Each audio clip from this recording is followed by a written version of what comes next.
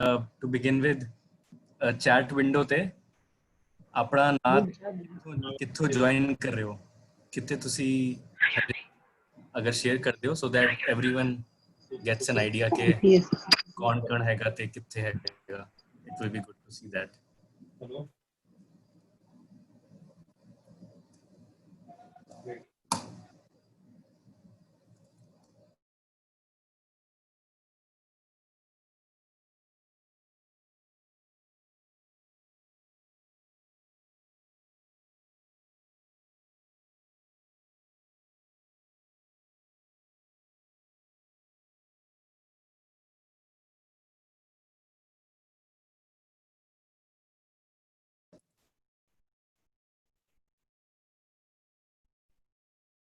ਵਧੀਆ, we have people from Batinda, Canada, Patiala, Malerkotla, Hoshiarpur. Great. Keep this coming. This is good to see everyone.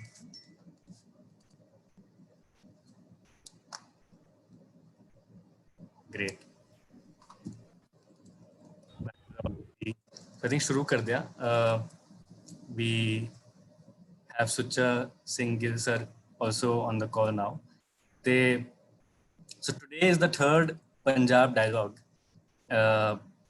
ਜਿਹੜੀ series है, ਇਹ शुरुआत हुई थी यदि 2 महीने पहला. So the intention was to really create a platform wherein we can, listen to diverse perspectives around issues that Punjab is facing today. And when we started it started with an overview by Amandeep Sandhu, who wrote the book Punjab, with a giving an overarching view of what all Punjab is struggling today. And then we went on to focusing on agriculture, which the overview was given by Devinder Sharma ji. And today, in the scenario we are all present in, it has had an immense impact on the economy. Like in India alone, like crores and crores of people have lost their jobs, right? So I think the question for today really is, what has this pandemic done to Punjab's economy? And we're very honored to have none other than Sucha Singh Gill ji today with us. Many of you, would already know him. He's a very renowned economist. He used to be the Director General of CRID. CRID is the Center for Research in Rural and Industrial Development, which is based in Chandigarh. He also used to be the HOD of Economics at the Punjabi University, and then also Dean of Academic Affairs there. He has been focusing on development economics, international economics, and Punjab economy in particular. So welcome sir. Very grateful to have you. ਸਾਡੀ ਅੱਜ ਦੀ audience ਕਾਫੀ diverse ਹੈਗੀ ਹੈ, ਵੱਖ-ਵੱਖ ਥਾਵਾਂ ਤੋਂ join ਕੀਤੇ ਨੇ ਲੋਕ. And apart from people on the Zoom, there are some people joining us on Facebook as well, because this is in parallel being live streamed on Facebook. So my request to everyone in the audience is, okay, as you're listening to sir, keep sharing your questions on the chat. These questions will be taken up after his initial remarks, and then we'll try to take up as many of them. So feel free to use the chat window liberally. So yeah, without further ado, welcome Sucha Singh Gill sir. Over to you. And if we can, do a spotlight on him, it will be useful. Yes. Welcome, sir. We can see you.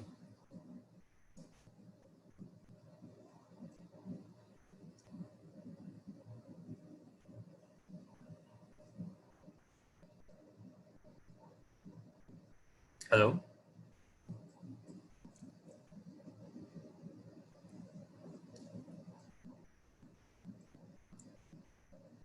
Yeah, I think ਇਹਨਾਂ ਨੂੰ unmute ਕਰਨਾ ਹੋਏਗਾ, Ayushi. Sarnu?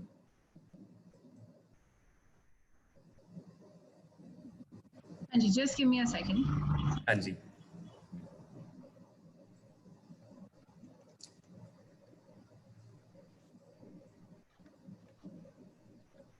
Sir, you'll have to click the unmute button. Anji, Anji. Yeah.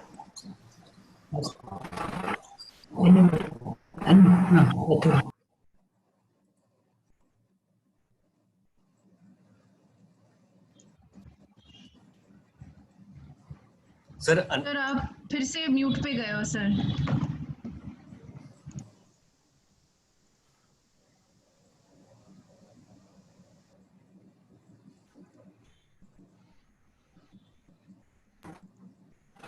Can you hear me now?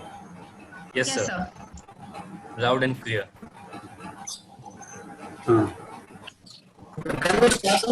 Can we start now?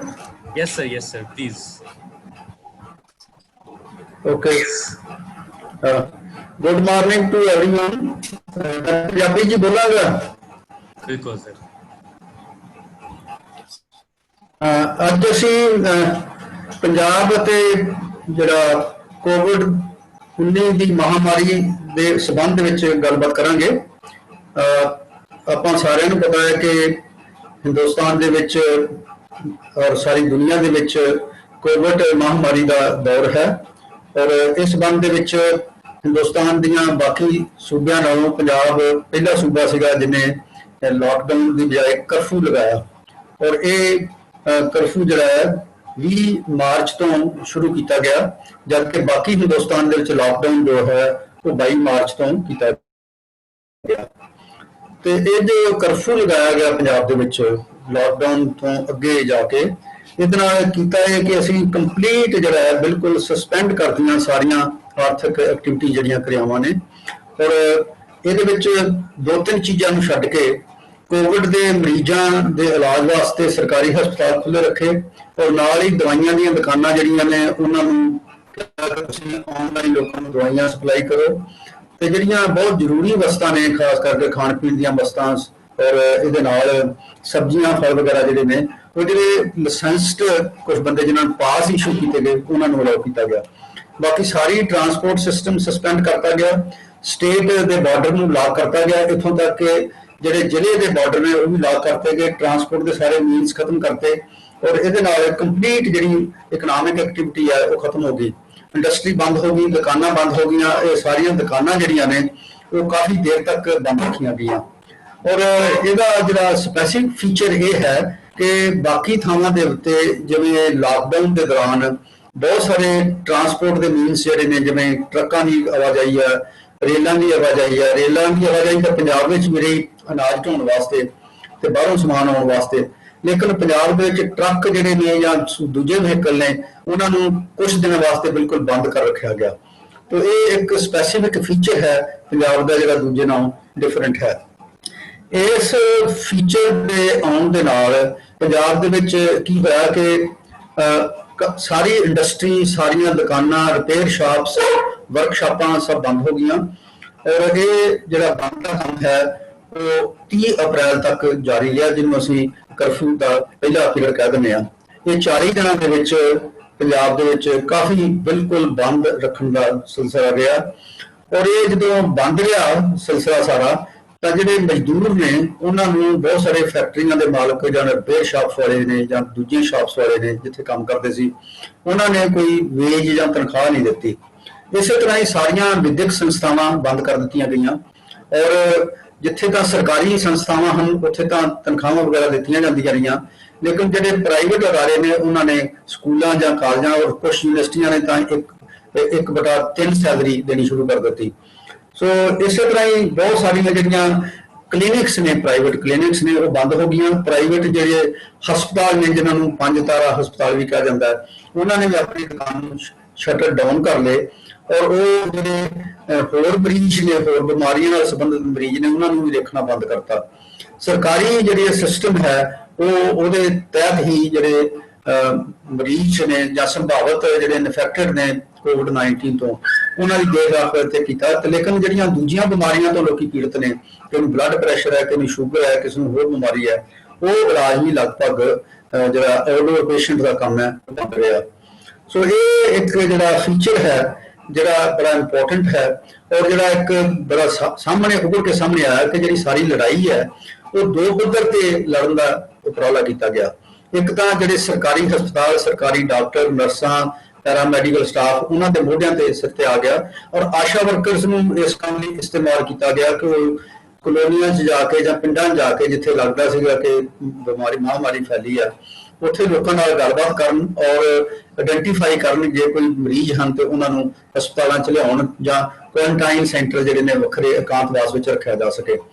ਦੂਸਰਾ ਜਿਹੜਾ ਮੁੱਖ ਕੰਮ ਇਹਨਾਂ ਨੇ ਕੀਤਾ ਕਿ ਪੁਲਿਸ ਔਰ ਸਿਵਲ ਐਡਮਿਨਿਸਟ੍ਰੇਸ਼ਨ ਤੇ ਨਿਰਭਰ ਕੀਤਾ। ਪਹਿਲੇ ਕੁਝ ਦਿਨ ਤਾਂ ਜਿਹੜੇ ਲੋਕਾਂ ਕੋਲ ਖਾਣ ਦਾ ਪੀਣ ਦਾ ਇੰਤਜ਼ਾਮ ਨਹੀਂ ਸੀਗਾ, ਕੁਝ ਸਮਾਜ ਸੇਵੀ ਸੰਸਥਾਵਾਂ ਔਰ ਗੁਰਦੁਆਰਿਆਂ ਨੇ ਲੰਗਰ ਲੋਕਾਂ ਨੂੰ ਸਪਲਾਈ ਕੀਤਾ। ਬਾਅਦ 'ਚ ਦੇਖਿਆ ਗਿਆ ਕਿ ਇਹਨਾਂ ਲੰਗਰ ਨੂੰ ਸਪਲਾਈ ਕਰਨ ਵਾਲੇ ਕੁਝ ਲੋਕ ਜਿਹੜੇ ਨੇ ਉਹ ਪ੍ਰੋਪਰ ਜਿਹੜੇ ਪ੍ਰੋਟੋਕੋਲਸ ਨੇ ਜਿਹੜੇ ਬਣਾਏ ਨੇ, ਪ੍ਰੋਪਰ ਡਿਸਟੈਂਸ ਨਹੀਂ ਰੱਖ ਰਹੇ। ਇਸ ਕਰਕੇ ਇਹ ਕੰਮ ਉਹਨਾਂ ਤੋਂ ਲੈ ਕੇ ਇਹ ਸਾਰਾ ਕੰਮ ਜਿਹੜਾ ਹੈ ਉਹ ਰੈੱਡ ਕਰਾਸ ਨੂੰ ਦਿੱਤਾ ਗਿਆ, ਸਰਕਾਰ ਨੇ ਆਪਣੇ ਹੱਥਾਂ ਲੈ ਲਿਆ। So police administration, civil administration ਔਰ ਸਰਕਾਰੀ ਹਸਪਤਾਲਾਂ ਦੇ ਡਾਕਟਰ, ਨਰਸਾਂ ਔਰ ਆਸ਼ਾ ਵਰਕਰ ਦੇ ਉੱਤੇ ਸਾਰੀ ਇਹ ਲੜਾਈ ਆ ਗਈ। ਬਾਕੀ ਸਾਰੇ ਧੰਦੇ ਬੰਦ ਹੋ ਗਏ। ਇਹਦਾ ਇੱਕ ਰਿਜ਼ਲਟ ਇਮੀਡੀਏਟਲੀ ਇਹ ਹੋਇਆ ਕਿ ਜਿਹੜੀ ਪੰਜਾਬ ਦੇ ਵਿੱਚ ਇੰਡਸਟਰੀ 'ਚ ਬਹੁਤੇ ਜਿਹੜੇ ਨੇ ਮਜ਼ਦੂਰ, ਪ੍ਰਵਾਸੀ ਮਜ਼ਦੂਰ ਕੰਮ ਕਰਦੇ ਨੇ, ਮਾਈਗ੍ਰੈਂਟ ਲੇਬਰ ਨੇ, ਉਹਨਾਂ ਨੇ 10 ਲੱਖ ਤੋਂ ਵੱਧ ਮਜ਼ਦੂਰਾਂ ਨੇ ਦੇਖਿਆ ਕਿ ਇੱਥੇ ਉਹਨਾਂ ਨੂੰ ਕੰਮ ਨਹੀਂ ਮਿਲ ਰਿਹਾ, ਉਹਨਾਂ ਨੂੰ ਨਾ ਵੇਜਸ ਮਿਲ ਰਹੀਆਂ, ਤਨਖਾਹ ਮਿਲ ਰਹੀਆਂ। ਇਸ ਕਰਕੇ ਉਹਨਾਂ ਨੇ ਫੈਸਲਾ ਕੀਤਾ ਕਿ ਅਸੀਂ ਆਪਣੇ ਸੂਬਿਆਂ ਦੇ ਵਿੱਚ ਆਪਣੇ ਘਰਾਂ 'ਚ ਵਾਪਸ ਜਾਣਾ ਚਾਹੁੰਦੇ ਹਾਂ ਤਾਂ ਕਿ ਉੱਥੇ ਉਹਨਾਂ ਨੂੰ ਕੋਈ ਸਹਾਰਾ ਮਿਲ ਸਕੇ। ਕਾਫੀ ਮਜ਼ਦੂਰ ਜਿਹੜੇ ਸੀ ਕਿਰਾਏ ਦੇ ਮਕਾਨਾਂ 'ਚ ਰਹਿ ਰਹੇ ਸੀਗੇ, तो किराया देने ਨੂੰ पैसे नहीं, मालिक ਜਿਹੜਾ किराया ਮੰਗ ਰਹੇ ਸੀਗੇ। बावजूद प्राइम मिनिस्टर और चीफ मिनिस्टर ਦੇ अपील ਕਰਨ ਦੇ ਬਾਵਜੂਦ ਜਿਹੜੀਆਂ ਪ੍ਰਾਈਵੇਟ ਕੰਸਰਨਸ ਨੇ ਉਹਨਾਂ ਨੇ ਨਾ ਤਾਂ ਮਜ਼ਦੂਰਾਂ ਨੂੰ ਤਨਖਾਹ ਦਿੱਤੀਆਂ ਤੇ ਨਾ ਹੀ ਜਿਹੜੇ ਹਾਊਸ ਮਾਲਕ ਨੇ ਘਰਾਂ ਦੇ ਉਹਨਾਂ ਨੇ ਇਹਨਾਂ ਤੋਂ ਕਿਰਾਇਆ ਨਾ ਵਸੂਲਣ ਦੀ ਕੋਸ਼ਿਸ਼ ਕੀਤੀ। ਸੋ ਇਸ ਕਰਕੇ ਉਹਨਾਂ ਚੋਂ 10 ਲੱਖ ਤੋਂ ਜ਼ਿਆਦਾ ਮਜ਼ਦੂਰਾਂ ਨੇ ਇਹ ਲਿਖ ਕੇ ਦਿੱਤਾ ਕਿ ਅਸੀਂ ਜਿਹੜੇ ਪੰਜਾਬ ਤੋਂ ਬਾਹਰ ਜਾਣਾ ਚਾਹੁੰਦੇ ਹਾਂ। ਸੋ ਇੱਕ ਜਿਹੜਾ ਕ੍ਰਾਈਸਿਸ ਹੈ कि माइग्रेंट लेबर ਜਿਹੜੇ ਸਾਡੇ बहुत सारे काम ਜਿਹੜੇ ਨੇ ਭਾਵੇਂ ਆਰਗੇਨਾइज ਸੈਕਟਰ ਇੰਡਸਟਰੀ ਦਾ, ਭਾਵੇਂ ਅਨਆਰਗੇਨਾइज ਸੈਕਟਰ ਹੈ, ਭਾਵੇਂ ਦੁਕਾਨਾਂ ਨੇ, ਭਾਵੇਂ ਰਿਪੇਅਰ ਸ਼ਾਪਸ ਨੇ, ਭਾਵੇਂ ਖੇਤੀਬਾੜੀ ਦੇ ਲੋਕ ਕੰਮ ਕਰਦੇ, ਉਹਨਾਂ ਨੇ ਜਾਣ ਦੀ ਕੋਸ਼ਿਸ਼ ਕੀਤੀ। ਦੂਸਰਾ ਕੰਮ ਇਹਦੇ ਨਾਲ ਇਹ ਹੋਇਆ ਕਿ ਜਿਹੜੇ ਸਕੂਲ ਕਾਲਜਸ ਦੇ ਬਾਕੀ ਧੰਦੇ ਬੰਦ ਕੀਤੇ, ਜਿਹੜੇ ਵਿਦਿਆਰਥੀ ਨੇ ਉਹਨਾਂ ਦੀ ਪੜ੍ਹਾਈ ਜਿਹੜੀ ਹੈ ਵਿੱਚੋਂ ਛੁੱਟ ਗਈ ਕਿਉਂਕਿ ਸਾਰੇ ਸੂਬੇ ਦੇ ਵਿੱਚ ਸਮੈਸਟਰ ਸਿਸਟਮ ਚੱਲ ਰਿਹਾ ਤੇ जनवरी फरवरी शुरू होया ते मार्च में लॉकडाउन करता गया ते बहुत सारे थावां ते कहा गया कि जिहड़े कोर्स ने उन्हां नूं ऑनलाइन कंप्लीट किया जाए और जिहड़े तां अपर मिडल क्लास के बच्चे ने उन्हां कोल स्मार्टफोन है ने या कुछ टीचर ने जिन्हां कोल स्मार्टफोन है ने उन्होंने क्लासां लाउण दी कोशिश की, लेकिन बहुत सारे बच्चों के पास ना स्मार्टफोन ने ना ही एक्सक्लूसिवली बच्चों को स्मार्टफोन दिते जा सकते हैं। वो बच्चे जिहड़े ने वो इस काम तो विले हो गए। जिहड़ा डिजिटल डिवाइड है वो इस समय दे विच काफ़ी सामने आया और काफ़ी लोगों को मुश्किल आईयां, टीचर्स नूं स्कूल खास करके सरकारी स्कूलों के अध्यापकों को मुश्किल आईयां ते इन्हां स्कूलों में पढ़ने वाले बच्चों को मुश्किल आईयां। काफ़ी बच्चे इन्हां स्कूलों में मिड डे मील के करके आउंदे सीगे, वो भी बंद हो गया तो ये काफ़ी जिहड़ा परेशानी लोगों को आई। तीसरी गल जी इस समय हुई कि क्लोजर ऑफ प्राइवेट क्लिनिक्स ते प्राइवेट हस्पताल, काफ़ी लोग जिहड़े ने इलाज वास्ते या आउटडोर फैसिलिटी वास्ते इन्हां प्राइवेट क्लिनिक्स को जाते सी, वो क्लिनिक्स के डॉक्टर ते जिहड़े पैरामैडिकल स्टाफ ने डर गए, उन्होंने बंद करते। महीना डेढ़ महीना इन्होंने खोले नहीं तो इस करके मरीजों को काफ़ी मुश्किल आई। ऐसे भी केसेस आए कि कोरोना तो बगैर कोई सीरीयस मरीज है तो कई हस्पतालों में लोगों ने चक्कर लाए थे, किसी ने उन्होंने बांह नहीं फड़ी तो अल्टीमेटली मरीज जरा वो दम तोड़ गया। सो इहो जिहियां मुश्किलां आईयां और उहदे विच जिहड़े प्राइवेट सैक्टर दे विच डॉक्टर जां पैरामैडिकल स्टाफ काम करते उन्हां नूं तनखाहां दी प्रॉब्लम भी आई। इस तरह एक मसला होर जिहड़ा आ गया इस समय दे विच कि ऑलरेडी पंजाब दे विच काफ़ी यूथ अनएम्पलॉयमेंट है। हिंदुस्तान दे विच कोविड के फैलन तो पहला 6.1% जी है 2017-18 की जी रिपोर्ट है प्राइवेट लेबर सर्वे ਰਿਪੋਰਟ ਦੇ ਮੁਤਾਬਕ ਸੀਗਾ। ਲੇਕਿਨ ਪੰਜਾਬ ਦੇ ਵਿੱਚ ਇਸ ਤੋਂ ਵੱਧ ਅਨਪਲਾਇਮੈਂਟ ਦਰ ਸੀਗੇ ਔਰ ਯੂਥ ਅਨਪਲਾਇਮੈਂਟ ਜਿਹੜਾ 15 ਤੋਂ 20% ਸੀਗਾ। ਇਸ ਪੀਰੀਅਡ ਦੇ ਵਿੱਚ ਇੰਪਲਾਇਮੈਂਟ ਹੋਰ ਤਾਂ ਪੈਦਾ ਕਿੱਥੇ ਹੋਣੀ ਆ, ਐਗਜ਼ਿਸਟਿੰਗ ਇੰਪਲਾਇਮੈਂਟ ਜਿਹੜੀ ਆ ਉਹ ਵੀ ਖਤਮ ਹੋ ਗਈ। ਔਰ ਜਿਹੜਾ ਯੂਥ ਬਾਹਰ ਜਾਣਾ ਚਾਹੁੰਦਾ ਸੀਗਾ, ਜਿਨ੍ਹਾਂ ਨੇ ਆਈਲੈਟਸ ਪਾਸ ਕੀਤੇ ਸੀਗੇ, ਕਿਉਂਕਿ ਇੰਟਰਨੈਸ਼ਨਲ ਬਾਰਡਰ ਸੀਲ ਹੋ ਗਏ, ਇੰਟਰਨੈਸ਼ਨਲ ਫਲਾਈਟਾਂ ਬੰਦ ਹੋ ਗਈਆਂ, ਉਹਨਾਂ ਦਾ ਫਿਊਚਰ ਜਿਹੜਾ ਕਾਫੀ ਅਨਸਰਟਨ ਹੋ ਗਿਆ ਔਰ ਇਹ ਪ੍ਰੋਬਲਮ ਜਿਹੜੀ ਹੈ ਇਹ ਕਾਫੀ ਵੱਧ ਗਈ ਹੈ। ਔਰ ਇਹਦੇ ਨਾਲ ਹੀ ਇੱਕ ਜਿਹੜੀ ਹੋਰ ਗੱਲ ਹੋਈ ਕਿ ਜਿਹੜਾ ਸਾਡੇ ਇੰਡਸਟਰੀ ਹੈ, ਰੈਸਟੋਰੈਂਟ ਹੈ, ਹੋਟਲ ਹੈ, ਮੈਰਿਜ ਪੈਲੇਸਿਸ ਨੇ, ਇਹ ਕੰਪਲੀਟਲੀ ਬੰਦ ਹੋ ਗਏ। ਜਿਹੜੇ ਇਹਨਾਂ 'ਚ ਵਰਕਰ ਕੰਮ ਕਰਦੇ ਸੀਗੇ ਉਹਨਾਂ ਨੂੰ ਬਿਲਕੁਲ ਉਹਨਾਂ ਦੇ ਜਾਬ ਵਗੈਰਾ ਖਤਮ ਹੋ ਗਈ ਔਰ ਉਹਨਾਂ ਨੂੰ ਇਹਦੇ ਤੋਂ ਬਾਹਰ ਜਾਣਾ ਪਿਆ। ਔਰ ਰੈਸਟੋਰੈਂਟ ਜਿਹੜੇ ਨੇ ਉਹਨਾਂ ਦੇ ਵਰਕਰ ਜਿਹੜੇ ਹੁਣ ਰੈਸਟੋਰੈਂਟ ਖੁੱਲ ਰਹੇ ਨੇ, ਕਾਫੀ ਸਮਾਂ ਉਹਨਾਂ ਦੇ ਕੋਲ ਨਾ ਕੋਈ ਆਮਦਨ ਸੀ ਮਾਲਕਾਂ ਦੇ ਕੋਲ, ਤੇ ਨਾ ਹੀ ਉਹਨਾਂ ਨੂੰ ਮਜ਼ਦੂਰਾਂ ਨੂੰ ਦੇਣ ਵਾਸਤੇ ਕੋਈ ਸੀ, ਕਿਉਂਕਿ ਬਹੁਤ ਸਾਰੇ ਮਜ਼ਦੂਰ ਜਿਹੜੇ ਨੇ ਉਹ ਅਨਰਜਿਸਟਰਡ ਨੇ ਇਹਨਾਂ ਦੇ ਨਾਲ।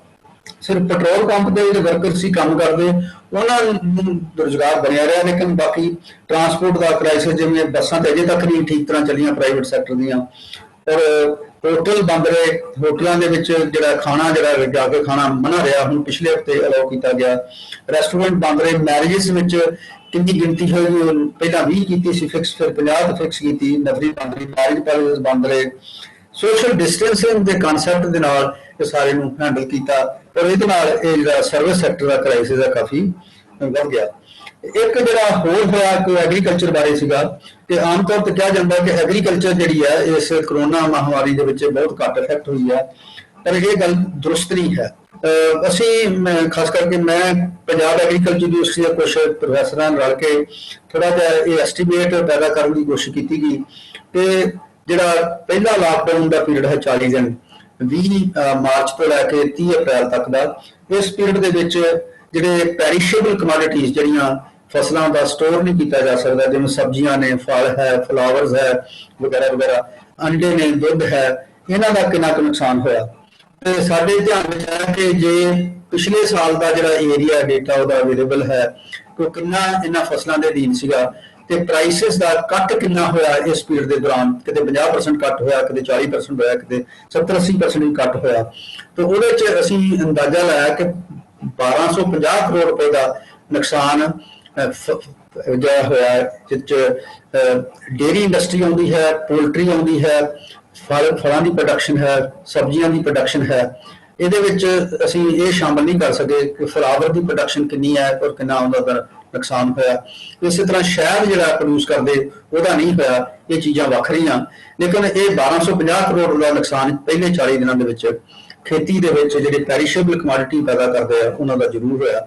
ਔਰ ਦੋ ਕਮਿਊਨਿਟੀਜ਼ ਨੂੰ ਇਹਨਾਂ ਵਿੱਚ ਕਾਫੀ ਮੁਸ਼ਕਲ ਦਾ ਸਾਹਮਣਾ ਕਰਨਾ ਪਿਆ। ਇੱਕ ਤੇ ਪੋਲਟਰੀ ਵਾਲਿਆਂ ਨੂੰ, ਤੇ WhatsApp ਦੇ ਉੱਤੇ ਔਰ ਸੋਸ਼ਲ ਮੀਡੀਆ ਦੇ ਉੱਤੇ ਇਹ ਕਾਫੀ ਇਸ ਤਰ੍ਹਾਂ ਦੀ ਗੱਲ ਚੱਲਦੀ ਰਹੀ ਕਿ ਜੇ ਤੁਸੀਂ ਮੀਟ ਖਾਓਗੇ ਜਾਂ ਨੌਨ ਵੈਜੀਟੇਰੀਅਨ ਫੂਡ ਖਾਓਗੇ ਤੇ ਕਰੋਨਾ ਦੇ ਸ਼ਿਕਾਰ ਹੋ ਸਕਦੇ ਜੇ।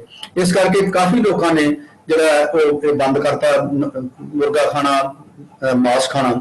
ਇਸੇ ਤਰ੍ਹਾਂ ਹੀ ਕਿਉਂਕਿ ਕਾਫੀ ਕੰਜ਼ੰਪਸ਼ਨ ਇਹਨਾਂ ਚੀਜ਼ਾਂ ਦੀ ਮੈਰਿਜ ਪੈਲੇਸਿਸ ਵਿੱਚ ਹੈ, ਰੈਸਟੋਰੈਂਟ ਦੇ ਵਿੱਚ ਹੈ, ਉਹ ਬੰਦ ਹੋ ਗਏ। ਇਹ ਕਾਫੀ ਬੁਰੀ ਤਰ੍ਹਾਂ ਹਿੱਟ ਹੋਏ ਨੇ। ਤੇ ਲੁਧਿਆਣਾ ਦੇ ਵਿੱਚ ਜਿਹੜੇ ਪ੍ਰਧਾਨ ਨੇ ਪੋਲਟਰੀ ਐਸੋਸੀਏਸ਼ਨ ਦੇ, ਉਹਨਾਂ ਨੇ ਫਿਰ ਮੁਫਤ ਲੋਕਾਂ ਨੂੰ ਜਿਹੜਾ ਮੁਰਗਾ ਖਵਾਉਣ ਦਾ ਲੰਗਰ ਲਾਇਆ ਤਾਂ ਕਿ ਇਹ ਦੱਸ ਸਕੇ ਕਿ ਇਹਦੇ ਨਾਲ ਕੋਈ ਕਰੋਨਾ ਫੈਲਦਾ ਨਹੀਂ ਹੈ। ਲੇਕਿਨ ਇਹਦੇ ਨਾਲ ਇਨੀਸ਼ੀਅਲ ਰਾਉਂਡ ਦੇ ਵਿੱਚ ਜਿਹੜਾ ਨੁਕਸਾਨ ਸੀ ਉਹ ਕਾਫੀ ਹੋ ਗਿਆ। ਸੋ ਇਹ ਨੇ ਇੱਕ ਦੁੱਧ ਵਾਲੇ ਜਿਹੜੇ ਨੇ ਉਹਨਾਂ ਦਾ ਕਾਫੀ ਨੁਕਸਾਨ ਹੋਇਆ। ਜਿਹੜੇ ਤਾਂ ਦੁੱਧ ਸਰਕਾਰੀ ਮਿਲਕ ਫੈਡ ਵਾਲਿਆਂ ਨੂੰ ਵੇਚਦੇ ਸੀਗੇ ਉਹਨਾਂ ਦਾ ਦੁੱਧ ਆਉਂਦਾ ਰਿਹਾ, ਲੇਕਿਨ ਜਿਹੜੇ ਦੁੱਧ ਮਠਿਆਈ ਦੀਆਂ ਦੁਕਾਨਾਂ ਨੂੰ ਪਾਉਂਦੇ ਸੀਗੇ ਜਾਂ ਰੈਸਟੋਰੈਂਟਸ ਵਿੱਚ ਦੁੱਧ ਦਿੰਦੇ ਸੀ, ਚਾਹ ਦੀਆਂ ਦੁਕਾਨਾਂ ਦਿੰਦੇ ਸੀ, ਉਹ ਬੰਦ ਹੋ ਗਿਆ। ਇਸ ਕਰਕੇ ਕਈ ਜਿਹੜੇ ਦੁੱਧੀ ਨੇ ਜਾਂ ਪਿੰਡ ਵਿੱਚ ਜਿਹੜੇ ਦੁੱਧ ਵੇਚਦੇ ਸੀਗੇ ਦੁੱਧੀਆਂ ਨੂੰ, ਉਹਨਾਂ ਦਾ ਨੁਕਸਾਨ ਹੋਇਆ ਤੇ ਕਈਆਂ ਨੇ ਦੁੱਧ ਜਿਹੜਾ ਉਹ ਅੱਧੇ ਭਾਅ ਤੇ ਵੇਚਿਆ ਜਾਂ ਉਹਨਾਂ ਦਾ ਦੁੱਧ ਵਿਕਿਆ ਹੀ ਨਹੀਂ, ਤੇ ਉਹਨਾਂ ਦਾ ਕਾਫੀ ਨੁਕਸਾਨ ਹੋਇਆ। ਤੇ ਗੁੱਜਰ ਕਮਿਊਨਿਟੀ ਜਿਹੜੀ ਪੰਜਾਬ ਦੇ ਵਿੱਚ ਇੱਕ ਨੋਬੈਟਿਕ ਕਮਿਊਨਿਟੀ ਆਮ ਤੌਰ ਤੇ ਹਿਮਾਚਲ ਤੋਂ ਜਾਂ ਜੰਮੂ ਕਸ਼ਮੀਰ ਤੋਂ ਆਉਂਦੀ ਹੈ ਔਰ ਪਿੰਡ ਦੇ ਬਾਹਰ ਰਹਿੰਦੀ ਹੈ, ਉਹਨਾਂ ਦਾ ਦੁੱਧ ਬਿਲਕੁਲ ਨਹੀਂ ਵਿਕਿਆ। ਉਹਨਾਂ ਨੂੰ ਜਿਹੜੀ ਹੈ ਇੱਕ ਕਿਸਮ ਦੀ ਕਾਫੀ ਮੁਸ਼ਕਲ ਆਈ। ਸੋ ਇਹ ਜਿਹੜੀਆਂ ਧਿਰਾਂ ਨੇ ਇਹਨਾਂ ਦਾ ਕਾਫੀ ਨੁਕਸਾਨ ਹੋਇਆ ਇਸ ਪੀਰੀਅਡ ਦੇ ਵਿੱਚ। ਇਸ ਤੋਂ ਇਲਾਵਾ ਖੇਤੀਬਾੜੀ ਦੀ ਮਾਰਕੀਟਿੰਗ, ਕਿਉਂਕਿ ਕਣਕ ਦੀ ਵਾਢੀ ਇਸ ਸਮੇਂ ਆ ਗਈ, ਗਵਰਨਮੈਂਟ ਨੇ ਕਾਫੀ ਮੈਟੀਕੂਲਸ ਪ੍ਰੋਗਰਾਮ ਬਣਾਇਆ ਔਰ ਲੋਕਾਂ ਨੂੰ ਪਰਚੀਆਂ ਦੇ ਕੇ ਸੋਸ਼ਲ ਡਿਸਟੈਂਸ ਦਾ ਮੈਕੈਨਿਜ਼ਮ ਕਰਕੇ ਕਣਕ ਦੀ ਜਿਹੜੀ ਖਰੀਦ ਹੈ ਉਹ ਤਾਂ ਕਰਵਾਤੀ। ਲੇਕਿਨ ਇਸ ਪੀਰੀਅਡ ਦੇ ਵਿੱਚ ਅਨਸੀਜ਼ਨਲ ਰੇਨਫਾਲ ਹੋ ਗਈ, ਮੀਂਹ ਪੈ ਗਿਆ, ਉਹਦੇ ਕਰਕੇ ਕੁਝ ਕਿਸਾਨ ਜਿਹੜੇ ਨੇ ਉਹਨਾਂ ਦਾ ਜਿਹੜੀ ਫਸਲ ਖੜੀ ਸੀ ਕਣਕ ਦੀ ਉਹਦੇ 'ਚ ਦਾਣੇ ਛੋਟੇ ਹੋ ਗਏ। ਉਹ ਕੁਝ ਕਿਸਾਨਾਂ ਦੀ ਜਿਹੜੀ ਫਸਲ ਮੰਡੀ ਵਿੱਚ ਆਈ ਸੀ ਉਹਦਾ ਜਿਹੜਾ ਰੰਗ ਉਹ ਬਦਲ ਗਿਆ। ਤੇ ਇਸ ਕਰਕੇ 6 ਰੁਪਏ 47 ਪੈਸੇ ਤਾਂ ਜਿਨ੍ਹਾਂ ਦਾ ਦਾਣਾ ਛੋਟਾ ਹੋਇਆ ਔਰ ਜਿਨ੍ਹਾਂ ਦਾ ਰੰਗ ਬਦਲ ਗਿਆ ਉਹਨਾਂ ਤੇ 23 ਰੁਪਏ ਕੁਝ ਪੈਸੇ ਜਿਹੜਾ FCI ਨੇ ਕੱਟ ਲਏ। ਤੇ ਇਸ ਕਰਕੇ ਉਹਨਾਂ ਦਾ ਵੀ ਨੁਕਸਾਨ ਹੋਇਆ। ਤੇ ਸਰਕਾਰ ਜਿਹੜੀ ਹੈ ਉਹ ਜਿਹੜੀ ਖਰੀਦ ਏਜੰਸੀਆਂ ਨੂੰ ਕਨਵਿੰਸ ਨਹੀਂ ਕਰ ਸਕੀ ਕਿ ਕਿਸਾਨਾਂ ਦਾ ਕਿੰਨਾ ਨੁਕਸਾਨ ਹੋਇਆ। ਸੋ ਇਹ ਕੁਝ ਇੰਪੈਕਟ ਨੇ ਜਿਹੜੇ ਕਿ ਇਮੀਡੀਏਟਲੀ ਫੌਰੀ ਤੌਰ ਤੇ ਸਾਡੇ ਸਾਹਮਣੇ ਆਉਂਦੇ ਨੇ। ਔਰ ਇਹਦੇ ਬਾਰੇ ਮੈਂ ਇੱਕ ਗੱਲ ਜਿਹੜੀ ਹੈ ਉਹ ਕਰਨੀ ਚਾਹੁੰਦਾ ਕਿ ਸਾਡੀ ਜਿਹੜੀ ਸਟ੍ਰੈਟਜੀ ਹੈ ਉਹ ਕਿਸ ਤਰ੍ਹਾਂ ਦੀ ਸੀ ਇਹਨੂੰ ਹੈਂਡਲ ਕਰਨ ਦੀ ਇਸ ਪੀਰੀਅਡ ਦੇ ਵਿੱਚ ਪੰਜਾਬ ਦੇ ਵਿੱਚ। ਪਹਿਲਾ ਜਿਹੜਾ ਸਟ੍ਰੈਟਜੀ ਸਰਕਾਰ ਨੇ ਅਪਣਾਈ ਉਹ ਸੀਗੀ ਸੋਸ਼ਲ ਡਿਸਟੈਂਸਿੰਗ ਦੀ, closure of most of the work places ਔਰ ਕਰਫਿਊ ਦੇ ਨਾਲ ਆਈਸੋਲੇਸ਼ਨ ਕਰਨਾ। ਸੋ ਇਹ ਜਿਹੜੀ ਸੋਸ਼ਲ ਡਿਸਟੈਂਸਿੰਗ ਦਾ ਕਨਸੈਪਟ ਹੈ ਜਿਹੜਾ ਕਿ ਵਰਲਡ ਹੈਲਥ ਆਰਗੇਨਾਈਜੇਸ਼ਨ ਦੇ ਡਾਇਰੈਕਸ਼ਨ ਦੇ ਵਿੱਚ ਆਇਆ, ਇਹ 'ਚ ਕਿਹਾ ਗਿਆ ਕਿ ਤੁਸੀਂ ਆਪਣੇ ਨੇੜਦਿਆਂ ਨੂੰ ਵੀ ਮਿਲਣਾ ਨਹੀਂ ਹੈ, ਹੱਥ ਨਹੀਂ ਮਿਲਾਉਣਾ ਕਿਸੇ ਨਾਲ ਜੱਫੀ ਨਹੀਂ ਪਾਉਣੀ ਔਰ ਆਪਣੇ ਹੱਥ ਬਾਰ-ਬਾਰ ਧੋਣੇ ਹੈ, ਘਰੋਂ ਬਾਹਰ ਵੀ ਨਿਕਲਣਾ ਹੈ। तो सोशल डिस्टेंसिंग का कंसैप्ट और नाल ये डराया गया कि कोरोना वायरस तुरया फिरदा है और किसी नाल संपर्क विच आउणा जां किसी ने तुहाडे गेट ते हत्थ लाया, तुसीं हत्थ ला लिया ते तुहानूं फैल सकदा है, डर दा माहौल पैदा किया गया। तो इसे करके क्लोजर ते कर्फ्यू एक मोड अपनाया गया तो लोगों को आइसोलेशन दे विच पुट करने की कोशिश की गई और जिहड़े मरीज इफेक्ट हुए उन्होंने तो ਵੱਖਰਿਆਂ ਉਹਨਾਂ ਦਾ ਇਲਾਜ ਹਸਪਤਾਲਾਂ ਦੇ ਵਿੱਚ ਕੀਤਾ ਗਿਆ। ਹਾਲਾਂਕਿ ਵੈਂਟੀਲੇਟਰਾਂ ਦੀ ਘਾਟ ਕਰਕੇ ਸ਼ੁਰੂ 'ਚ ਮੁਸ਼ਕਲਾਂ ਵੀ ਆਈਆਂ, ਲੇਕਿਨ ਆਈਸੋਲੇਸ਼ਨ ਵਾਰਡ ਵੀ ਕਾਫੀ ਪੈਦਾ ਕੀਤੇ ਗਏ ਜਿਹਦੇ 'ਚ ਧਾਰਮਿਕ ਸੰਸਥਾਵਾਂ ਦੇ ਏਰੀਆ ਲਏ ਗਏ, ਕੁਝ ਸਕੂਲਾਂ ਜਾਂ ਯੂਨੀਵਰਸਿਟੀਆਂ ਦੀਆਂ ਬਿਲਡਿੰਗਾਂ ਵੀ ਇਸ ਕੰਮ ਲਈ ਰਾਖਵੀਆਂ ਕੀਤੀਆਂ ਗਈਆਂ। तो एक तो इनू बीमारी नू हैंडल करने का एक तरीका अपनाया गया क्योंकि टीका अजे तक इसका कोई नहीं है, कोई दवाई नहीं है, इस करके ये कहा गया कि इसका इलाज जो है नॉर्मल दवाई ना या कोसा पानी पीना या गरारे करना होना है। तो जोड़े मरीज ने उन्होंने आइसोलेशन में रखा जाए, जिन जो ठीक नहीं होंगे तो उन्होंने घरे भेजा जाए। जिन्होंने लगता कि बाहरों आए ने कि टूरिस्ट के तौर पर या विदेशों की यात्रा करके आए हैं या दूजे सूबे तो आए हैं, उन्होंने जोड़ा है कि जरा सैपरेट आइसोलेशन में रखा जाए क्वारंटाइन दे विच। सो ये स्ट्रैटेजी बनाई गई। पर जो ये क्राइसिस आया माइग्रेंट का तो इनू हैंडल करने वास्ते पंजाब गवर्नमेंट ने दूजे सूबे के मुकाबले एक बेहतर जी स्ट्रैटेजी बनाई। उन्होंने कहा कि पहला जो बाहर जाना चाहते हैं माइग्रेंट वर्कर वो अपने आप को रजिस्टर कराओ। जिवें मैं पहला जिक्र किया कि पंजाब के 10 लाख तो वध लोगों ने एक हफ्ते के दौरान ही ये रजिस्टर करवा लिया कि असीं पंजाब तो बाहर जाना चाहते हैं। तो इस करके पंजाब गवर्नमेंट ने कहा कि असीं तुहाडा किराया देवांगे और तुहाडीआं टिकटां दा इंतजाम करांगे। जिला पद्धर ते डिस्ट्रिक्ट मजिस्ट्रेट जिहड़े ने डिप्टी कमिश्नर जिन्हां नूं कहा जांदा है उन्हां दी ड्यूटी लाई गई। तो इस करके काफ़ी गड्डियां जिहड़ियां ने उन्हां दी बुकिंग कराई गई और किराया दे के आप उन्हां नूं बाहर भजाया गया।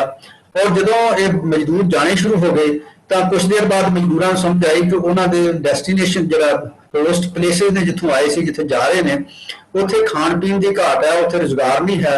तो जोड़े कुछ मजदूर से जो जाना चाहते थे वो नहीं गए। इस करके अद्धे जोड़े माइग्रेंट लेबर से 10 लाख सौ 5 लाख गए, जिहदे पंजाब गवर्नमेंट 26 करोड़ रुपया इस काम लिए खर्चा। तो मैं समझदा है काफ़ी वधिया हैंडलिंग का इन्होंने तरीका अपनाया। दूसरा जो साडे कुछ टूरिस्ट जोड़े से वो नदेड़ साहब फसे हुए थे या होरना थावां ते पटना साहब फसे हुए थे, उन्होंने इत्थे लियाउण दा स्पैशल बसां राहीं इंतजाम किया गया। AC बसां भी जाए गईयां, PRTC ट्रांसपोर्ट कारपोरेशन दी AC बसां उन्होंने वापस लिया गया। पर जिहड़े साडे किसान ने जां साडे कंबाइनां दे मालक ने ते उन्हां दे नाल काम करदे जिहड़े बंदे सीगे जिहड़े बाहर गए सीगे उन्हां नूं क्योंकि एक थां ते कंसनट्रेटेड नहीं, इस करके लियाउण दी काफ़ी मुश्किल आई, उन्होंने कोई मदद नहीं कर सकती।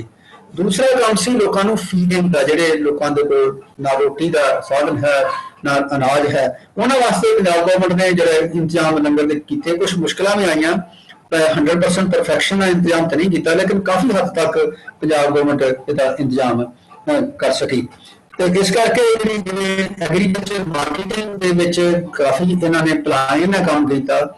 ਜਿਹੜੀ ਮੰਡੀਆਂ ਦੇ ਵਿੱਚ ਸਬਜ਼ੀ ਫਲਾਂ ਔਰ ਦੂਜਾ ਸਿਲਸਿਲਾ ਆਇਆ, ਇਹਦੇ ਵਾਸਤੇ ਇੱਕ ਵੈਲ ਥਾਟ ਆਊਟ ਸਟ੍ਰੈਟਜੀ ਪਹਿਲੇ 40 ਦਿਨਾਂ ਵਿੱਚ ਨਹੀਂ ਅਪਣਾ ਸਕੇ, ਲੇਕਿਨ 40 ਦਿਨਾਂ ਤੋਂ ਬਾਅਦ ਇਹਨੂੰ ਖੋਲ੍ਹ ਦਿੱਤਾ ਗਿਆ ਤੇ ਉਹ ਵੀ ਮਾਰਕੀਟਿੰਗ ਦਾ ਸਿਸਟਮ ਜਿਹੜਾ ਰੈਗੂਲਰ ਹੋ ਗਿਆ। ਹੁਣ ਮੈਂ ਗੱਲ ਕਰਨੀ ਚਾਹੁੰਦਾ post corona revival strategy Punjab ਸਰਕਾਰ ਕਿਹੜੀ ਅਪਣਾ ਰਹੀ ਹੈ। ਇੱਕ ਗੱਲ ਸਮਝਣਾ ਬਹੁਤ ਜ਼ਰੂਰੀ ਹੈ ਕਿ ਪੰਜਾਬ ਦੀ ਜਿਹੜੀ ਰਿਵਾਈਵਲ ਸਟ੍ਰੈਟਜੀ ਹੈ ਉਹ ਕਾਫੀ ਜ਼ਿਆਦਾ ਹਿੰਦੁਸਤਾਨ ਦੇ ਵਿੱਚ ਜਿਹੜੀ government of India the revival strategy ਨਾਲ ਲਿੰਕਡ ਹੈ। ਜਿਵੇਂ ਗਵਰਨਮੈਂਟ ਆਫ ਇੰਡੀਆ ਨੇ 20 ਲੱਖ ਕਰੋੜ ਦਾ ਪੈਕੇਜ ਬਣਾਇਆ ਹੈਗਾ ਔਰ ਇਹ ਪੈਕੇਜ ਜਿਹੜਾ ਹੈ ਲਾਰਜਲੀ ਹੈ ਕਿ ਲੋਕਾਂ ਨੂੰ ਕਰਜ਼ੇ ਮੁਹੱਈਆ ਕਰਨ ਦਾ ਪੈਕੇਜ ਹੈ। ਖੇਤੀਬਾੜੀ ਬਾਰੇ ਵੀ ਕੁਝ ਕੁਆਂਟੀਟੀ ਡੇਟਾ ਅਵੇਲੇਬਲ ਹੈ ਕਿ ਇੰਨੇ ਲੱਖ ਕਰੋੜ ਦਾ ਕਰਜ਼ਾ ਜਿਹੜਾ ਉਹ ਮੁਹੱਈਆ ਕੀਤਾ ਜਾਏਗਾ ਤੇ ਸਸਤੇ ਵਿਆਜ ਦਰਾਂ ਤੇ। ਇਸੇ ਤਰ੍ਹਾਂ ਇੰਡਸਟਰੀ ਵਾਸਤੇ ਹੈ, ਐਮਐਸਸੀ ਵਾਸਤੇ ਹੈ, ਕਾਰਪੋਰੇਟ ਸੈਕਟਰ ਵਾਸਤੇ ਹੈ। ਉਹਦੇ ਵਿੱਚੋਂ ਕੁਝ ਪੰਜਾਬ ਨੂੰ, ਪੰਜਾਬ ਦੇ ਇੰਡਸਟਰੀਲਿਸਟਾਂ ਨੂੰ, ਪੰਜਾਬ ਦੇ ਖੇਤੀ ਕਰਨ ਵਾਲੇ ਲੋਕਾਂ ਨੂੰ ਕੁਝ ਕਰਜ਼ਾ ਮਿਲੇਗਾ। ਲੇਕਿਨ ਪੰਜਾਬ ਗੌਰਮੈਂਟ ਨੇ ਆਪਣੇ ਤੌਰ ਤੇ ਇਹਨੂੰ ਹੈਂਡਲ ਕਰਨ ਵਾਸਤੇ ਇੱਕ ਕਮੇਟੀ ਕਾਇਮ ਕੀਤੀ ਹੈ ਸਰਦਾਰ ਮਨਟੇਕ ਸਿੰਘ ਆਹਲੂਵਾਲੀਆ ਦੀ ਚੇਅਰਮੈਨਸ਼ਿਪ ਦੇ ਵਿੱਚ। ਇਹਦੇ ਵਿੱਚ ਹੋਰ ਮੈਂਬਰ ਜਿਹੜੇ ਲਾਏ ਗਏ ਨੇ ਉਹ ਡਾਕਟਰ ਗੋਬਿੰਦਾ ਰਾਓ ਨੇ, ਰਾਥਨ ਬਾਏ ਨੇ ਜਿਹੜੇ national institute of public finance and policy ਹੈ, ਅਸ਼ੋਕ ਗੁਲਾਟੀ ਨੇ ਜਿਹੜੇ ਐਗਰੀਕਲਚਰ ਇਕੋਨੋਮਿਸਟ ਨੇ, ਨਲ ਵਕਾਰ ਸਿੰਘ ਨੇ ਜਿਹੜੇ ਕਿ ਅਮਰੀਕਾ ਦੇ ਵਿੱਚ ਇਕੋਨੋਮਿਸਟ ਨੇ।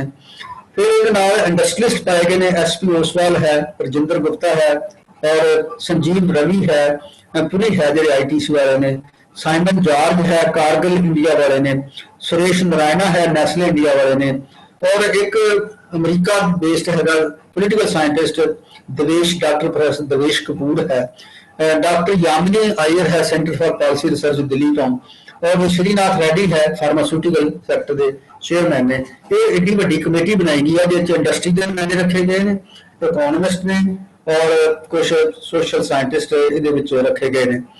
ਇਸ ਕਮੇਟੀ ਦਾ ਮੈਂਡੇਟ ਹੈ ਕਿ ਪਹਿਲੀ ਰਿਪੋਰਟ ਜਿਹੜੀ ਹੈ 31 ਜੁਲਾਈ 2020 ਨੂੰ ਦੇਣਗੇ, ਦੂਜੀ ਰਿਪੋਰਟ 30 ਸਤੰਬਰ 2020 ਨੂੰ ਦੇਣਗੇ, ਤੀਜੀ ਰਿਪੋਰਟ ਜਿਹੜੀ ਹੈ 31 ਦਸੰਬਰ 2020 ਨੂੰ ਦੇਣਗੇ। तो ये एक सिलसिला है जो पंजाब गवर्नमेंट ने एक रिवाइवल स्ट्रैटजी वास्ते एक एक्सपर्ट्स की कमेटी बनाई है और ये कहा गया कि जो कमेटी को लगता हो कि कोई होर इकोनॉमिस्ट इच पाने ने तो पा सकते हैं, लेकिन मेरी जानकारी के मुताबिक इन्होंने ऐसा कोई काम नहीं किया। एक दो मीटिंग जरूर की ने, उन्होंने मीटिंग के कहा गया कि ये जो नुकसान है ये असैसमेंट की जाए और उस असैसमेंट को करदे लगता है कि उन्होंने जो बायस है वो प्रो कारपोरेट सैक्टर है, तो बाकी जो सैक्टर ने MSCE है या इंडस्ट्री एग्रीकल्चर है वो बारे उन्होंने कोई एटीट्यूड बहुत वधिया नहीं है। लेकिन खैर ये गल प्री मचोर है, ये बारे गल उदों की जा सकती है जो रिपोर्ट दे। लेकिन दूसरी एक महत्वपूर्ण डिवेलपमेंट इस पीरियड के हुई है कि पंजाब गवर्नमेंट का अपना रेवन्यू काफ़ी घट गया है। इस पीरियड के ट्रांजैक्शन बहुत घट गए, खास करके जी सर्विस सैक्टर के टैक्स GST ते आना सीगा वो काफ़ी वो कलैक्शन घट गई। पंजाब गवर्नमेंट का अपना रेवन्यू बहुत घट गया।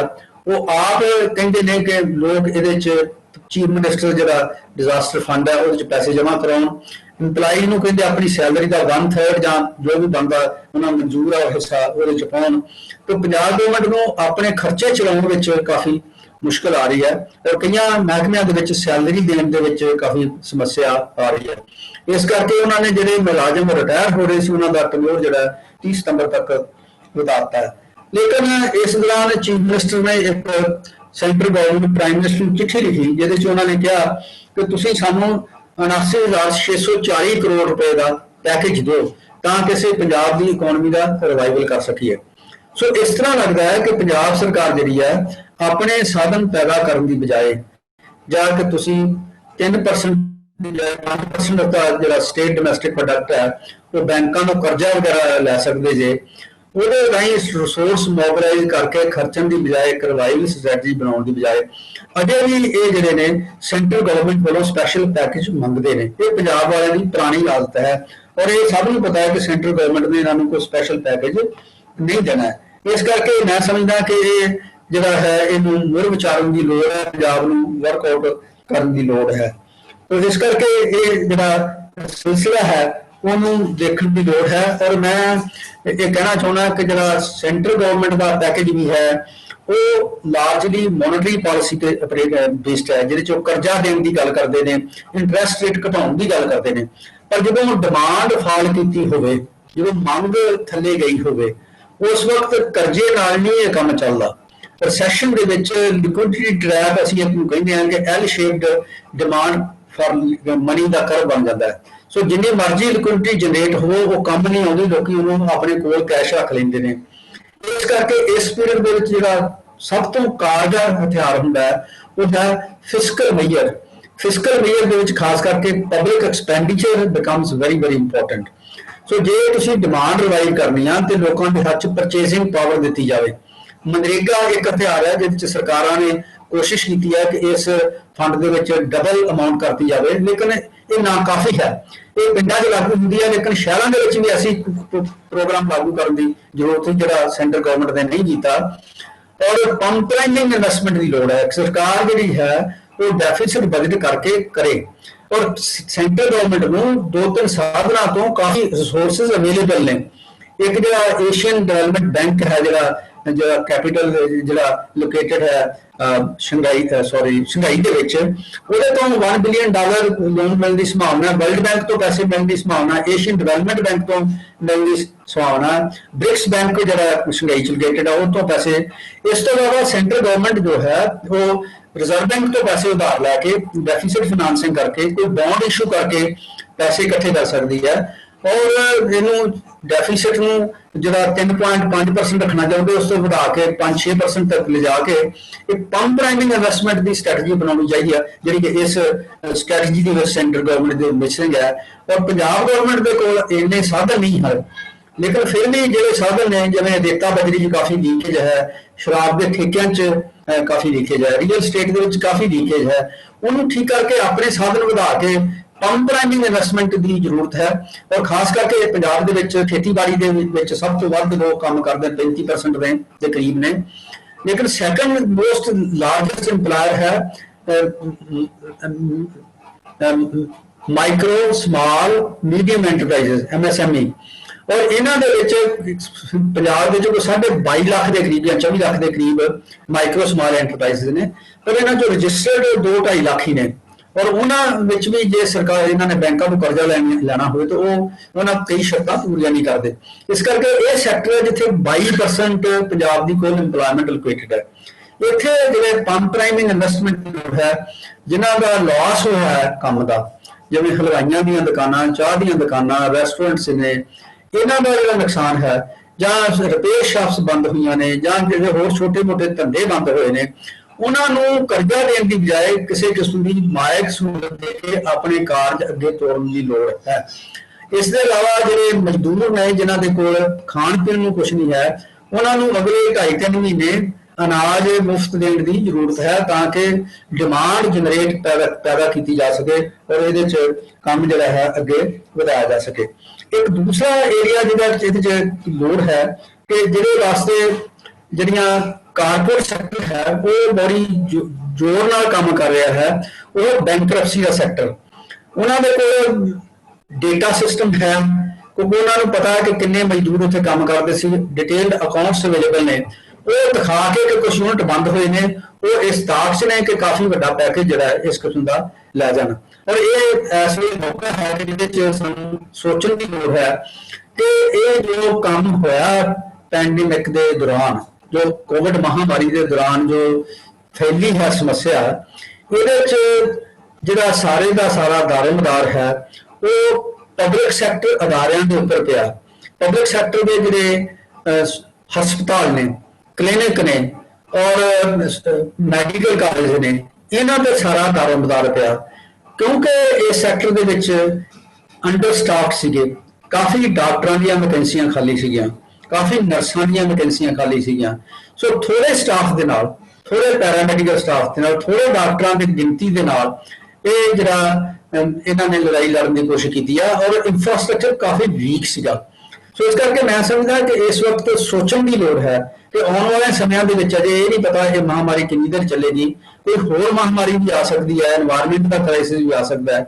ਸਾਨੂੰ ਸੋਚਣ ਦੀ ਲੋੜ ਹੈ ਕਿ ਸਟੇਟ ਦਾ ਰੋਲ ਜੋ ਹੈ ਕਿਹੜੇ ਸੈਕਟਰ ਦੇ ਵਿੱਚ ਜਾਵੇ, ਤੇ ਇਹ ਤਜਰਬਾ ਵੀ ਦੱਸਦਾ ਹੈ ਕਿ ਪ੍ਰਾਈਵੇਟ ਸੈਕਟਰ ਜਿਹੜਾ ਪ੍ਰੋਫਿਟ ਲਈ ਕੰਮ ਕਰਦਾ ਹੈ ਉਹ ਇਸ ਮੌਕੇ ਭੱਜ ਜਾਂਦਾ ਹੈ। ਇਸ ਕਰਕੇ ਸਾਨੂੰ ਕੋਸ਼ਿਸ਼ ਕਰਨੀ ਚਾਹੀਦੀ ਹੈ ਕਿ ਉਹ ਅਦਾਰੇ ਜਿਹੜੇ ਕਾਰਗਰ ਹੋ ਸਕਦੇ ਆ, ਉਹਨਾਂ ਨੂੰ ਸਟੇਟ ਗਵਰਨਮੈਂਟ ਡਾਇਰੈਕਸ਼ਨ ਦੇ ਸਕਦੀ ਹੈ, ਉਹ ਪਬਲਿਕ ਸੈਕਟਰ ਦੇ ਅਦਾਰੇ ਨੇ। ਖਾਸ ਕਰਕੇ ਮੈਡੀਕਲ ਸੈਕਟਰ ਜਿਹੜਾ ਹੈ ਉਹਨੂੰ, ਪਬਲਿਕ ਸੈਕਟਰ ਦਾ ਮੈਡੀਕਲ ਸੈਕਟਰ ਜਿਹੜਾ ਉਹਨੂੰ ਸਟਰੈਂਥਨ ਕਰਨ ਦੀ ਜ਼ਰੂਰਤ ਹੈ। ਪੰਜਾਬ ਗਵਰਨਮੈਂਟ ਨੇ ਇਸੇ ਕਰਕੇ 350 ਡਾਕਟਰ ਭਰਤੀ ਕਰਨ ਦਾ, ਪੈਰਾਮੈਡੀਕਲ ਸਟਾਫ ਨੂੰ ਭਰਤੀ ਕਰਨ ਦੀ ਇਮੀਡੀਏਟਲੀ ਕੋਸ਼ਿਸ਼ ਕੀਤੀ ਹੈ। ਪਰ ਐਟ ਦਾ ਸੇਮ ਟਾਈਮ ਕਾਫੀ ਨਰਸਾਂ, ਡਾਕਟਰ, ਪੈਰਾਮੈਡੀਕਲ ਸਟਾਫ ਜਿਹੜਾ ਹੈ ਉਹ ਆਲਰੇਡੀ ਕੱਚੇ ਕੰਮ ਕਰ ਰਹੇ ਨੇ, ਬਹੁਤ ਥੋੜੀ ਤਨਖਾਹ ਤੇ ਕੰਮ ਕਰ ਰਹੀਆਂ ਨੇ।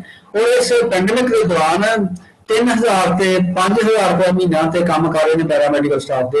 ਉਹਨਾਂ ਦੀ ਸੈਲਰੀ ਠੀਕ ਕਰਨੀ ਚਾਹੀਦੀ ਹੈ, ਉਹਨਾਂ ਨੂੰ ਪ੍ਰੋਪਰ ਜਿਹੜੀਆਂ ਕਿੱਟਾਂ ਸਪਲਾਈ ਕਰਨ ਦੀ ਸਮੱਸਿਆ ਆਈ ਹੈ। ਇਸ ਕਰਕੇ ਦੂਰਗਾਮੀ ਚੀਜ਼ਾਂ ਨੂੰ ਧਿਆਨ ਵਿੱਚ ਰੱਖਦਿਆਂ ਹੋਇਆਂ ਇਸ ਸੈਕਟਰ ਨੂੰ ਮਜ਼ਬੂਤ ਕਰਨਾ ਚਾਹੀਦਾ ਹੈ। ਦੂਜੀ ਸਮੱਸਿਆ ਜਿਹੜੀ ਆਈ ਹੈ ਉਹ ਹੈਲਥ ਐਜੂਕੇਸ਼ਨ ਚ ਆਈ ਹੈ। ਐਜੂਕੇਸ਼ਨ ਦੇ ਵਿੱਚ ਇਹ ਦੇਖਿਆ ਗਿਆ ਕਿ ਜਿਹੜੇ ਪ੍ਰਾਈਵੇਟ ਅਦਾਰੇ ਨੇ ਉਹ ਬੱਚਿਆਂ ਤੋਂ ਫੀਸਾਂ ਮੰਗ ਰਹੇ ਨੇ। ਉਸ ਪੀਰੀਅਡ ਦੀਆਂ ਵੀ ਜਦੋਂ ਇਹ ਲਾਕਡਾਊਨ ਦੇ ਦੌਰਾਨ ਉਹਨਾਂ ਨੇ ਪੜ੍ਹਾਈ ਨਹੀਂ ਕਰਵਾਈ। ਬੇਸ਼ੱਕ ਕੁਝ ਸਕੂਲਾਂ ਨੇ ਆਨਲਾਈਨ ਕੋਰਸ ਪੂਰੇ ਕਰਨ ਦੀ ਕੋਸ਼ਿਸ਼ ਕੀਤੀ ਗਈ ਹੈ, ਲੇਕਿਨ ਇਹ ਕੰਮ ਅਧੂਰਾ ਰਿਹਾ ਕਿਉਂਕਿ ਜਿਹੜੇ ਆਨਲਾਈਨ ਪ੍ਰੋਸੈਸ ਹੈ ਉਹਦੇ ਚ ਕਾਫੀ ਮੁਸ਼ਕਲਾਂ ਨੇ। ਆਨਲਾਈਨ ਜਿਹੜਾ ਸਿਸਟਮ ਹੈ ਉਹ ਕਨੈਕਟੀਵਿਟੀ ਨਾਲ ਕਨੈਕਟਡ ਹੈ। ਜੇ ਲੈਕਚਰ ਦੇਣ ਵਾਲੇ ਦਾ ਕੋਈ ਕਨੈਕਟੀਵਿਟੀ ਠੀਕ ਹੈ, ਜਿਹਨੇ ਲੈਕਚਰ ਰਿਸੀਵ ਕਰਨਾ ਹੈ, ਸੁਣਨਾ ਹੈ, ਉਹਦੇ ਕੋਲ ਵੀ ਪ੍ਰੋਪਰ ਇੰਤਜ਼ਾਮ ਹੋਣਾ ਚਾਹੀਦਾ ਹੈ। ਪਰ ਬਹੁਤ ਸਾਰੀਆਂ ਫੈਮਿਲੀ ਦੇ ਵਿੱਚ ਇਹ ਸਮੱਸਿਆ ਬਣੀ ਹੈ। ਬਹੁਤ ਸਾਰੀਆਂ ਥਾਵਾਂ ਤੇ ਕਨੈਕਟੀਵਿਟੀ ਦੀ ਪ੍ਰੋਬਲਮ ਨਾ ਹੋਣ ਕਰਕੇ ਜਿੰਨਾ ਇੰਤਜ਼ਾਮ ਚਾਹੀਦਾ ਸੀਗਾ ਉਹ ਨਹੀਂ ਹੋ ਸਕਿਆ, ਉਹਨਾਂ ਤੋਂ ਫੀਸਾਂ ਮੰਗੀਆਂ ਜਾ ਰਹੀਆਂ ਨੇ। ਲੇਕਿਨ ਗਵਰਨਮੈਂਟ ਸਕੂਲ ਜਿਹੜੇ ਨੇ ਉਹਨਾਂ ਦੇ ਵਿੱਚ ਬਹੁਤ ਸਾਰੇ ਬੱਚੇ ਜਿਹੜੇ ਪੜ੍ਹਦੇ ਨੇ ਉਹ ਗਰੀਬ ਘਰਾਂ ਦੇ ਨੇ, ਨਾ ਉਹਨਾਂ ਦੇ ਕੋਲ ਸਮਾਰਟਫੋਨ ਨੇ, ਨਾ ਉਹਨਾਂ ਦੇ ਕੋਲ ਸਾਧਨ ਨੇ। ਇਸ ਕਰਕੇ ਉਹ ਬਹੁਤ ਸਾਰੇ ਬੱਚੇ ਜਿਹੜੇ ਨੇ ਇਸ ਪ੍ਰੋਸੈਸ ਦੇ ਵਿੱਚ ਪਾਰਟਿਸਿਪੇਟ ਨਹੀਂ ਕਰ ਸਕੇ। ਇਸ ਕਰਕੇ ਸਾਨੂੰ ਵਾਚਣ ਦੀ ਲੋੜ ਹੈ ਕਿ ਜਿਹੜੀ ਆਉਣ ਵਾਲੇ ਸਮੇਂ ਦੇ ਵਿੱਚ ਇਹ ਦੋ ਸੈਕਟਰ ਕਾਫੀ ਸਟਰੈਂਥਨ ਕਰਨੇ ਚਾਹੀਦੇ ਪਬਲਿਕ ਸੈਕਟਰ ਦੇ ਵਿੱਚ, ਔਰ ਇਹਨਾਂ 'ਚ ਬਜਟਰੀ ਐਲੋਕੇਸ਼ਨ ਕਾਫੀ ਵਧਾਉਣੀ ਚਾਹੀਦੀ ਆ। ਮੈਂ ਡਾਇਲੌਗ 'ਚ ਪਾਰਟਿਸਿਪੈਂਟਸ ਦੇ ਧਿਆਨ 'ਚ ਲਿਆਉਣਾ ਚਾਹੁੰਦਾ ਕਿ 1999-90 ਤੱਕ ਕੋਈ 22-23% ਪੰਜਾਬ ਦੇ ਬਜਟ ਦਾ ਹਿੱਸਾ ਜਿਹੜਾ ਹੈ ਉਹ ਜਾਂਦਾ ਸੀਗਾ ਐਜੂਕੇਸ਼ਨ ਨੂੰ, ਔਰ 15-16% ਜਿਹੜਾ ਸੀਗਾ ਉਹ ਜਾਂਦਾ ਸੀਗਾ ਹੈਲਥ ਨੂੰ। ਇਹ ਦੋਵਾਂ ਦਾ ਘਟਾ ਕੇ ਐਜੂਕੇਸ਼ਨ ਦਾ ਜਿਹੜਾ ਹਿੱਸਾ ਹੈ ਉਹ ਤਾਂ 12-13% ਹੋ ਗਿਆ ਅੱਜ ਕੱਲ, ਔਰ ਹੈਲਥ ਦਾ ਪਹਿਲੇ ਨਾਲੋਂ ਅੱਧਾ ਲਗਭਗ ਹੋ ਗਿਆ। ਸੋ ਇਸ ਕਰਕੇ ਇਹ ਜਿਹੜਾ ਸੈਕਟਰ ਹੈ ਇਹਨੂੰ ਸਟਰੈਂਥਨ ਕਰਨ ਦੀ ਲੋੜ ਹੈ, ਔਰ ਸਾਨੂੰ ਕੋਸ਼ਿਸ਼ ਕਰਨੀ ਚਾਹੀਦੀ ਹੈ ਕਿ ਇਹ ਜਿਹੜੇ ਅਦਾਰੇ ਨੇ ਇਹ ਹਿਊਮਨ ਰਿਸੋਰਸ ਡਿਵੈਲਪ ਕਰਦੇ ਨੇ ਔਰ ਇਹਨਾਂ ਨੂੰ ਮਜ਼ਬੂਤ ਕੀਤਾ ਜਾਵੇ। ਔਰ ਇਹ ਜਿਹੜੀ ਤੀਜੀ ਗੱਲ ਜਿਹੜੀ ਮੈਂ ਇਸ ਸਮੇਂ ਕਰਨੀ ਚਾਹੁੰਦਾ ਕਿ ਇਹ ਦੇਖਿਆ ਗਿਆ ਕਿ ਜਦੋਂ ਬੱਸਾਂ ਬੰਦ ਹੋ ਗਈਆਂ ਤੇ ਬਹੁਤ ਸਾਰੇ ਟਰਾਂਸਪੋਰਟ ਦੇ ਸਿਸਟਮ ਬੰਦ ਹੋ ਗਏ, ਕਾਰਖਾਨੇ ਬੰਦ ਹੋ ਗਏ, ਤਾਂ ਹਵਾ ਜਿਹੜੀ ਆ ਉਹ ਕਾਫੀ ਸਾਫ਼ ਹੋ ਗਈ, ਪਾਣੀ ਕਾਫੀ ਸਾਫ਼ ਹੋ ਗਿਆ। ਇਹਦਾ ਮਤਲਬ ਹੈ ਕਿ ਜਿਹੜੀ ਪੋਲੂਸ਼ਨ ਦੇ ਸਾਧਨ ਨੇ ਉਹ ਇੱਕ ਤਾਂ ਵਹੀਕਲ ਨੇ ਔਰ ਦੂਸਰਾ ਇੰਡਸਟਰੀ ਹੈ। ਇਸ ਕਰਕੇ ਇਹ ਆਇਡੈਂਟੀਫਾਈ ਹੋ ਗਿਆ ਕਿ ਕੌਣ ਪੋਲੂਟਰ ਹੈ, ਤੇ ਸਿਧਾਂਤ ਇਹ ਹੈ ਕਿ ਜਿਹੜਾ ਪੋਲੂਟਰ ਹੈ polluter must pay for that। ਇਸ ਕਰਕੇ ਸਾਨੂੰ ਜਿਹੜਾ ਪੋਲੂਸ਼ਨ ਦੇ ਉੱਪਰ ਜਿਹੜੇ ਸੋਰਸਸ ਨੇ ਉਹ ਟੈਕਸ ਲਾ ਕੇ ਪੈਸਾ ਇਕੱਠਾ ਕਰਕੇ ਇੱਕ ਡੈਡੀਕੇਟਿਡ ਫੰਡ ਜਨਰੇਟ ਕਰਨਾ ਚਾਹੀਦਾ। ਜਿਵੇਂ ਹਿਮਾਚਲ ਜਿਹੜਾ ਵੀ ਵਹੀਕਲ ਐਂਟਰ ਕਰਦਾ ਉਹਦੇ ਤੇ ਪੋਲੂਸ਼ਨ ਟੈਕਸ ਲਾਉਂਦਾ ਹੈਗਾ, ਉਸੇ ਤਰ੍ਹਾਂ ਦੇ ਟੈਕਸ ਪੰਜਾਬ ਦੇ ਵਿੱਚ ਲਾ ਕੇ ਸਾਨੂੰ ਜਿਹੜਾ ਇਹ ਪੈਸੇ ਇਕੱਠੇ ਕਰਕੇ এনवायरमेंट ਦੇ ਵਾਸਤੇ ਸਪੈਸੀਫਿਕ ਡੈਡੀਕੇਟਿਡ ਫੰਡ ਬਣਾਉਣੇ ਚਾਹੀਦੇ ਆ ਤਾਂ ਕਿ ਪੰਜਾਬ ਦਾ ਪਾਣੀ ਤੇ ਹਵਾ ਜਿਹੜੀ ਆ ਉਹ ਸਾਫ਼ ਕੀਤੀ ਜਾ ਸਕੇ। ਇੱਕ ਗੱਲ ਮੈਂ ਜਿਹੜੀ ਕਹਿਣੀ ਚਾਹੁੰਦਾ ਹੈ ਕਿ ਜਿਹੜਾ ਇਸ ਲਾਕਡਾਊਨ ਦੇ ਪੀਰੀਅਡ ਦੇ ਵਿੱਚ ਪੈਰੀਸ਼ੇਬਲ ਕਮੋਡਿਟੀ ਦਾ ਨੁਕਸਾਨ ਹੋਇਆ ਉਹਦੀ ਭਰਪਾਈ ਸਰਕਾਰ ਨੂੰ ਕਰਨੀ ਚਾਹੀਦੀ ਹੈ, ਔਰ ਉਹਦੇ ਵਾਸਤੇ ਇੱਕ ਸਪੈਸ਼ਲ ਫੰਡ ਜਿਹੜਾ ਹੈ ਜਾਂ ਮਦਦ ਜਿਹੜੀ ਆ ਇਹਨਾਂ ਕਿਸਾਨਾਂ ਦੀ ਕਰਨੀ ਚਾਹੀਦੀ ਹੈ। ਤੇ ਪੰਜਾਬ ਦਾ ਖੇਤੀ ਸੈਕਟਰ ਜਿਹੜਾ ਉਹ ਪਹਿਲਾਂ ਹੀ ਸੰਕਟ 'ਚ ਹੈ, ਤੇ ਇੱਕ ਪਾਸੋਂ ਸਰਕਾਰ ਨੂੰ ਮਦਦ ਕਰਨੀ ਚਾਹੀਦੀ ਹੈ, ਦੂਜੇ ਪਾਸੇ ਇਹ ਜਿਸ ਤਰ੍ਹਾਂ ਅਸੀਂ ਖੇਤੀ ਕਰ ਰਹੇ ਹਾਂ ਇਹਦੀ ਰੀਆਰਗੇਨਾਈਜੇਸ਼ਨ ਦੀ ਸੋਚਣ ਦੀ ਲੋੜ ਹੈ। ਰੀਆਰਗੇਨਾਈਜੇਸ਼ਨ ਦਾ ਭਾਵ ਹੈ ਕਿ ਜਿਹੜੀ 2 ਏਕੜ ਤੇ ਖੇਤੀ ਹੈ, 2.5 ਏਕੜ ਤੇ ਖੇਤੀ ਹੈ ਜਾਂ 5 ਏਕੜ ਤੇ ਖੇਤੀ ਹੈ, ਉਹ ਇੰਡੀਵਿਜੂਅਲ ਕਿਸਾਨ ਨਹੀਂ ਕਰ ਸਕਦਾ। ਉਹ ਨਾ ਤਾਂ ਮਸ਼ੀਨਰੀ ਮੇਨਟੇਨ ਕਰ ਸਕਦਾ, ਜੇ ਮਸ਼ੀਨਰੀ ਨਹੀਂ ਰੱਖਦਾ ਆਪਣੀ ਤਾਂ ਉਹਨੂੰ ਕਿਰਾਏ ਤੇ ਲੈ ਕੇ, ਭਾੜੇ ਤੇ ਲੈ ਕੇ ਖੇਤੀ ਕਰਨੀ ਪੈਂਦੀ ਹੈ। ਇਸ ਕਰਕੇ ਉਹਦਾ ਖਰਚਾ ਕਾਫੀ ਵੱਧ ਜਾਂਦਾ ਹੈ ਤੇ ਉਹਦਾ ਖਰਚਾ ਇੰਨਾ ਹੋ ਜਾਂਦਾ ਕਿ ਉਹਨੂੰ ਜੇ ਜ਼ਮੀਨ ਠੇਕੇ ਤੇ ਲਈ ਆ ਤੇ ਉਹਨੂੰ ਕੁਛ ਨਹੀਂ ਉਹਦੇ ਚੋਂ ਬਚਦਾ। ਜੇ ਜ਼ਮੀਨ ਆਪਣੀ ਹੈ ਤੇ ਉਹਨੂੰ ਇੰਨੀ ਆਮਦਨ ਨਹੀਂ ਹੁੰਦੀ ਕਿ ਆਪਣੇ ਖਰਚੇ ਪੂਰੇ ਕਰ ਸਕੇ, ਆਪਣੇ ਬੱਚਿਆਂ ਨੂੰ ਠੀਕ ਤਰ੍ਹਾਂ ਪੜ੍ਹਾ ਸਕਣ ਔਰ ਆਪਣੀ ਫੈਮਿਲੀ ਦਾ ਜਿਹੜਾ ਇੰਤਜ਼ਾਮ ਹੈ, ਹੈਲਥ ਸਰਵਿਸਿਜ਼ ਦਾ ਇੰਤਜ਼ਾਮ ਕਰ ਸਕਣ। ਸੋ ਇਸ ਕਰਕੇ ਕਿਸਾਨ ਲਹਿਰ ਜਿਹੜੀ ਹੈ ਉਹਨੂੰ ਸਰਕਾਰ ਨੂੰ ਨਾਲ ਲੈ ਕੇ ਜਿਹੜਾ ਹੈ ਜਿਹੜੀ ਖੇਤੀ ਹੈ ਉਹਦੇ 'ਚ ਤਬਦੀਲੀਆਂ ਕਰਨ ਦੀ ਲੋੜ ਹੈ। ਤਬਦੀਲੀਆਂ ਕਿਸ ਤਰ੍ਹਾਂ ਦੀ ਕਰਨ ਦੀ ਲੋੜ ਹੈ ਤਾਂ ਕਿ ਛੋਟੇ ਕਿਸਾਨ ਜਿਹੜੇ ਨੇ ਉਹ ਇਕੱਠੇ ਹੋ ਕੇ ਮਸ਼ੀਨਰੀ ਬੈਂਕ ਬਣਾ ਲੈਣ ਜਾਂ ਇਕੱਠੇ ਹੋ ਕੇ ਖੇਤੀ ਕਰਨ। ਇਹਦੇ 'ਚ 2-3 ਆਪਸ਼ਨ ਅੱਜ ਕੱਲ੍ਹ ਅਵੇਲੇਬਲ ਨੇ। ਇੱਕ ਆਪਸ਼ਨ ਹੈ ਕੋਆਪਰੇਟਿਵਸ ਦਾ, ਦੂਜਾ ਆਪਸ਼ਨ ਹੈ ਫਾਰਮਰਸ ਪ੍ਰੋਡਿਊਸਰ ਆਰਗੇਨਾਈਜੇਸ਼ਨ ਦਾ, ਤੀਜਾ ਹੈ ਸੈਲਫ ਹੈਲਪ ਗਰੁੱਪ ਬਣਾ ਕੇ ਕੰਮ ਕਰਨ ਦਾ ਹੈ। ਔਰ ਇਸੇ ਤਰ੍ਹਾਂ ਹੋਰ ਆਪਸ਼ਨ ਨੇ ਜਿਹੜੇ ਗਰੁੱਪ ਕਲਟੀਵੇਸ਼ਨ ਦੇ ਆਪਸ਼ਨ ਬਣਾਏ ਜਾ ਸਕਦੇ ਨੇ। ਔਰ ਇਹ ਜਿਹੜੇ ਕਿਸਾਨ ਨੇ ਇਹ ਇਸ ਤਰ੍ਹਾਂ ਨਾ ਕਿ ਸਿਰਫ ਖੇਤੀ ਦੇ ਵਿੱਚ ਖੇਤੀ ਦਾ ਧੰਦਾ ਕਰਨ, ਜਿਹੜੀ ਵੈਲਿਊ ਚੇਨ ਹੈ ਤੇ ਖੇਤੀ ਦੇ ਵਿੱਚ ਜੋ ਪ੍ਰੋਡਿਊਸ ਹੁੰਦਾ ਹੈ ਉਹਨੂੰ ਕਿੱਥੇ ਸਪਲਾਈ ਕਰਨਾ ਹੈ, ਟਰਾਂਸਪੋਰਟ ਕਰਨਾ ਹੈ, ਉਹਦੀ ਮਾਰਕੀਟਿੰਗ ਕਰਨੀ ਹੈ, ਉਹਦੇ ਵਾਸਤੇ ਕੋਲਡ ਸਟੋਰ ਬਣਾਉਣੇ ਨੇ ਬਜਾਏ ਕਿ ਕਾਰਪੋਰੇਟ ਕੋਲਡ ਸਟੋਰ ਬਣਾਏ। ਇਹ ਜਿਹੜੇ ਫਾਰਮਰ ਦੇ ਗਰੁੱਪਸ ਨੇ ਰਲ ਕੇ ਆਪ ਬਣਾਉਣ ਔਰ ਸਰਕਾਰ ਇਹਨਾਂ ਦੀ ਮਦਦ ਕਰੇ। ਇਸ ਫਾਰਮ ਦੇ ਵਿੱਚ ਜਾਣ ਦੀ ਲੋੜ ਹੈ। ਔਰ ਪੰਜਾਬ ਦਾ ਐਗਰੀਕਲਚਰ ਸੈਕਟਰ ਪਹਿਲੇ ਸਟ੍ਰੈਸਡ ਹੈ। ਕਿਸਾਨ ਆਤਮ ਹੱਤਿਆਵਾਂ ਕਰ ਰਹੇ ਨੇ, ਐਗਰੀਕਲਚਰ ਲੇਬਰ ਹੱਤਿਆਵਾਂ ਕਰ ਰਹੇ ਨੇ ਤੇ ਉਸ ਥਾਂ ਤੇ ਰੁਜ਼ਗਾਰ ਪੈਦਾ ਕਰਨਾ ਚਾਹੀਦਾ। ਤੇ ਇਸ ਕਰਕੇ ਜ਼ਰੂਰੀ ਹੈ ਕਿ ਕਿਸਾਨ ਜਿਹੜੇ ਨੇ ਗਰੁੱਪ ਬਣਾ ਕੇ ਕੰਮ ਕਰਨ, ਰਲ ਕੇ ਕੰਮ ਕਰਨ ਔਰ ਜਿਹੜਾ ਖੇਤੀ ਦੀ ਉਪਜ ਦੇ ਨਾਲ ਨਾਲ ਉਹਦੀ ਪ੍ਰੋਸੈਸਿੰਗ ਦੇ ਵਿੱਚ ਹਿੱਸੇਦਾਰ ਬਣਨ, ਉਹਦੀ ਟਰਾਂਸਪੋਰਟ ਦੇ ਵਿੱਚ ਹਿੱਸੇਦਾਰ ਬਣਨ, ਵੈਲਿਊ ਚੇਨ ਦੇ ਵਿੱਚ ਆਉਣ, ਮਾਰਕੀਟਿੰਗ ਦੇ ਵਿੱਚ ਆਉਣ ਤਾਂ ਕਿ ਇਹਦੇ ਰੁਜ਼ਗਾਰ ਪੈਦਾ ਹੋ ਸਕੇ।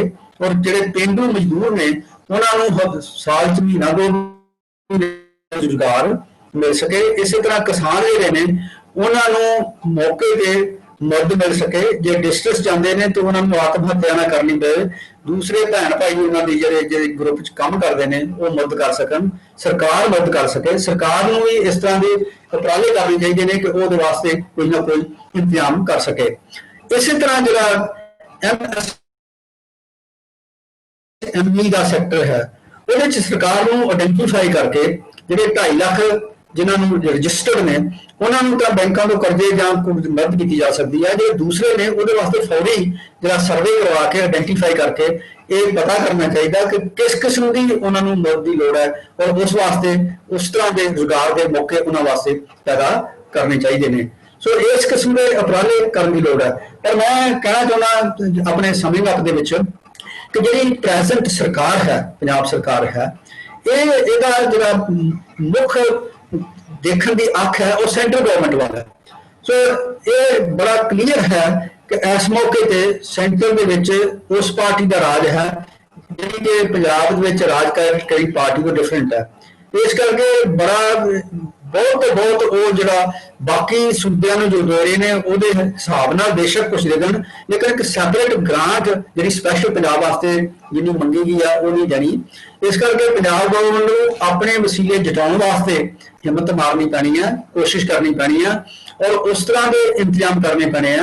ਔਰ ਆਉਣ ਵਾਲੇ ਸਮੇਂ ਦੇ ਵਿੱਚ ਸਟੇਟ ਦਾ ਕਿਹੜਾ ਰੋਲ ਹੋਵੇ, ਕਿਸ ਤਰ੍ਹਾਂ ਦਾ ਕੰਮ ਕੀਤਾ ਜਾਵੇ, ਕਿਹੜੇ ਸੈਕਟਰ ਨੂੰ ਪ੍ਰਾਇੋਰਟੀ ਦਿੱਤੀ ਜਾਵੇ, ਇਹ ਜਿਹੜੀਆਂ ਚੀਜ਼ਾਂ ਨੇ ਇਹ ਸਰਕਾਰ ਨੂੰ ਵਿਚਾਰਨ ਦੀ ਲੋੜ ਹੈ। ਲੇਕਿਨ ਮੌਜੂਦਾ ਜਿਹੜੀ ਥਿੰਕਿੰਗ ਹੈ, ਜਿਸ ਤਰ੍ਹਾਂ ਦੀ ਕਮੇਟੀ ਬਣਾਈ ਹੈ, ਜਿਸ ਤਰ੍ਹਾਂ ਦੇ ਵਿੱਚ ਮੈਂਬਰ ਲਾਏ ਗਏ ਨੇ, ਮੈਨੂੰ ਨਹੀਂ ਲੱਗਦਾ ਕਿ ਉਹ ਇਸ ਪਾਸੇ ਨੂੰ ਸੋਚਣਗੇ। ਉਹ ਕਾਰਪੋਰੇਟ ਐਂਗਲ ਤੋਂ ਸੋਚਣ ਵਾਲੇ ਲੋਕ ਨੇ, ਉਹ ਜਿਹੜੇ ਨੇ ਪ੍ਰਾਈਵੇਟ ਕਾਰਪੋਰੇਟ ਸੈਕਟਰ ਨੂੰ ਚੀਜ਼ਾਂ ਦੇਣੀਆਂ ਚਾਹੁੰਦੀਆਂ ਨੇ। ਇਸੇ ਤਰ੍ਹਾਂ ਜਿਹੜੇ ਸੈਂਟਰਲ ਗਵਰਨਮੈਂਟ ਦੇ ਨਵੇਂ ਆਰਡੀਨੈਂਸ 3 ਲਿਆਂਦੇ ਨੇ ਉਹ ਖੇਤੀ ਵਪਾਰ ਜਿਹੜਾ ਹੈ ਉਹ ਕਾਰਪੋਰੇਟ ਸੈਕਟਰ ਨੂੰ ਦਿਵਾਉਣਾ ਚਾਹੁੰਦੇ ਨੇ ਔਰ ਉਹ ਸਟੇਟ ਦੀ ਇਕਨੋਮੀ ਜਿਹੜੀ ਆ ਉਹਦੇ ਤੇ ਵੀ ਉਂਗਲ ਰੱਖ ਰਹੇ ਨੇ। ਸੈਂਟਰਲ ਗਵਰਨਮੈਂਟ ਜਿਹੜੀ ਆ ਉਹ ਬਾਈਪਾਸ ਕਰਕੇ ਸਟੇਟਾਂ ਨੂੰ ਕੁਝ ਚੀਜ਼ਾਂ ਲਾਗੂ ਕਰਾਉਣੀਆਂ ਚਾਹੁੰਦੀਆਂ ਨੇ। ਸੈਂਟਰ ਦੇ ਆਧਾਰ ਖੇਤਰ ਹੈ ਜਿਹੜਾ ਟੈਕਸ ਲਾਉਣ ਦਾ ਉਹਦੇ ਤੇ ਵੀ ਰੋਕ ਲਾਉਣਾ ਚਾਹੁੰਦੇ ਨੇ। ਜਿਵੇਂ ਖੇਤੀ ਉਪਜ ਮੰਡੀਆਂ ਤੇ ਟੈਕਸ ਲਾਉਣਾ, ਮੰਡੀਆਂ ਬਣਾਉਣੀਆਂ ਨੇ, ਮੰਡੀਆਂ ਨੂੰ ਰੈਗੂਲੇਟ ਕਰਨਾ। ਇਹ ਲੱਗਦਾ ਹੈ ਕਿ ਜਿਹੜੀ ਸੈਂਟਰਲ ਗਵਰਨਮੈਂਟ ਦੀ ਥਿੰਕਿੰਗ ਹੈ ਉਹ ਤਾਂ ਹੈ ਕਿ ਸਾਰਾ ਕੰਮ ਜਿਹੜਾ ਕਾਰਪੋਰੇਟ ਸੈਕਟਰ ਨੂੰ ਦਿੱਤਾ ਜਾਏ, ਕਿਸਾਨ ਜਿਹੜੇ ਨੇ ਸਿਰਫ ਖੇਤੀ ਦਾ ਧੰਦਾ ਕਰਨ, ਬਾਕੀ ਲਿਆ ਕੇ ਫਸਲ ਵੇਚ ਦੇਣ। ਉਹ ਇਸ ਪਾਸੇ ਨੂੰ ਕਿਸੇ ਪ੍ਰਮੋਟ ਕਰਨ ਨੂੰ ਤਿਆਰ ਨਹੀਂ ਹੈਗੇ। ਔਰ ਸਾਡੀ ਜਿਹੜੀ ਕਿਸਾਨ ਲਹਿਰ ਹੈ ਉਹ ਵੀ ਇਸ ਪਾਸੇ ਨੂੰ ਉਹਨੇ ਸੋਚਣਾ ਹੈ। ਸੋ ਇਸ ਕਰਕੇ ਮੈਨੂੰ ਲੱਗਦਾ ਹੈ ਕਿ ਇਹ ਮੌਕਾ ਹੈ ਸਾਡੇ ਸਾਰਿਆਂ ਵਾਸਤੇ ਸੋਚਣ ਦਾ, ਵਿਚਾਰਨ ਦਾ, ਤਾਂ ਕਿ ਅਸੀਂ ਸੋਚ ਸਕੀਏ ਕਿ ਕਿਸ ਪਾਸੇ ਨੂੰ ਜਿਹੜਾ ਹੈ ਉਹ ਜਾਣਾ ਹੈ।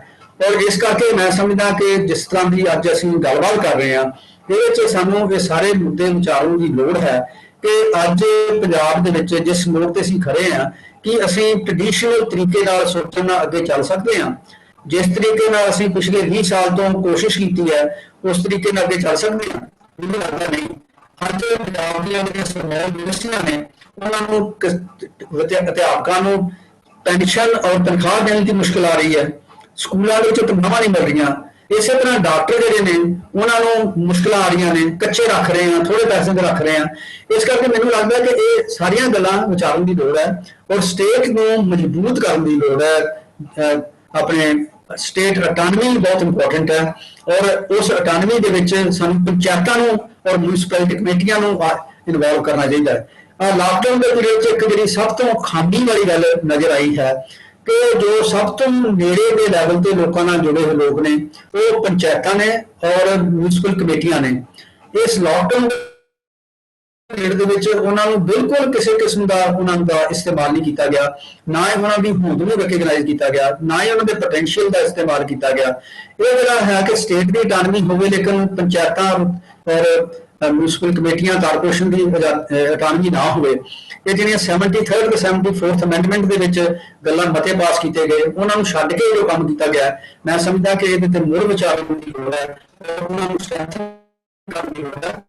ਜਿਹੜੀ ਹੈ ਜਿੰਨੀ ਲੋਕਾਂ ਦੇ ਨੇੜੇ ਹੋਏਗੀ ਉਹਨਾਂ ਹੀ ਉਹਦਾ ਠੀਕ ਇਸਤੇਮਾਲ ਹੋਏਗਾ ਔਰ ਉਹਨਾਂ ਲੋਕਾਂ ਦੇ ਹੱਕ ਵਿੱਚ ਇਸਤੇਮਾਲ ਕੀਤਾ ਜਾ ਸਕੇਗਾ।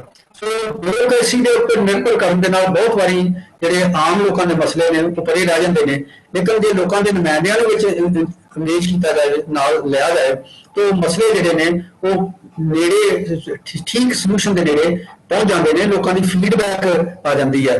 ਸੋ ਮੈਨੂੰ ਲੱਗਦਾ ਕਿ ਪੰਜਾਬ ਨੂੰ ਆਪਣਾ ਇੱਕ ਐਸਾ ਪੈਕੇਜ ਬਿਲਡ ਕਰਨ ਦੀ ਲੋੜ ਹੈ ਜਿਹੜੇ ਆਪਣੇ ਸਾਧਨਾਂ ਦੇ ਵਿੱਚ ਕੁਝ ਬੈਂਕਾਂ ਤੋਂ ਕਰਜ਼ੇ ਲੈ ਕੇ, ਕੋਈ ਸੈਂਟਰ ਵੱਲੋਂ ਗ੍ਰਾਂਟ ਵੀ ਮੰਗ ਕੇ ਇਹ ਜਿਹੜਾ ਆਪਣਾ ਪੈਕੇਜ ਬਣਾਉਣ ਦੀ ਲੋੜ ਹੈ ਜਿਹੜਾ ਕਿ 3 ਧਿਰਾਂ ਦੇ ਹੱਕ 'ਚ ਆਪਰੇਟ ਕਰੇ। ਨੰਬਰ 1 ਮਜ਼ਦੂਰ ਜਿਹੜੇ ਨੇ ਜਿਨ੍ਹਾਂ ਦੇ ਬਹੁਤ ਨੁਕਸਾਨ ਹੋਇਆ ਉਹਨਾਂ ਨੂੰ ਛੱਡ ਕੇ ਜਿਹੜਾ ਹੈ ਉਹ ਕੰਮ ਕੀਤਾ ਜਾਵੇ ਔਰ ਦੂਸਰਾ ਉਹ ਹੈ ਜਿਨ੍ਹਾਂ ਲੋਕਾਂ ਦੇ ਧੰਦੇ ਬੰਦ ਹੋਏ ਨੇ ਉਹਨਾਂ ਦੀ ਹੈਲਪ ਕੀਤੀ ਜਾਏ। ਤੀਸਰਾ ਐਗਰੀਕਲਚਰ ਸੈਕਟਰ ਜਿਸ 'ਚ ਕਾਫੀ ਨੁਕਸਾਨ ਹੋਇਆ ਉਹਨੂੰ ਜਿਹੜਾ ਹੈ ਉਹ ਠੀਕ ਕੀਤਾ ਜਾਵੇ ਔਰ ਇਕਨੋਮੀ ਦੀ ਰਿਵਾਈਵਲ ਵਾਸਤੇ ਜਿਹੜਾ ਆਲਰਾਊਂਡ ਪ੍ਰੋਗਰਾਮ ਜਿਹੜਾ ਉਹ ਬਣਾਇਆ ਜਾਵੇ। ਔਰ ਮੈਂ ਸਮਝਦਾ ਜਿਹੜੀ ਕਮੇਟੀ ਹੈ ਇਹਦੇ ਵਿੱਚ ਜੇ ਜ਼ਰੂਰਤ ਹੋਵੇ ਤਾਂ ਜਿਹੜੇ ਲੋਕਲ ਸਾਡੀਆਂ ਯੂਨੀਵਰਸਿਟੀਆਂ ਦੇ ਵਿੱਚ ਮਾਹਰ ਬੈਠੇ ਨੇ, ਇੰਸਟੀਟਿਊਸ਼ਨ ਦੇ ਵਿੱਚ ਮਾਹਰ ਬੈਠੇ ਨੇ, ਉਹਨਾਂ ਦੀ ਸਲਾਹ ਲੈ ਕੇ ਜਿਹੜਾ ਜਿਨ੍ਹਾਂ ਨੇ ਸਾਰੀ ਉਮਰ ਆਰਥਿਕ ਤੌਰ ਤੇ ਕੰਮ ਕੀਤਾ ਹੈ ਉਹਨਾਂ ਨੂੰ ਨਾਲ ਲੈ ਕੇ ਜਿਹੜਾ ਹੈ ਇਸ ਤਰ੍ਹਾਂ ਦੇ ਪ੍ਰੋਗਰਾਮ ਲਿਖੇ ਜਾਣ, ਇਹ ਮੈਂ ਸਮਝਦਾ ਕਿ ਕੰਮ ਕਰਨਾ ਚਾਹੀਦਾ ਹੈ। ਔਰ ਉਹਨਾਂ ਦੇ ਕੋਲ ਡੇਟਾ ਵੀ ਹੈ, ਲੋਕਾਂ ਨਾਲ ਇੰਟਰੈਕਸ਼ਨ ਵੀ ਨੇ, ਕਾਫੀ ਲੋਕ ਕਿਸਾਨ ਲਹਿਰ ਨਾਲ ਵੀ ਜੁੜੇ ਹੋਏ ਨੇ। ਜਿਹੜੀਆਂ ਛੋਟੀਆਂ ਇੰਡਸਟਰੀਜ਼ ਨੇ ਉਹਨਾਂ ਦੀਆਂ ਲੋਕਲ ਲੈਵਲ ਤੇ ਐਸੋਸੀਏਸ਼ਨ ਬਣੀਆਂ ਨੇ ਉਹਨਾਂ ਨੂੰ ਕਾਨਫੀਡੈਂਸ ਲੈ ਕੇ ਉਹਨਾਂ ਨਾਲ ਗੱਲਬਾਤ ਕਰਕੇ ਇਹ ਸਾਰਾ ਕੰਮ ਅੱਗੇ ਤੋਰਨਾ ਚਾਹੀਦਾ ਹੈ ਔਰ ਪੰਜਾਬ ਨੂੰ ਖੁਸ਼ਹਾਲੀ ਵੱਲ ਲਿਜਾਣਾ ਚਾਹੀਦਾ ਹੈ। ਔਰ ਆਉਣ ਵਾਲੇ ਸਮੇਂ 'ਚ ਇਹਨੂੰ ਸਾਨੂੰ ਦੇਖਣ ਦੀ ਲੋੜ ਹੈ ਕਿ ਜਿਵੇਂ ਮਹਾਂਮਾਰੀ ਦੇ ਦੌਰਾਨ ਲੋਕਾਂ ਨੇ ਦੇਸ਼ਾਂ ਦੀਆਂ ਸਰਹੱਦਾਂ ਬੰਦ ਕਰਤੀਆਂ, ਸੂਬਿਆਂ ਦੀਆਂ ਸਰਹੱਦਾਂ ਬੰਦ ਕਰਤੀਆਂ, ਇਸ ਕਰਕੇ ਸਾਨੂੰ ਬਾਹਰ ਦੇਖਣ ਦੀ ਬਜਾਏ ਜਿਹੜੇ ਪੰਜਾਬੀ ਯੂਥ ਬਾਹਰ ਜਾ ਰਿਹਾ ਔਰ ਬਾਹਰੋਂ ਫਿਰ ਉਹਨਾਂ ਨੂੰ ਇੱਧਰ ਧੱਕਿਆ ਜਾ ਰਿਹਾ, ਸਾਨੂੰ ਇਹ ਕੋਸ਼ਿਸ਼ ਕਰਨੀ ਚਾਹੀਦੀ ਹੈ ਕਿ ਪੰਜਾਬ ਦੇ ਵਿੱਚ ਰੁਜ਼ਗਾਰ ਪੈਦਾ ਕਰੀਏ, ਪੰਜਾਬ ਦੀ ਆਰਥਿਕਤਾ ਨੂੰ ਵਿਕਾਸ ਕਰੀਏ, ਇੱਥੇ ਰੁਜ਼ਗਾਰ ਪੈਦਾ ਕਰੀਏ, ਇੱਥੇ ਲੋਕਾਂ ਦਾ ਕੰਮ ਧੰਦਾ ਜਿਹੜਾ ਲਾਹੇਵੰਦ ਬਣਾਈਏ ਔਰ ਉਹਨੂੰ ਸੁਚੱਜੇ ਢੰਗ ਨਾਲ ਚਲਾਈਏ। ਸਰਵਿਸ ਖੇਤਰ ਨੂੰ ਸੁਚੱਜੇ ਢੰਗ ਨਾਲ ਚਲਾ ਕੇ ਲੋਕਾਂ ਦੀਆਂ ਲੋੜਾਂ ਨੂੰ ਅਨੁਸਾਰ ਨੂੰ ਢਾਲੀਏ ਤੇ ਇੱਥੋਂ ਦਾ ਹਿਊਮਨ ਕੈਪੀਟਲ ਜਿਹੜਾ ਉਹਨੂੰ ਮਜ਼ਬੂਤ ਕਰਨ ਵੱਲ ਚੱਲੀਏ। ਤੇ ਮੈਂ ਸਮਝਦਾ ਕਿ ਇਹ ਜੇ ਕਰੀਏ ਤਾਂ ਕੁਝ ਕਾਰਜ ਜਿਹੜੇ ਨੇ ਇਸ ਪਾਸੇ ਨੂੰ ਲਿਜਾਏ ਜਾ ਸਕਦੇ ਨੇ, ਨਿਭਾਏ ਜਾ ਸਕਦੇ ਨੇ। ਮੈਂ ਇੱਥੇ ਹੀ ਆਪਣੀ ਗੱਲ ਜਿਹੜੀ ਹੈ ਉਹ ਇਸ ਸਮੇਂ ਬੰਦ ਕਰਨੀ ਚਾਹਾਂਗਾ। ਜੋ ਪਾਰਟਿਸਿਪੈਂਟ ਦੇ ਸਵਾਲ ਨੇ ਉਹਨਾਂ ਨੂੰ ਮੈਂ ਆਪਣੀ ਸਮਰੱਥਾ ਦੇ ਮੁਤਾਬਕ ਜਵਾਬ ਦੇਣ ਦੀ ਕੋਸ਼ਿਸ਼ ਕਰਾਂਗਾ। ਬਹੁਤ ਬਹੁਤ ਧੰਨਵਾਦ ਤੁਹਾਡਾ ਸਾਰਿਆਂ ਦਾ।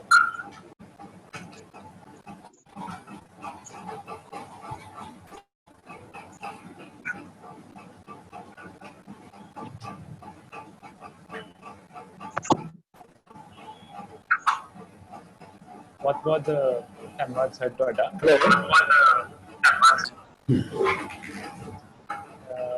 ਸੁਣਨ ਤੁਸੀਂ ਹੈਗੇ ਹੋ?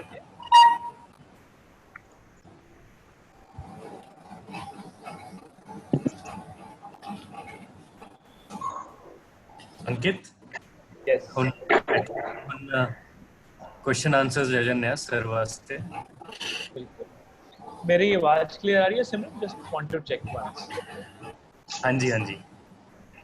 ठीक है सर, बहुत बहुत ਧੰਨਵਾਦ ਤੁਹਾਡਾ ਫੋਲੋ ਕਰ ਰਿਹਾ ਸੀ ਤੇ ਜਿੰਨਾ ਬ੍ਰੈਡਥ ਤੇ ਡੈਪਥ ਨਾਲ ਤੁਸੀਂ ਹਰ ਚੀਜ਼ ਨੂੰ ਇੰਨੇ ਪੱਖਾਂ ਨੂੰ ਤੁਸੀਂ ਕਵਰ ਕਰ ਪਾਏ ਹੋ ਤੇ ਮੇਰੇ ਲਈ ਅੱਜ ਬੜਾ ਸੋਹਣਾ ਤਜਰਬਾ ਸੀ ਅੱਜ ਸ਼ਨੀਵਾਰ ਸਵੇਰ ਨੂੰ। ਸਾਡੇ ਨਾ ਬਹੁਤ ਸਾਰੇ ਸਵਾਲ ਆ ਰਹੇ ਆ, ਬਹੁਤ ਸਾਰੇ ਕਮੈਂਟਸ ਵੀ ਆ ਰਹੇ ਆ। ਇੱਕ ਤਾਰਿਕਾ ਜੀ ਤੇ ਇੱਕ ਜਸ਼ਨ ਜੀ ਨੇ ਬਹੁਤ ਸੋਹਣੇ ਕਮੈਂਟ ਸ਼ੇਅਰ ਕੀਤੇ ਹੈ। ਤਾਰਿਕਾ ਨੇ ਜੀ ਨੇ ਜ਼ਿਆਦਾਤਰ ਗਵਰਨਮੈਂਟ ਨੂੰ ਕ੍ਰਿਟਿਸਾਈਜ਼ ਹੀ ਕੀਤਾ ਹੈ। ਉਹਨਾਂ ਨੇ ਕਿਹਾ ਹੈਗਾ ਕਿ ਸਾਡੀ ਗਵਰਨਮੈਂਟ ਜਿਹੜੀ ਹੈ ਪ੍ਰਾਈਵੇਟ ਸੈਕਟਰ ਨੂੰ ਜ਼ਿਆਦਾ ਮਹੱਤਵ ਨਹੀਂ ਦਿੰਦੀ ਤੇ ਬਹੁਤ ਹੀ ਵੱਡੇ ਢੰਗ ਦੇ ਨਾਲ ਉਹਨਾਂ ਨੂੰ ਨਾ ਇੱਕ ਪੂਰੇ ਪ੍ਰਾਈਵੇਟ ਸੈਕਟਰ ਨੂੰ ਇੱਕ ਤਰੀਕੇ ਨਾਲ ਡਿਕਲੇਅਰ ਕਰ ਦਿੱਤਾ ਜਾਂਦਾ ਹੈ। ਜੇ ਸਕੂਲ 500 ਫੀਸ ਲੈਂਦੇ ਤਾਂ ਵੀ ਪ੍ਰਾਈਵੇਟ ਹੈ, 5000 ਮਹੀਨੇ ਦੀ ਫੀਸ ਲੈਂਦੇ ਤਾਂ ਵੀ ਪ੍ਰਾਈਵੇਟ ਹੈ। ਤੇ ਪ੍ਰਾਈਵੇਟ ਮਾਫੀਆ ਜਿਹੜਾ ਜਿੱਦਾਂ ਮਾਲਸ ਬੰਦ ਹੈ, ਦੁਕਾਨਾਂ ਬੰਦ ਹੈ ਤੇ ਉਹਨਾਂ ਨੂੰ ਸੇਮ ਤਰੀਕੇ ਨਾਲ ਟਰੀਟ ਕੀਤਾ ਜਾਂਦਾ ਹੈ। ਤੇ ਦੂਜੇ ਪਾਸੇ ਜੇ ਸਾਡੀਆਂ ਲਿਕਰ ਸ਼ਾਪਸ ਖੁੱਲੀਆਂ ਹੈਗੀਆਂ ਤਾਂ ਉਹਨਾਂ ਨੂੰ ਸ਼ਹਿ ਦਿੱਤੀ ਜਾਂਦੀ ਹੈ। ਤੇ ਸਾਡੀ ਗਵਰਨਮੈਂਟ ਦਾ ਜਿਹੜਾ ਪ੍ਰਾਈਵੇਟ ਸੈਕਟਰ ਪਾਸੇ ਜਿਹੜਾ ਰੁਖ ਹੈਗਾ ਉਹਦੇ ਬਾਰੇ ਜੇ ਤੁਸੀਂ ਥੋੜਾ ਕਮੈਂਟ ਕਰਨਾ ਚਾਹੁੰਦੇ ਹੋ ਸਰ।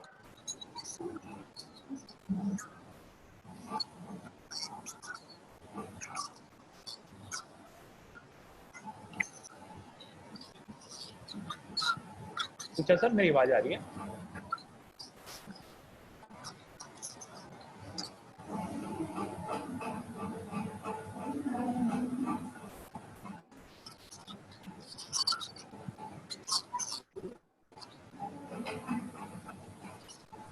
पूछा सर, मेरी आवाज आ रही है तो?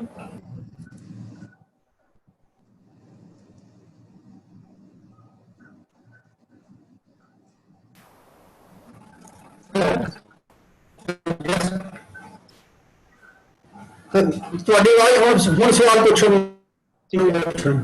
मेरी आवाज चंगी तरह आ रही है तो? ਆ ਰਹੀ ਹੈ।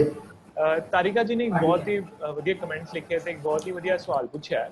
ਕਹਿ ਰਹੇ ਕਿ ਸਰਕਾਰ ਦੇ ਦੋ ਕੰਮ ਹੋ ਸਕਦੇ ਹੈ, ਜਾਂ ਤਾਂ ਪ੍ਰਾਈਵੇਟ ਸੈਕਟਰ ਨੂੰ ਕਰੇ ਜਾਂ ਉਹ ਪਬਲਿਕ ਸੈਕਟਰ ਨੂੰ ਸਟਰੈਂਥਨ ਕਰੇ। ਸਾਡਾ ਪੰਚਾਇਤੀ ਰਾਜ ਇੰਸਟੀਟਿਊਸ਼ਨ ਬਹੁਤ ਵੀਕ ਹੈ ਤੇ ਪ੍ਰਾਈਵੇਟ ਸੈਕਟਰ ਨੂੰ ਆਪਾਂ ਬਹੁਤ ਇੱਕ ਮਿਸਟਰਸਟ ਵੰਗਨ ਉਹਦੇ ਤੇ ਆਪਾਂ ਆਪਣਾ ਵਿਸ਼ਵਾਸ ਨਹੀਂ ਕਰਦੇ ਜੇ ਸਰਕਾਰ ਦੇ ਪੱਖੋਂ ਦੇਖਿਆ ਜਾਏ। ਤੇ ਇਹਦੇ ਬਾਰੇ ਤੁਹਾਡੇ ਕੁਝ ਕੀ ਵਿਚਾਰ ਹੈ ਤੇ ਕੀ ਕੀਤਾ ਜਾ ਸਕਦਾ ਇਹਦੇ ਬਾਰੇ?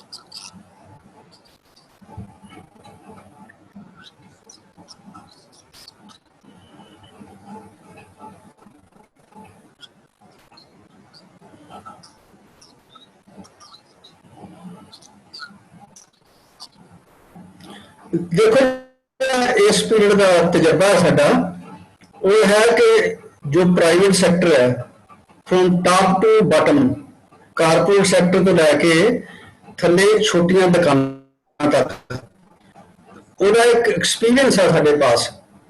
ये सिर्फ इंडस्ट्री और मैन्युफैक्चरिंग बिजनेस च नहीं है, ये हस्पतालों तो लैके एजुकेशन दे विच भी इन्वॉल्वड है।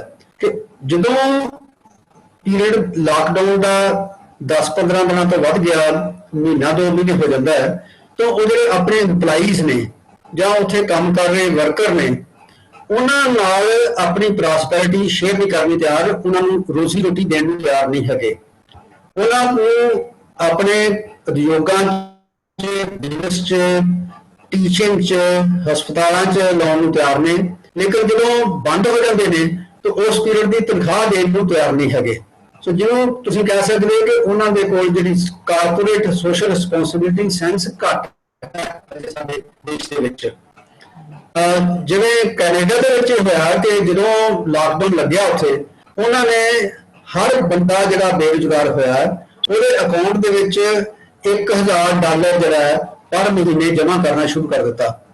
ਸਾਡੇ ਮੁਲਕ ਦੇ ਵਿੱਚ ਨਾ ਤਾਂ ਸਰਕਾਰ ਵੱਲੋਂ, ਸਰਕਾਰ ਦੇ ਕੋਲ ਤਾਂ ਪੈਸੇ ਨਹੀਂ ਹੈ, ਲੇਕਿਨ ਪ੍ਰਾਈਵੇਟ ਸੈਕਟਰ ਨੇ ਆਪਣੇ ਮੁਲਾਜ਼ਮਾਂ ਦਾ, ਆਪਣੇ ਇੰਪਲਾਈਜ਼ ਦਾ, ਵਰਕਰਸ ਦਾ ਬਿਲਕੁਲ ਧਿਆਨ ਨਹੀਂ ਰੱਖਿਆ। ਇਸ ਕਰਕੇ ਇੰਝ ਲੱਗਦਾ ਹੈ ਕਿ ਇੱਥੇ ਪ੍ਰੋਪਰ ਰੈਗੂਲੇਸ਼ਨ ਦੀ ਅਣਹੋਂਦ ਕਰਕੇ, ਜਿਹੜੀ ਕਿ 1991 ਤੋਂ ਬਾਅਦ ਕਾਫੀ ਰੈਗੂਲੇਸ਼ਨ ਵੀ ਕਰਦੇ ਗਏ, तो ये तुसीं डिपेंड नहीं कर सकते ਜਿਹੜੀ ਜਦੋਂ ਐਮਰਜੈਂਸੀ ਆਉਂਦੀਆਂ ਨੇ। ਇੱਥੋਂ ਤੱਕ ਕਿ ਜਿਹੜਾ ਹਸਪਤਾਲ ਨੇ ਪ੍ਰਾਈਵੇਟ, ਜਿਹੜੇ ਕਿ ਵੱਡੇ ਵੱਡੇ ਹਸਪਤਾਲ ਨੇ, ਜਿਹੜੇ ਕਾਰਪੋਰੇਟ ਹਸਪਤਾਲ ਜਿਹਨਾਂ ਨੂੰ ਕਹਿੰਦੇ ਆ, ਜਿਹੜਾ ਕਿ ਕਰੋਨਾ ਦਾ ਟੈਸਟ ਮੁਫਤ ਹੁੰਦਾ ਸਰਕਾਰੀ ਹਸਪਤਾਲਾਂ ਦੇ ਵਿੱਚ, ਇਹਨਾਂ ਨੇ ਕਿਹਾ ਕਿ ਅਸੀਂ 4500 ਰੁਪਇਆ ਟੈਸਟ ਦਾ ਲਵਾਂਗੇ। ਸੋ ਨਾਟ ਓਨਲੀ ਕਿ ਤਨਖਾਹ ਨਹੀਂ ਦਿੰਦੇ, ਉਹਨਾਂ ਦੀ ਕੋਸ਼ਿਸ਼ ਹੈ ਕਿ ਇਸ ਔਖੇ ਸਮੇਂ ਦੇ ਵਿੱਚ ਉਹ ਲੋਕਾਂ ਤੋਂ ਪ੍ਰੋਫਿਟ ਕਮਾ ਸਕਣ। ਸੋ ਮੈਂ ਸਮਝਦਾ ਕਿ ਇਹ ਜਿਹੜੀਆਂ ਚੀਜ਼ਾਂ ਨੇ ਇਹਦਾ ਕੁਝ ਖਿਆਲ ਰੱਖਣ ਦੀ ਲੋੜ ਹੈ। ਮੈਂ ਆਪਣੀ ਗੱਲ ਪੁਲਾਨੀ ਦੀ ਕਿਤਾਬ ਹੈ ਗ੍ਰੇਟ ਟ੍ਰਾਂਸਫਰਮੇਸ਼ਨ, ਜਿਹੜੀ ਕਿ 1944 ਛਪੀ, ਉਹਦਾ 2001 ਦੇ ਵਿੱਚ ਐਡੀਸ਼ਨ ਆਇਆ ਹੈਗਾ। ਉਹ ਕਹਿੰਦਾ ਹੈ ਕਿ ਜਿਹੜਾ ਤਾਂ ਇੰਡਸਟਰੀ ਹੈ ਉਹਦੇ ਵਿੱਚ ਪ੍ਰਾਈਵੇਟ ਸੈਕਟਰ ਨੂੰ ਦੋ ਖੋਲ੍ਹ ਕੇ ਤੁਸੀਂ ਆਪਣਾ ਬਿਜ਼ਨਸ ਵਧਾਓ, ਚਲਾਓ, ਕਮਰਸ ਵਿੱਚ ਦਿਓ, ਲੇਕਿਨ 2-3 ਸੈਕਟਰ ਜਿਹੜੇ ਨੇ ਉਹਦੇ 'ਚ ਜਿਹੜਾ ਇਹਨਾਂ ਦੇ ਉੱਤੇ ਰੈਗੂਲੇਸ਼ਨ ਬਹੁਤ ਸਖਤ ਚਾਹੀਦੇ ਨੇ। ਇੱਕ ਤਾਂ ਹੈਗਾ ਕਿ ਲੇਬਰ ਨੂੰ ਕਿਸ ਤਰ੍ਹਾਂ ਡੀਲ ਕਰਨਾ ਹੈ, ਤੇ ਐਮਰਜੈਂਸੀ ਦੇ ਮੌਕੇ ਉਹਨਾਂ ਨੂੰ ਤਨਖਾਹਾਂ ਦਿੱਤੀਆਂ ਜਾਣ, ਜੇ ਲੋਕਡਾਊਨ ਲੱਗ ਗਿਆ ਤਾਂ ਉਹਦਾ ਖਰਚਾ ਬਰਦਾਸ਼ਤ ਕਰਨ। ਦੂਸਰਾ ਹੈ ਕਿ ਐਜੂਕੇਸ਼ਨ ਤੇ ਹੈਲਥ ਜਿਹੜੀ ਹੈ ਇਹਨੂੰ ਇਹਦੇ ਤੋਂ ਬਾਹਰ, ਉਹਨਾਂ ਦੇ ਘੇਰੇ ਤੋਂ ਬਾਹਰ ਰੱਖਿਆ ਜਾਏ। ਤੀਜਾ ਇਨਵਾਇਰਨਮੈਂਟ ਹੈ। ਸੋ ਜੇ ਤੁਸੀਂ ਇਨਵਾਇਰਨਮੈਂਟ ਵੀ ਇਹਨਾਂ ਨੂੰ ਦੇਤਾ ਖੋਲਤਾ ਤਾਂ ਉਹ ਇਨਵਾਇਰਨਮੈਂਟ ਦਾ ਸਤਿਆਨਾਸ਼ ਕਰਨਗੇ, ਐਜੂਕੇਸ਼ਨ ਪ੍ਰੋਫਿਟ ਵਾਸਤੇ ਚਲਾਉਣਗੇ, ਲੋਕਾਂ ਦਾ ਨੌਲੇਜ ਵਧਾਉਣ ਦੀ ਬਜਾਏ, ਲੋਕਾਂ ਦੀ ਹਿਊਮਨ ਰਿਸੋਰਸ ਡਿਵੈਲਪਮੈਂਟ ਕਰਨ ਦੀ ਬਜਾਏ ਉਹ ਪ੍ਰੋਫਿਟ ਦਾ ਧੰਦਾ ਬਣਾਉਣਗੇ। ਸੋ ਇਸ ਕਰਕੇ ਸਰਕਾਰ ਨੂੰ ਇਸ ਮੌਕੇ ਰੀਥਿੰਕ ਕਰਨ ਦੀ ਲੋੜ ਹੈ ਕਿ ਖਾਸ ਕਰਕੇ ਜਿਵੇਂ ਅਸੀਂ ਦੇਖਿਆ ਕਿ ਸਾਡੇ ਜਿਹੜੇ ਪ੍ਰੋਫੈਸ਼ਨਲ ਕਾਲਜਿਸ ਨੇ, ਜਿਹੜੇ ਇੰਜੀਨੀਅਰਿੰਗ ਦੇ ਕਾਲਜ, ਟੈਕਨੋਲੋਜੀ ਦੇ ਕਾਲਜ ਨੇ, ਮੈਨੇਜਮੈਂਟ ਦੇ ਕਾਲਜ ਨੇ, ਯੂਨੀਵਰਸਿਟੀਆਂ ਨੇ, ਮੈਡੀਕਲ ਯੂਨੀਵਰਸਿਟੀਆਂ ਨੇ, ਉਹਨਾਂ ਨੇ ਜਿਸ ਤਰ੍ਹਾਂ ਦਾ ਇਸ ਮੌਕੇ ਤੇ ਆਪਣਾ ਕੰਡਕਟ ਡਿਸਪਲੇ ਕੀਤਾ ਹੈ, ਉਹ ਸਾਡੇ ਸੁਸਾਇਟੀ ਦੇ ਬਿਹਤਰ ਬਣਾਉਣ ਦੇ ਅਨੁਕੂਲ ਨਹੀਂ ਹੈ। ਇਸ ਕਰਕੇ ਉਸ ਏਰੀਏ ਦੇ ਵਿੱਚ ਸਾਨੂੰ ਸਰਕਾਰ ਗਵਰਨਮੈਂਟ ਨੂੰ ਖਾਸ ਇੰਟਰਵੈਂਸ਼ਨ ਕਰਕੇ ਜਿਹੜੀਆਂ ਫੀਸਾਂ ਵੀ ਰੈਗੂਲੇਟ ਕਰਨੀਆਂ ਚਾਹੀਦੀਆਂ ਨੇ, ਸਰਵਿਸ ਕੰਡੀਸ਼ਨ ਵੀ ਰੈਗੂਲੇਟ ਕਰਨੀਆਂ ਚਾਹੀਦੀਆਂ ਨੇ, ਔਰ ਜਿਹੜੀਆਂ ਲੋਕਾਂ ਦੇ ਹਿੱਤ 'ਚ ਸਰਵਿਸਿਜ਼ ਜਿਹੜੀਆਂ ਬਣਾਉਣ ਦੀ ਲੋੜ ਹੈ। ਔਰ ਕੁਝ ਖੇਤਰ ਦੇ ਵਿੱਚ ਸਟ੍ਰਿਕਟਲੀ ਉਹਨਾਂ ਨੂੰ ਅਲਾਉ ਨਹੀਂ ਕਰਨਾ ਚਾਹੀਦਾ, ਜਿਵੇਂ ਪ੍ਰਾਈਵੇਟ ਹੈਲਥ ਕੇਅਰ ਹੈ ਔਰ ਪ੍ਰਾਈਵੇਟ ਐਜੂਕੇਸ਼ਨ ਹੈ, ਇਹਦੇ ਵਿੱਚ ਤਾਂ ਸਟ੍ਰਿਕਟਲੀ ਇਹਨਾਂ ਨੂੰ ਮਨਾ ਕਰਨ ਦੀ ਲੋੜ ਹੈ। Thank you Sucha sir. ਹਾਂਜੀ, ਜੇ ਆਪਾਂ ਪੰਜਾਬ ਦੀ ਗੱਲ ਕਰਦੇ ਹਾਂ, ਪੰਜਾਬ ਇਕਨੋਮੀ ਦੀ ਗੱਲ ਕਰਦੇ ਹਾਂ, ਤੇ ਮੈਨੂੰ ਲੱਗਦਾ ਆਪਾਂ ਐਗਰੀਕਲਚਰ ਦੇ ਬਿਨਾ ਨਹੀਂ ਗੱਲ ਕਰ ਸਕਦੇ। ਤੁਸੀਂ ਆਪ ਹੀ ਕਿਹਾ ਸੀਗਾ ਕਿ ਐਗਰੀਕਲਚਰ ਸਾਡਾ ਡਿਸਟ੍ਰੈਸ ਦੇ ਵਿੱਚ ਹੈਗਾ, ਸਾਡੇ ਫਾਰਮਰ ਸੁਸਾਈਡ ਕਰ ਰਹੇ ਹੈ, ਬਹੁਤ ਸਾਰੀਆਂ ਦਿੱਕਤਾਂ ਹੈਗੀਆਂ ਹੈ ਤੇ ਉੱਤੋਂ ਸੈਂਟਰਲ ਗਵਰਨਮੈਂਟ ਤੋਂ ਨਵੇਂ ਆਰਡੀਨੈਂਸ ਆਈ ਜਾ ਰਿਹਾ ਹੈ, ਸੈਂਟਰਲ ਗਵਰਨਮੈਂਟ ਜਿਹਨਾਂ ਨੂੰ ਆਪਣੇ ਹੱਥ 'ਚ ਲੈ ਰਹੀ ਹੈ, ਤੇ ਬਿਜਲੀ ਦੇ ਰੇਟ ਵੱਧ ਰਹੇ ਹੈ, ਪੈਟਰੋਲ ਦੇ ਰੇਟ ਵੱਧ ਰਹੇ ਹੈ। ਇਹ ਸਾਰਾ ਜਿਹੜਾ ਇੱਕ ਤਰੀਕੇ ਦਾ ਇਕਨੋਮਿਕ ਸ਼ਿਫਟ ਹੋ ਰਿਹਾ ਹੈ ਮਾਈਕਰੋ ਤੇ ਮੈਕਰੋ ਲੈਵਲ ਤੇ, ਉਹ ਸਾਡੇ ਐਗਰੀਕਲਚਰ ਨੂੰ ਕਿੱਦਾਂ ਪ੍ਰਭਾਵ ਪਾਉਂਦਾ ਹੈ? ਐਗਰੀਕਲਚਰ ਦੇ ਲਈ ਕੀ ਸਾਡੇ ਕੋਲ ਕੋਈ ਹਲੇ ਵੀ ਕੋਈ ਆਪਟੀਮਿਜ਼ਮ, ਕੋਈ ਆਸ਼ਾਵਾਦ ਦੀ ਕਿਰਨ ਸਾਨੂੰ ਦਿਸ ਰਹੀ ਹੈ? ਜੇ ਮੈਂ ਤੁਹਾਡੇ ਨਾਲ ਸਵਾਲ ਕਰਨਾ ਚਾਹੁੰਦਾ।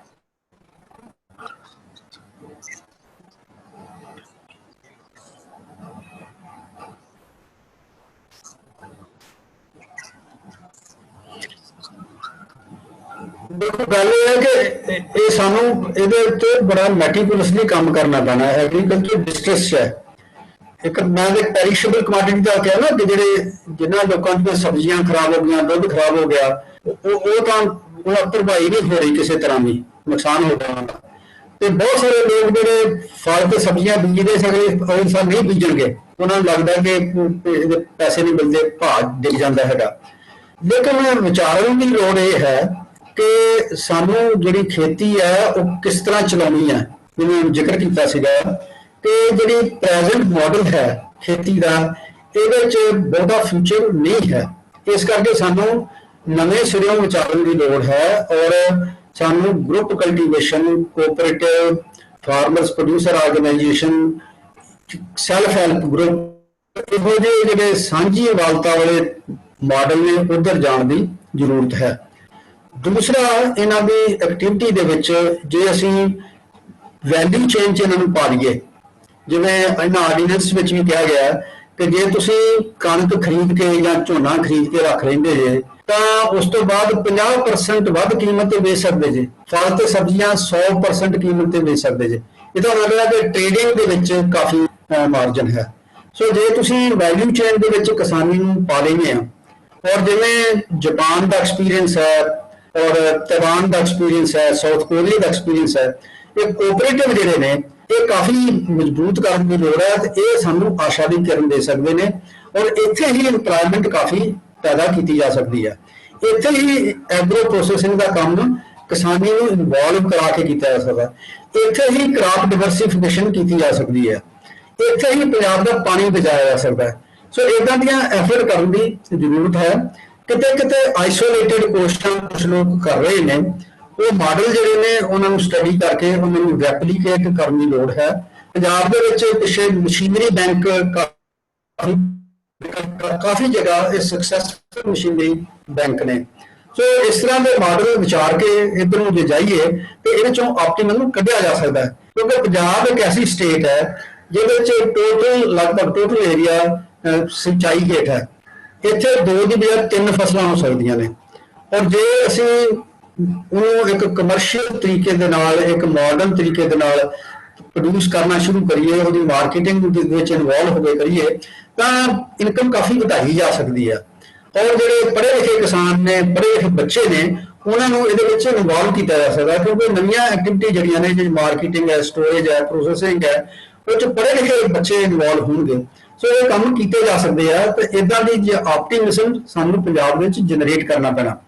ਇਸੇ ਤਰ੍ਹਾਂ ਜਿਹੜਾ ਸਾਡੀਆਂ ਸਰਵਿਸ ਕੰਡੀਸ਼ਨਸ ਨੇ, ਭਾਵੇਂ ਟੀਚਰ ਹੈ, ਭਾਵੇਂ ਡਾਕਟਰ ਹੈ, ਭਾਵੇਂ ਪੈਰਾਮੈਡੀਕਲ ਸਟਾਫ ਹੈ, ਭਾਵੇਂ ਕਲੈਰੀਕਲ ਸਟਾਫ ਦੇ ਵਿੱਚ ਹੈ, ਜਿੱਦਾਂ ਅਸੀਂ ਬਹੁਤ ਫਿਕਸ ਸੈਲਰੀ ਤੇ ਰੱਖ ਰਹੇ ਹਾਂ ਤਾਂ ਉਹ ਬੱਚਿਆਂ ਨੂੰ ਮਨਜ਼ੂਰ ਨਹੀਂ ਹੈ ਗੱਲ, ਕਿਉਂਕਿ ਨੇਬਰਿੰਗ ਸਟੇਟਾਂ ਦੇ ਵਿੱਚ ਫੁੱਲ ਸਕੇਲ 'ਚ ਲੋਕੀ ਬੱਚਿਆਂ ਨੂੰ ਇੰਪਲਾਇਮੈਂਟ ਦੇ ਰਹੇ ਨੇ। ਸੋ ਐਜੂਕੇਸ਼ਨ, ਹੈਲਥ ਦੇ ਵਿੱਚ ਜਾਂ ਦੂਜੀਆਂ ਸੇਵਾਵਾਂ ਦੇ ਵਿੱਚ ਜਿਹੜੀਆਂ ਰੁਜ਼ਗਾਰ ਹੈ, ਉਹਨੂੰ ਠੀਕ ਵੇਜ ਤੇ ਸੈਲਰੀ ਦੇ ਹਿਸਾਬ ਨਾਲ ਦੇਣ ਦੀ ਲੋੜ ਹੈ। ਤੇ ਇਹਦੇ ਨਾਲ ਨੈਸੈਸਰੀ ਆਪਟੀਮਿਜ਼ਮ ਪੈਦਾ ਕੀਤਾ ਜਾ ਸਕਦਾ ਹੈ। ਔਰ ਇਹ ਐਸਾ ਮੌਕਾ ਹੈ ਜਦੋਂ ਸਾਨੂੰ ਲੱਗਦਾ ਹੈ ਕਿ ਵਿਦੇਸ਼ ਬਹੁਤ ਸਾਰੇ ਦੇਸ਼ ਨੇ, ਉਹ ਹੁਣ ਮਾਈਗ੍ਰੈਂਟ ਨੂੰ, ਪੰਜਾਬ ਤੋਂ ਜਾਣ ਵਾਲੇ ਲੋਕਾਂ ਨੂੰ ਬਹੁਤਾ ਵੈਲਕਮ ਨਹੀਂ ਕਰਨ ਲੱਗੇ। ਇਸ ਕਰਕੇ ਸਾਨੂੰ ਇਹ ਸਾਰੀਆਂ ਸੰਭਾਵਨਾਵਾਂ ਇੱਥੇ ਪੈਦਾ ਕਰਕੇ ਆਪਟੀਮਿਜ਼ਮ ਇੱਥੇ ਹੀ ਪੈਦਾ ਕਰਨ ਦੀ ਜ਼ਰੂਰਤ ਹੈ, ਨਾ ਕਿ ਸਾਡੀ ਬਾਹਰ ਝਾੜਦੇ ਰਹੀਏ। ਜਿਵੇਂ ਬਾਹਰਲੀ 5 ਸਾਲਾ ਯੋਜਨਾ 'ਚ ਕਿਹਾ ਗਿਆ ਕਿ ਅਸੀਂ ਹਿਊਮਨ ਰਿਸੋਰਸ ਜਿਹੜੇ ਨੇ 2 ਤਰ੍ਹਾਂ ਦੇ ਲੋਕਾਂ ਵਾਸਤੇ ਪੈਦਾ ਕਰਨੇ, ਇੱਕ ਮੁਲਕ ਵਾਸਤੇ, ਇੱਕ ਵਿਦੇਸ਼ਾਂ ਵਾਸਤੇ। ਮੈਂ ਸਮਝਦਾ ਕਿ ਵਿਦੇਸ਼ਾਂ ਵੱਲ ਝਾਕ ਜਿਹੜੀ ਹੈ ਘਟਾਉਣੀ ਪੈਣੀ ਹੈ, ਤੇ ਮੁਲਕ ਦੇ ਵਿੱਚ ਕਿਸ ਤਰ੍ਹਾਂ ਦੇ ਰਿਸੋਰਸਿਸ ਨੇ, ਕਿਸ ਤਰ੍ਹਾਂ ਦੀਆਂ ਜ਼ਰੂਰਤਾਂ ਨੇ, ਉਹਦੇ ਹਿਸਾਬ ਨਾਲ ਟ੍ਰੇਨ ਕਰਕੇ, ਉਹਨਾਂ ਦੀ ਪਲੇਸ ਕਰਕੇ, ਉਹਨਾਂ ਦਾ ਯੂਜ਼ ਕਰਕੇ ਮੈਂ ਸਮਝਦਾ ਕਿ ਆਪਟੀਮਿਜ਼ਮ ਵਧਾਇਆ ਜਾ ਸਕਦਾ ਹੈ। ਔਰ ਪੰਜਾਬ ਦੇ ਵਿੱਚ ਕਾਫੀ ਸਾਧਨ ਇਹੋ ਜਿਹੇ ਹੈਗੇ ਨੇ ਕਿ ਅਸੀਂ ਲੋਕਾਂ ਨੂੰ ਅੰਗੇਜ ਕਰਨ ਦੀ ਸਮਰੱਥਾ ਰੱਖਦੇ ਹਾਂ। ਬਹੁਤ ਬਹੁਤ ਧੰਨਵਾਦ ਸਰ, ਬਹੁਤ ਹੀ ਸੋਹਣੇ ਵਿਚਾਰ। ਮੈਂ ਇਹਦੇ ਤੇ ਇੱਕ ਫਾਲੋਅਪ ਕੁਐਸਚਨ ਪੁੱਛੂੰਗਾ। ਤੁਸੀਂ ਕਿਹਾ ਕਿ ਕੋਆਪਰੇਟਿਵਸ ਜਿਹੜੇ ਹੈਗੇ ਆ ਉਹ ਐਗਰੀ ਬਿਜ਼ਨਸ ਨੂੰ, ਪੰਜਾਬ ਦੇ ਪਾਣੀ ਨੂੰ, এনवायरमेंट ਨੂੰ ਬੜੇ ਤਰੀਕੇ ਦੇ ਨਾਲ, ਆਈ ਥਿੰਕ ਉਹ ਇੱਕ ਹੋਲਿਸਟਿਕ ਸੋਲੂਸ਼ਨ ਵਾਂਗਰ ਲੱਗ ਰਿਹਾ ਹੋ। ਤੁਸੀਂ ਜੇ ਆਪਣੇ ਤਜਰਬੇ ਤੋਂ ਕੁਝ ਸਕਸੈਸਫੁਲ ਕੋਆਪਰੇਟਿਵ ਮਾਡਲਸ ਦੇ ਨਾਮ ਦੱਸੋਗੇ, ਭਾਵੇਂ ਪੰਜਾਬ ਦੇ, ਭਾਵੇਂ ਪੰਜਾਬ ਤੋਂ ਬਾਹਰ, ਜਿਹਨੂੰ ਆਪਾਂ ਸਾਡੇ ਜਿਹੜੀ ਆਡੀਅנס ਹੈ ਸਟੱਡੀ ਕਰ ਸਕਦੀ, ਉਹਨਾਂ ਤੋਂ ਜਾ ਕੇ ਸਿੱਖ ਸਕਦੀ ਹੈ, ਉਹਨਾਂ ਦਾ ਐਗਜ਼ਾਮਪਲ ਸਾਡੇ ਲਈ ਹੋ ਸਕਦਾ ਹੈ, ਜੇ ਤੁਸੀਂ ਕੋਈ ਨਾਮ ਸਾਨੂੰ ਦੱਸ ਸਕਦੇ ਹੋ?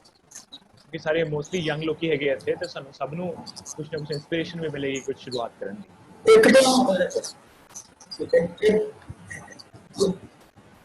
ਇੱਕ ਤਾਂ ਹੁਸ਼ਿਆਰਪੁਰ ਦੇ ਵਿੱਚ ਮੈਂ ਉਹਦਾ ਨਾਮ ਭੁੱਲਿਆ, ਕਾਂਗੜੀ ਕਰਕੇ ਇੱਕ ਨਾਲ ਨਾ ਹੋ ਰਿਹਾ, ਉਹ ਬੜੀ ਕਾਮਯਾਬ ਪਿਛਲੇ 20-25 ਸਾਲ ਤੋਂ ਕੋਆਪਰੇਟਿਵ ਸਿਸਟਮ ਚੱਲ ਰਿਹਾ ਹੈਗਾ।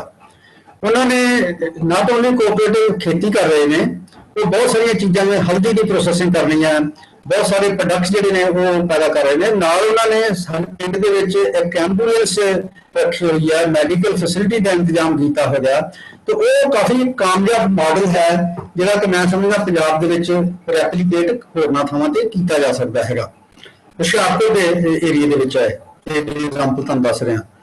ਇਸ ਤੋਂ ਇਲਾਵਾ ਮਹਾਰਾਸ਼ਟਰ ਦੇ ਵਿੱਚ ਕੋਆਪਰੇਟਿਵ ਸ਼ੂਗਰ ਮਿਲਾਂ ਦਾ ਬੜਾ ਕਾਮਯਾਬ ਤਜਰਬਾ ਹੈ। ਹੁਣ ਜਿਹੜੀ ਫਰੂਟ ਦੀ ਪ੍ਰੋਡਕਸ਼ਨ ਤੇ ਪ੍ਰੋਸੈਸਿੰਗ ਦੇ ਤੇ ਇੰਟਰਨੈਸ਼ਨਲ ਐਕਸਪੋਰਟ ਦੇ ਵਿੱਚ ਕੋਆਪਰੇਟਿਵ ਦਾ ਕਾਫੀ ਵੱਡਾ ਤਜਰਬਾ ਹੈਗਾ ਜਿਹੜਾ ਕਿ ਕਾਮਯਾਬ ਹੈ। ਦੁੱਧ ਦੇ ਵਿੱਚ ਮਿਲਕ ਫੈਡ ਜਿਹੜਾ ਸਾਡੇ ਕੋਲ ਪਿਆ ਹੈ, ਇਹ ਕੋਆਪਰੇਟਿਵ ਹੈ ਬੇਸਿਕਲੀ। ਇਹਨੂੰ ਸੁਧਾਰ ਕੇ ਜੇ ਅਸੀਂ ਰੀਅਲ ਸੈਂਸ ਦੇ ਕੋਆਪਰੇਟਿਵ ਮਾਡਲ ਬਣਾ ਲਈਏ ਤੇ ਕਾਫੀ ਸਾਡਾ ਸਕਸੈਸਫੁਲ ਮਾਡਲ ਹੈ। ਔਰ ਇਸ ਤਰ੍ਹਾਂ ਦੇ ਜਿਹੜੇ ਮਾਡਲ ਨੇ, ਗੁਜਰਾਤ ਤੋਂ ਵੀ ਕੁਝ ਮਾਡਲ ਅਸੀਂ ਸਟੱਡੀ ਕਰਕੇ ਲਿਆ ਸਕਦੇ ਹਾਂ। ਗੁਜਰਾਤ ਵਿੱਚ ਔਰ ਮਹਾਰਾਸ਼ਟਰ ਦੇ ਵਿੱਚ ਕਾਫੀ ਕਾਮਯਾਬ ਮਾਡਲ ਨੇ। ਪਰ ਇੱਕ ਜਿਹੜੀ ਸਕੀਮ ਸੈਂਟਰਲ ਗਵਰਨਮੈਂਟ ਸਪਾਂਸਰ ਕਰ ਰਹੀ ਹੈ, ਜਿਹੜੀ ਕਿ 12ਵੀਂ 5 ਸਾਲਾ ਯੋਜਨਾ ਦੇ ਵਿੱਚੋਂ ਨਿਕਲੀ ਹੈ, ਉਹ ਹੈ ਫਾਰਮਰਸ ਪ੍ਰੋਡਿਊਸਰ ਆਰਗੇਨਾਈਜੇਸ਼ਨ। ਉਹਦੇ ਚ ਕੁਝ ਸਾਲਾਂ ਵਾਸਤੇ ਉਹ 50,000 ਰੁਪਇਆ 40,000 ਰੁਪਇਆ ਇੱਕ ਮੈਨੇਜਰ ਲਾਉਣ ਲਈ ਦਿੰਦੇ ਨੇ। ਜੇ ਕਿਸਾਨ ਇਕੱਠੇ ਹੋ ਕੇ ਕੰਮ ਕਰਦੇ ਆ ਤਾਂ ਉਹਨਾਂ ਕੋਲ ਆਪ ਨੈਸੈਸਰੀ ਸਕਿੱਲ ਨਹੀਂ ਹੈ ਕਿ ਮੰਡੀ ਦੇ ਵਿੱਚ ਪ੍ਰੋਪਰ ਇੰਤਜ਼ਾਮ ਕਰ ਸਕਣ। ਸੋ ਫਾਰਮਰਸ ਪ੍ਰੋਡਿਊਸਰ ਜਿਹੜੀ ਆਰਗੇਨਾਈਜੇਸ਼ਨ ਹੈ, ਉਹਨਾਂ ਦਾ ਫਾਇਦਾ ਵੀ ਲਿਜਾ ਸਕਦੇ ਆ ਸਾਡੇ ਕਿਸਾਨ। ਇਹ ਕੁਝ ਚੀਜ਼ਾਂ ਪਾਈਪਲਾਈਨ 'ਚ ਨੇ ਜਿਨ੍ਹਾਂ ਨੂੰ ਸ਼ੱਕ ਦੀ ਨਜ਼ਰ ਨਾਲ ਦੇਖਣ ਦੀ ਬਜਾਏ ਇੱਕ ਤਜਰਬੇ ਦੇ ਤੌਰ ਤੇ ਦੇਖ ਕੇ ਇਹਨਾਂ ਦੇ ਵਿੱਚੋਂ ਜੋ ਸਾਨੂੰ ਠੀਕ ਲੱਗਦਾ ਉਹ ਕਰਨਾ ਚਾਹੀਦਾ। ਇੱਕ ਗੱਲ ਮੈਂ ਜ਼ੋਰ ਦੇ ਕੇ ਕਹਿਣਾ ਚਾਹੁੰਦਾ ਕਿ 50ਵਿਆਂ ਦੇ ਵਿੱਚ ਜਦੋਂ ਕੋਆਪਰੇਟਿਵ ਮੂਵਮੈਂਟ ਪੰਜਾਬ ਚਲਾਈ ਗਈ ਹੈ, ਤੇ ਉਹਦੇ ਵਿੱਚ ਇੱਕ ਟ੍ਰੇਨਿੰਗ ਦਾ ਪ੍ਰੋਗਰਾਮ ਬੜਾ ਸਟਰੋਂਗ ਕੰਪੋਨੈਂਟ ਸੀਗਾ, ਜਿਹੜਾ ਹੌਲੀ-ਹੌਲੀ ਟ੍ਰੇਨਿੰਗ ਦਾ ਪ੍ਰੋਗਰਾਮ ਬੰਦ ਕਰ ਦਿੱਤਾ ਗਿਆ। ਸੋ ਇਹਦੇ ਜਦੋਂ ਵੀ ਅਸੀਂ ਫਾਰਮਰਸ ਪ੍ਰੋਡਿਊਸਰ ਆਰਗੇਨਾਈਜੇਸ਼ਨ ਚਲਾਉਂਦੇ ਨੇ ਜਾਂ ਕੋਆਪਰੇਟਿਵ ਚਲਾਉਂਦੇ ਨੇ ਜਾਂ ਅਸੀਂ ਸਾਰੇ ਗਰੁੱਪ ਚਲਾਉਣੇ ਨੇ, ਉਹਨਾਂ ਦੀ ਟ੍ਰੇਨਿੰਗ ਬੜੀ ਲਾਜ਼ਮੀ ਆ। ਅਕਾਊਂਟ ਮੇਨਟੇਨ ਕਿਵੇਂ ਕਰਨੇ ਆ, ਕੋਆਪਰੇਟਿਵ ਦੇ ਪ੍ਰਿੰਸੀਪਲ ਕਿਹੜੇ ਨੇ, ਕਿਸ ਆਧਾਰ ਤੇ ਕੰਮ ਕਰਨਾ ਹੈ, ਕਿਸ ਆਧਾਰ ਤੇ ਇਨਵੈਸਟਮੈਂਟ ਕਰਨੀ ਆ, ਤੇ ਕਿਹੜੇ ਨਵੇਂ ਧੰਦਿਆਂ ਨੇ ਅੱਗੇ ਇਹਦੀ ਟ੍ਰੇਨਿੰਗ ਵਾਸਤੇ ਜ਼ਿਲ੍ਹਾ ਪੱਧਰ ਤੇ ਬਲਾਕ ਪੱਧਰ ਤੇ ਇੰਤਜ਼ਾਮ ਵੀ ਕਰਨੇ ਪੈਣੇ ਆ। ਇਸ ਕਰਕੇ ਕਿਸਾਨਾਂ ਦੇ ਨਾਲ ਸਰਕਾਰ ਨੂੰ ਇਹਦੇ ਵਿੱਚ ਲੋਕਲ ਸਟੇਟ ਗਵਰਨਮੈਂਟ ਨੂੰ ਬਹੁਤ ਨੁਮਾਇਆ ਰੋਲ ਜਿਹੜਾ ਉਹ ਅਦਾ ਕਰਨਾ ਹੋਵੇਗਾ ਜੀ। Thank you sir, thank you. ਆਪਾਂ ਐਗਰੀਕਲਚਰ ਤੋਂ ਇੰਡਸਟਰੀ ਵੱਲ ਆਉਂਦੇ ਹਾਂ ਸਰ। ਜੇ ਆਪਾਂ ਹਿਸਟੋਰੀਕਲੀ ਵੀ ਦੇਖੀਏ, ਪੰਜਾਬ ਵਿੱਚ ਇੰਡਸਟਰੀ ਜ਼ਿਆਦਾਤਰ ਮਿਸਿੰਗ ਰਹੀ ਹੈ। ਹਾਂਜੀ, ਸਮਾਲ ਸਕੇਲ ਇੰਡਸਟਰੀ ਵਧੀਆ ਰਹੀ ਹੈ ਪੰਜਾਬ ਦੇ ਵਿੱਚ, but large scale industry missing ਰਹੀ ਹੈ। ਤੇ ਪਿਛਲੇ ਕੁਝ ਸਾਲਾਂ ਤੋਂ ਉਹ ਵੀ ਬੱਦੀ ਵੱਲ, ਹਿਮਾਚਲ ਵੱਲ ਜਾ ਰਹੀ ਹੈ। ਤੇ ਇਹਦਾ ਕਾਰਨ ਕੀ ਰਿਹਾ, ਇਹਨੂੰ ਰਿਵਾਈਵ ਕਿਵੇਂ ਕਰ ਸਕਦੇ ਹਾਂ, ਜਾਂ ਕਰੰਟ ਸਿਨੈਰੀਓ ਦੇ ਵਿੱਚ ਆਪਾਂ ਪੰਜਾਬ ਦੇ ਵਿੱਚ ਇੰਡਸਟਰੀ ਆਏ, ਥੋੜੀ ਮਾਡਰਨਾਈਜੇਸ਼ਨ ਆਏ, ਉਹਦੇ ਲਈ ਆਪਾਂ ਕੀ ਕਰ ਸਕਦੇ ਹਾਂ?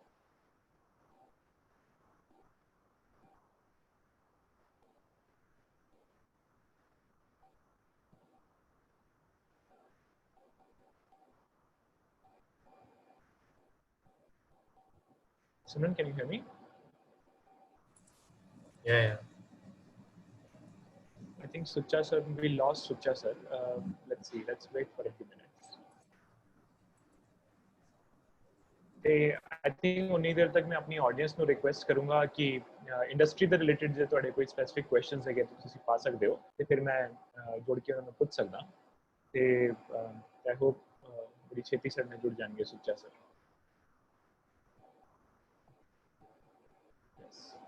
ਸਾਡੇ ਚੈਟ ਤੇ ਬਹੁਤ ਸੋਹਣੇ ਕਮੈਂਟਸ ਆਏ, ਖਾਸ ਕਰਕੇ ਆਈ ਥਿੰਕ ਕੁਝ ਲੋਕਾਂ ਨੂੰ ਮੈਂ really want to call out. Jashan, Tarika, Kuljinder sir, Harjeet ਜੀ, ਬਹੁਤ ਹੀ ਵਧੀਆ ਤੁਸੀਂ ਕਮੈਂਟਸ ਲਿੱਤੇ, ਸਵਾਲ ਕੀਤੇ, ਥੈਂਕ ਯੂ ਸੋ ਮਚ। ਤੇ ਸਾਡਾ ਇੱਕ ਗੂਗਲ ਗਰੁੱਪ ਵੀ ਹੈਗਾ ਪੰਜਾਬ ਡਾਇਲੌਗਸ ਦੇ ਨਾਮ ਤੋਂ, ਜਿਨ੍ਹਾਂ ਨੇ ਵੀ ਆਪਟ-ਇਨ ਕੀਤਾ ਹੈਗਾ, ਮੈਂ ਉਹਨਾਂ ਨੂੰ ਐਡ ਕਰ ਦੂੰਗਾ ਇਸ ਗਰੁੱਪ ਦੇ ਵਿੱਚ ਇਸ ਕਾਲ ਤੋਂ ਬਾਅਦ। ਪਹਿਲੇ ਪੁਰਾਣੇ ਜਿਹੜੇ ਮੈਂਬਰਸ ਪਿਛਲੇ 2 ਮਹੀਨਿਆਂ ਤੋਂ ਸਾਡੇ ਨਾਲ ਜੁੜ ਰਹੇ, ਉਹ ਵੀ ਉਸ ਕਾਲ ਤੇ ਹੈਗੇ ਆ, ਉਸ ਗਰੁੱਪ ਤੇ ਹੈਗੇ ਆ, ਤੇ ਤੁਸੀਂ ਉੱਥੇ ਵੀ ਇਹ ਡਿਸਕਸ਼ਨਸ ਕੈਰੀ ਫਾਰਵਰਡ ਕਰ ਸਕਦੇ ਹੋ। ਸਾਡੇ ਵਰਗੇ ਬੜੇ ਲੋਕੀ ਹੈਗੇ ਉੱਥੇ ਜਿਹੜੇ genuinely want to take some responsibility ਤੇ ਕੁਝ ਚੰਗੇ ਕੰਮਾਂ 'ਚ ਲੱਗਣਾ ਚਾਹੁੰਦੇ ਆ, ਤੇ it's a good platform to connect and collaborate with other like minded people.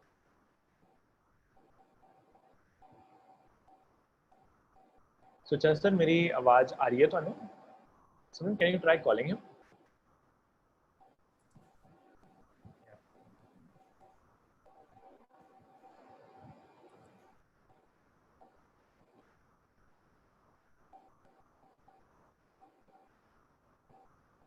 उन्हीं देर मैं आई थिंक कमेंट्स पढ़ रहे हैं और चैट्स तो की आ रहा है। फार्मर प्रोड्यूसर ऑर्गेनाइजेशन बारे काफ़ी गल हो रही है। कुवर कह रहे हैं कि we need to set up special economic zones. We need, Kuljinder sir ने कहा कि आप we need to create a conducive environment, right? ते आई थिंक विच खासकर I think Ludhiana seems to be an industrial belt, तो उत्थों के ਜਿਹੜੇ ਪ੍ਰਵਾਸੀ ਮਜ਼ਦੂਰ ਵਾਪਸ ਚਲੇ ਗਏ, ਉਹਨਾਂ ਦਾ ਧਿਆਨ ਨਹੀਂ ਰੱਖਿਆ ਕੋਵਿਡ ਦੇ ਦੌਰਾਨ, ਉਹਦੇ ਰਿਲੇਟਡ ਕਾਫੀ ਕਮੈਂਟਸ ਤੇ ਸੁਜੈਸ਼ਨਸ ਆਏ ਸੀਗੇ। ਤੇ ਇਲੈਕਟ੍ਰਿਸਿਟੀ ਤੇ ਕੀ ਕਹਿੰਦੇ ਆ, ਪੈਟਰੋਲ ਦੇ ਜਿਹੜੇ ਪ੍ਰਾਈਸਿਸ ਵੱਧ ਰਹੇ ਆ, ਉਹਦੇ ਕਾਰਨ ਜਿਹੜੀਆਂ ਸਟ੍ਰੈਸਿਸ ਵੱਧ ਰਹੀਆਂ ਸਾਡੀ ਇਕਨੋਮੀ ਦੇ ਵਿੱਚ, ਹਿਡਨ ਸਟ੍ਰੈਸਿਸ ਜਿਹੜੇ ਆ ਰਹੇ ਆ, ਆਈ थिंक उन्होंने बारे भी काफ़ी कमेंट्स आए सीगे ते great thank you friends I am very inspired कि किन्ने लोग पंजाब बारे इस तरीके ਨਾਲ सोचते हैं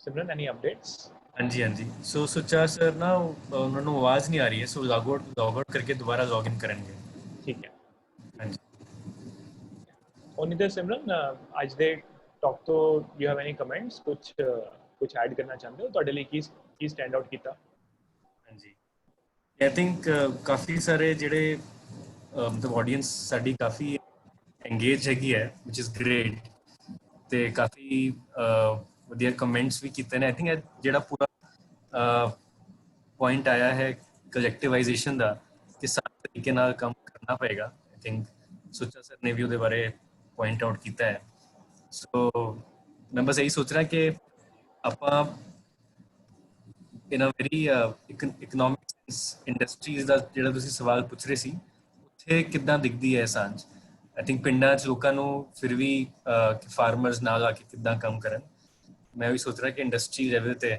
ਜਿਹੜਾ ਪ੍ਰਾਈਵੇਟ ਸੈਕਟਰ ਹੈ ਉਹ ਸਾਂਝ ਤਰੀਕੇ ਨਾਲ ਕਿੱਦਾਂ ਕੰਮ ਕਰ ਸਕਦਾ ਹੈ of ਸਾਂਝ how does it go there I think ਮੈਂ ਜੇ ਤੁਹਾਡੇ ਕਮੈਂਟ ਤੇ ਐਡ ਕਰਨਾ ਸਿਮਰਨ ਇੰਡੀਆ ਦੇ ਵਿੱਚ ਨਾ ਅੱਜ ਕੱਲ ਇੱਕ ਇੰਡੀਆ ਦੇ ਵਿੱਚ ਨਹੀਂ ਆਈ ਥਿੰਕ ਪੂਰੇ ਵਰਲਡ ਦੇ ਵਿੱਚ ਹੀ ਲੋਕੀ ਰਿਅਲਾਈਜ਼ ਕਰ ਰਹੇ ਕਿ ਸਰਕਾਰ ਦੀਆਂ ਲਿਮਿਟੇਸ਼ਨਸ ਹੈ ਜੋ ਸਰਕਾਰ ਐਂਡ ਕੁਝ ਰੀਅਲਿਸਟਿਕ ਲਿਮਿਟੇਸ਼ਨਸ ਹੈ ਕਿੰਨਾ ਕੁ ਸਕੇਲ ਵੱਡਾ ਕਰ ਸਕਦੇ ਹੋ ਸਰਕਾਰ ਦਾ ਤੇ ਕੁਝ ਪ੍ਰੈਕਟੀਕਲ ਲਿਮਿਟੇਸ਼ਨਸ ਹੈ because I you have to guide Sucha sir if you can to unmute ਤੇ ਕੁਝ ਰੀਅਲਿਸਟਿਕ ਲਿਮਿਟੇਸ਼ਨਸ ਹੈਗੀਆਂ ਜਿੱਦਾਂ ਕਿ ਪੋਲੀਟੀਕਲ ਲਾਇਲਟੀਜ਼ ਤੇ ਉਹ ਸਭ ਰੀਅਲਿਸਟਿਕ ਲਿਮਿਟੇਸ਼ਨਸ ਹੈ ਤੇ ਇਸ ਲਈ ਕਰੇ ਸਮਾਜ ਬਾਜ਼ਾਰ ਤੇ ਸਰਕਾਰ ਇਹ ਤਿੰਨੋਂ ਚੀਜ਼ਾਂ ਰਲ ਕੇ ਹੀ ਕਿਸੇ ਵੀ ਸੁਸਾਇਟੀ ਦੇ ਵਿੱਚ ਬਦਲਾਵ ਲਿਆ ਸਕਦੀਆਂ ਤੇ ਆਪਾਂ ਪੰਜਾਬ ਸਰਕਾਰ ਦੀ ਕਾਫੀ ਗੱਲ ਕਰ ਰਹੇ ਹਾਂ ਪੰਜਾਬ ਬਾਜ਼ਾਰ ਦੀ ਅੱਜ ਇਕਨੋਮੀ ਦੇ ਥਰੂ ਕਾਫੀ ਗੱਲ ਕਰ ਰਹੇ ਹਾਂ ਪੰਜਾਬੀ ਸਮਾਜ ਦੀ ਆਈ ਥਿੰਕ ਆਪਾਂ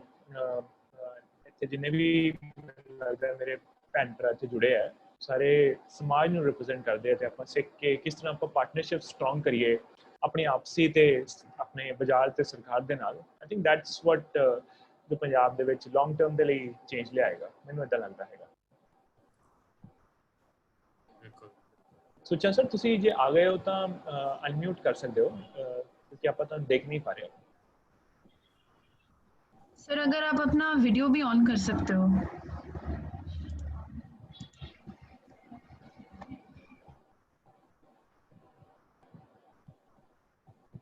रजत का कमेंट आ रहा है कि the state government has chosen to ignore the industries just to align with populist sentiment. Quite possible, Rajat. We'll have to hear from the expert here. Sucha Singh ji जे सानू सुन पा रहे हो तो maybe call him once again Sunny.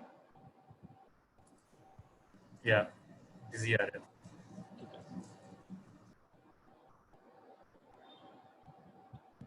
ਉਨੀ ਦੇਰ I think we can ਆਪਾਂ chat ਨੂੰ ਵਧੀਆ ਯੂਜ਼ ਕਰ ਸਕਦੇ ਹਾਂ ਮਤਲਬ ਬਹੁਤ ਸੋਹਣੇ ਸੋਹਣੇ ਕਮੈਂਟਸ ਆਏ ਚੈਟ ਦੇ ਵਿੱਚ ਜੇ ਕੋਈ ਹੋਰ ਐਡ ਕਰਨਾ ਚਾਹੁੰਦਾ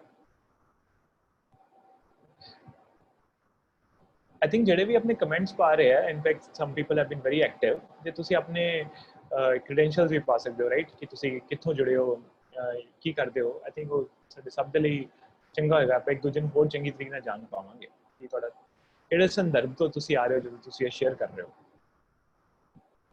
ਹਾਂਜੀ ਸਿਮਰਨ ਨੇ ਗਰੁੱਪ ਦਾ ਲਿੰਕ ਪਾ ਦਿੱਤਾ ਹੈ ਤੇ ਆਈ ਵਿਲ ਐਡ एवरीवन ਜਿਨ੍ਹਾਂ ਨੇ ਵੀ ਫਾਰਮ ਭਰਿਆ ਹੈਗਾ ਤੇ ਇਨਫੈਕਟ ਸਿਮਰਨ ਫਾਰਮ ਦਾ ਵੀ ਲਿੰਕ ਪਾ ਦਿਓ ਜੇ ਤੁਸੀਂ ਪਾ ਸਕਦੇ ਹੋ ਤਾਂ ਤੇ ਇਨਫੈਕਟ ਮੈਂ ਸਭ ਨੂੰ ਰਿਕੁਐਸਟ ਕਰੂੰਗਾ ਕਿ ਇਹ ਜਿਹੜਾ ਫਾਰਮ ਦਾ ਲਿੰਕ ਸਿਮਰਨ ਬਣ ਗਿਆ ਇਹਨੂੰ ਰਜਿਸਟਰ ਕਰ ਦਿਓ it's kind of a consent form ਸਾਡੇ ਕੋਲ ਤੁਹਾਡਾ ਈਮੇਲ ਆਈਡੀ ਆ ਜਾਂਦਾ ਹੈ ਤੁਹਾਡੀ ਕੰਸੈਂਟ ਆ ਜਾਂਦਾ ਹੈ ਫਿਰ ਤੁਹਾਨੂੰ ਆਪਾਂ ਗਰੁੱਪ ਵਿੱਚ ਐਡ ਕਰ ਸਕਦੇ ਹਾਂ ਤੇ it's very important for us Kunwar ਜੀ ਸਾਡੇ ਨਾਲ ਅੰਮ੍ਰਿਤਸਰ ਤੋਂ ਜੁੜੇ ਆ ਵੈਲਕਮ ਕੁੰਵਰ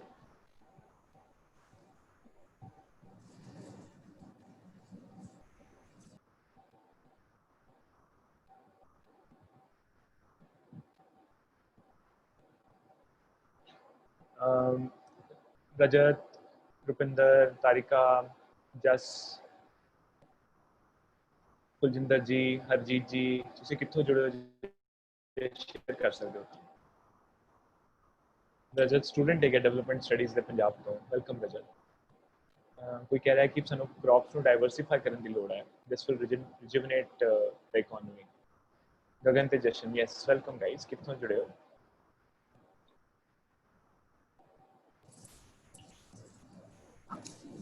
ਅੰਕਿਤ ਉਹ ਨਾ ਥੋੜਾ ਸਰ ਸਟਰਗਲ ਕਰ ਰਹੇ ਨੇ ਤੇ ਉਹ ਲਾਊਡ ਸਪੀਕਰਸ ਹੈਗੇ ਨੇ, ਏਦਾਂ ਕਰ ਲਈ ਸਵਾਲ ਜਵਾਬ ਫੋਨ ਤੇ ਹੈਗੇ। ਲੈਟਸ ਟਰਾਈ ਯਾਰ, ਮਤਲਬ maybe not the best conducive but let's try. ਹਾਂਜੀ ਸੁੱਚਾ ਸਰ ਤੁਹਾਨੂੰ ਮੇਰੀ ਆਵਾਜ਼ ਆ ਰਹੀ ਹੈ?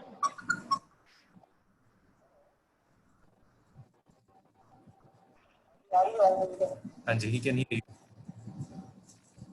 ਤੁਹਾਨੂੰ ਡਿਫਿਕਲਟ ਹੋ ਜਾਏਗਾ ਸਿਮਰਨ, ਡਿਫਿਕਲਟ ਹੋ ਜਾਏਗਾ। ਸਾਦੀਪ ਤੇ ਪ੍ਰੀਤੀ, ਮੈਂ ਆਈ ਥਿੰਕ ਤੁਹਾਡੇ ਸੁਜੈਸ਼ਨਸ ਲੈ ਲੈਣੇ ਆ। ਟੈਕਨੋਲੋਜੀ ਦੀ ਡਿਫਿਕਲਟੀ ਆ ਰਹੀ ਹੈ, ਤੁਸੀਂ ਕੁਝ ਸੁਜੈਸਟ ਕਰੋਗੇ ਇੱਥੇ? ਪ੍ਰੀਤੀ, ਸਾਦੀਪ।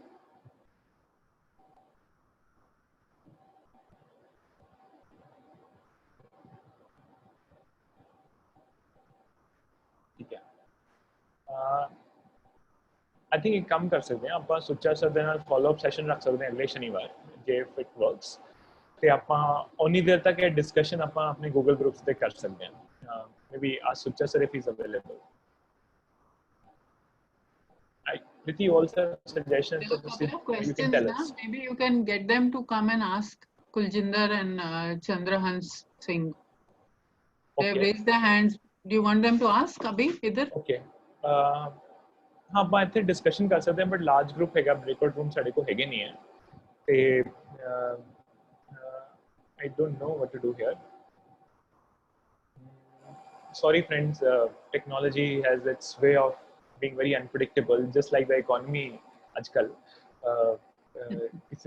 There's no ਕਿਸੇ ਦੇ ਹੱਥ 'ਚ ਨਹੀਂ ਹੈਗਾ ਇਸ ਵਾਰੀ ਤੇ, but the session remains incomplete ਤੇ ਆਪਾਂ definitely ਕੁਛ ਨਾ ਕੁਛ No, one second. Let us hear the questions that joinees have, so that we at least record the questions on our chat. Okay. And let Sucha sir try for another 2-3 minutes if he can come in. ठीक है. Questions, no harm in them, and then we can take them to the Google groups or wherever. ठीक है. But thank you Aman. मैं चाहते हैं बोलन जरूर अपनी view रखन साडे सामने. ठीक है. Thank you Aman. I'll request two things. एक टाइम पे एक ही जना जी अपने कमेंट्स रख सकते हैं, अपने क्वेश्चंस रख सकते हैं, बोल सकते हो तुसी. इनफैक्ट मैं आई थिंक तारिका ਨੂੰ ਤੇ ਜਸ਼ਨ ਨੂੰ ਤੇ ਕੁਲਜਿੰਦਰ ਸਰ ਨੂੰ ਇਨਵਾਈਟ ਕਰਨਾ ਚਾਹਨਾ ਤੇ ਉਸ ਤੋਂ ਇਲਾਵਾ Ayushi if you can put the link of the form in the chat box.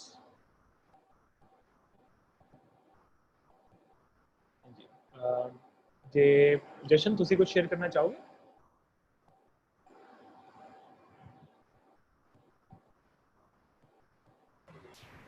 ਹਾਂਜੀ ਮੈਂ ਪੁੱਛ ਸਕਦਾ ਕੁਝ ਗੱਲ ਰੱਖ ਹਾਂਜੀ sir please Gulati Sahib please. ਆਪਾਂ ਇਹ ਸਵਾਲ ਹੀ ਰੱਖਾਂਗੇ। ਨਹੀਂ ਮੈਂ ਸਵਾਲ ਵੀ ਰੱਖ ਰਿਹਾ ਤੇ ਡਾਕਟਰ ਗਿੱਲ ਨਾਲ ਵੀ ਮੈਂ ਥੋੜਾ ਜੀ ਗੱਲ ਰੱਖਣੀ ਸੀ ਉਹਨਾਂ ਦੇ ਅੱਗੇ। Since now he is having a very low bandwidth, I can understand the problem on his end. So till the time he gets reactivated on the internet, मैं वैसे चैट बॉक्स से थोड़ा ज़्यादा एक लाइट जो ओपीनियन अपना रखे है क्योंकि मैं डॉक्टर गिल का एविड रीडर हाँ, ये आर्टिकल काफ़ी पब्लिश होते हैं इन्होंने। I keep on following him ਤੇ ਥੋੜਾ ਜਿਹਾ ਮੈਨੂੰ ਇਹ ਸੀ ਕਿ ਇਹਦੇ 'ਚ ਜਿਹੜੀ ਪਰਸਪੈਕਟਿਵ ਹੈ right now it is not very broad, ਕਾਫੀ ਖਲੇਰਾ ਪਿਆ ਹੈ ਇੰਡੀਆ ਦੇ ਸਿਸਟਮ ਦੇ ਵਿੱਚ।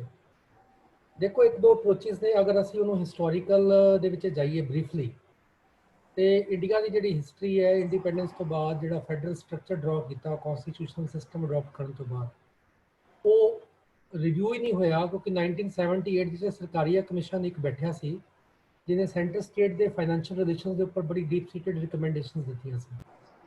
ਉਸ ਤੋਂ ਬਾਅਦ ਇਹਦਾ ਕਾਫੀ ਪ੍ਰੋਸੈਸ ਵੀ ਫੋਲੋਅਪ ਚੱਲਿਆ। ਉਹਨਾਂ ਦਿਨਾਂ 'ਚ ਮੈਂ ਪੰਜਾਬ ਯੂਨੀਵਰਸਿਟੀ ਦਾ ਸਟੂਡੈਂਟ ਸੀ ਤੇ ਵੀ ਵਰ ਆਲਸੋ ਇੰਗੇਜਡ ਇਨ ਵੈਰੀ ਮੈਨੀ kind of discussions in the seminars and workshops. ਲੇਕਿਨ ਉਹਦਾ ਜਿਹੜਾ ਐਂਡ ਨਿਕਲਿਆ ਉਹ ਕੁਛ ਵੀ ਨਾ ਨਿਕਲਿਆ। ਉਸ ਤੋਂ ਬਾਅਦ ਫਿਰ ਇੰਡੀਆ ਗਲੋਬਲਾਈਜੇਸ਼ਨ ਤੋਂ ਬਾਅਦ 1990 ਤੋਂ ਬਾਅਦ LPG ਸਿਨਾਰੀਓ ਚਲਾ ਗਿਆ, ਪ੍ਰਾਈਵੇਟਾਈਜੇਸ਼ਨ ਸੈਕਟਰ ਆ ਗਿਆ, ਕਾਫੀ ਕੁਝ ਉਸ ਤੋਂ ਬਾਅਦ ਹੈਪਨ ਹੋਇਆ, ਲੇਕਿਨ ਕਿਸੇ ਵੀ ਜੋ ਐਂਡ ਦੇ ਹੁਣ ਮੈਂ ਗੱਲ ਇਸ ਵਕਤ 59th year of my age ਹੈ ਤੇ I am serving GNDU in the capacity of a professor and heading the department at Jalandhar campus.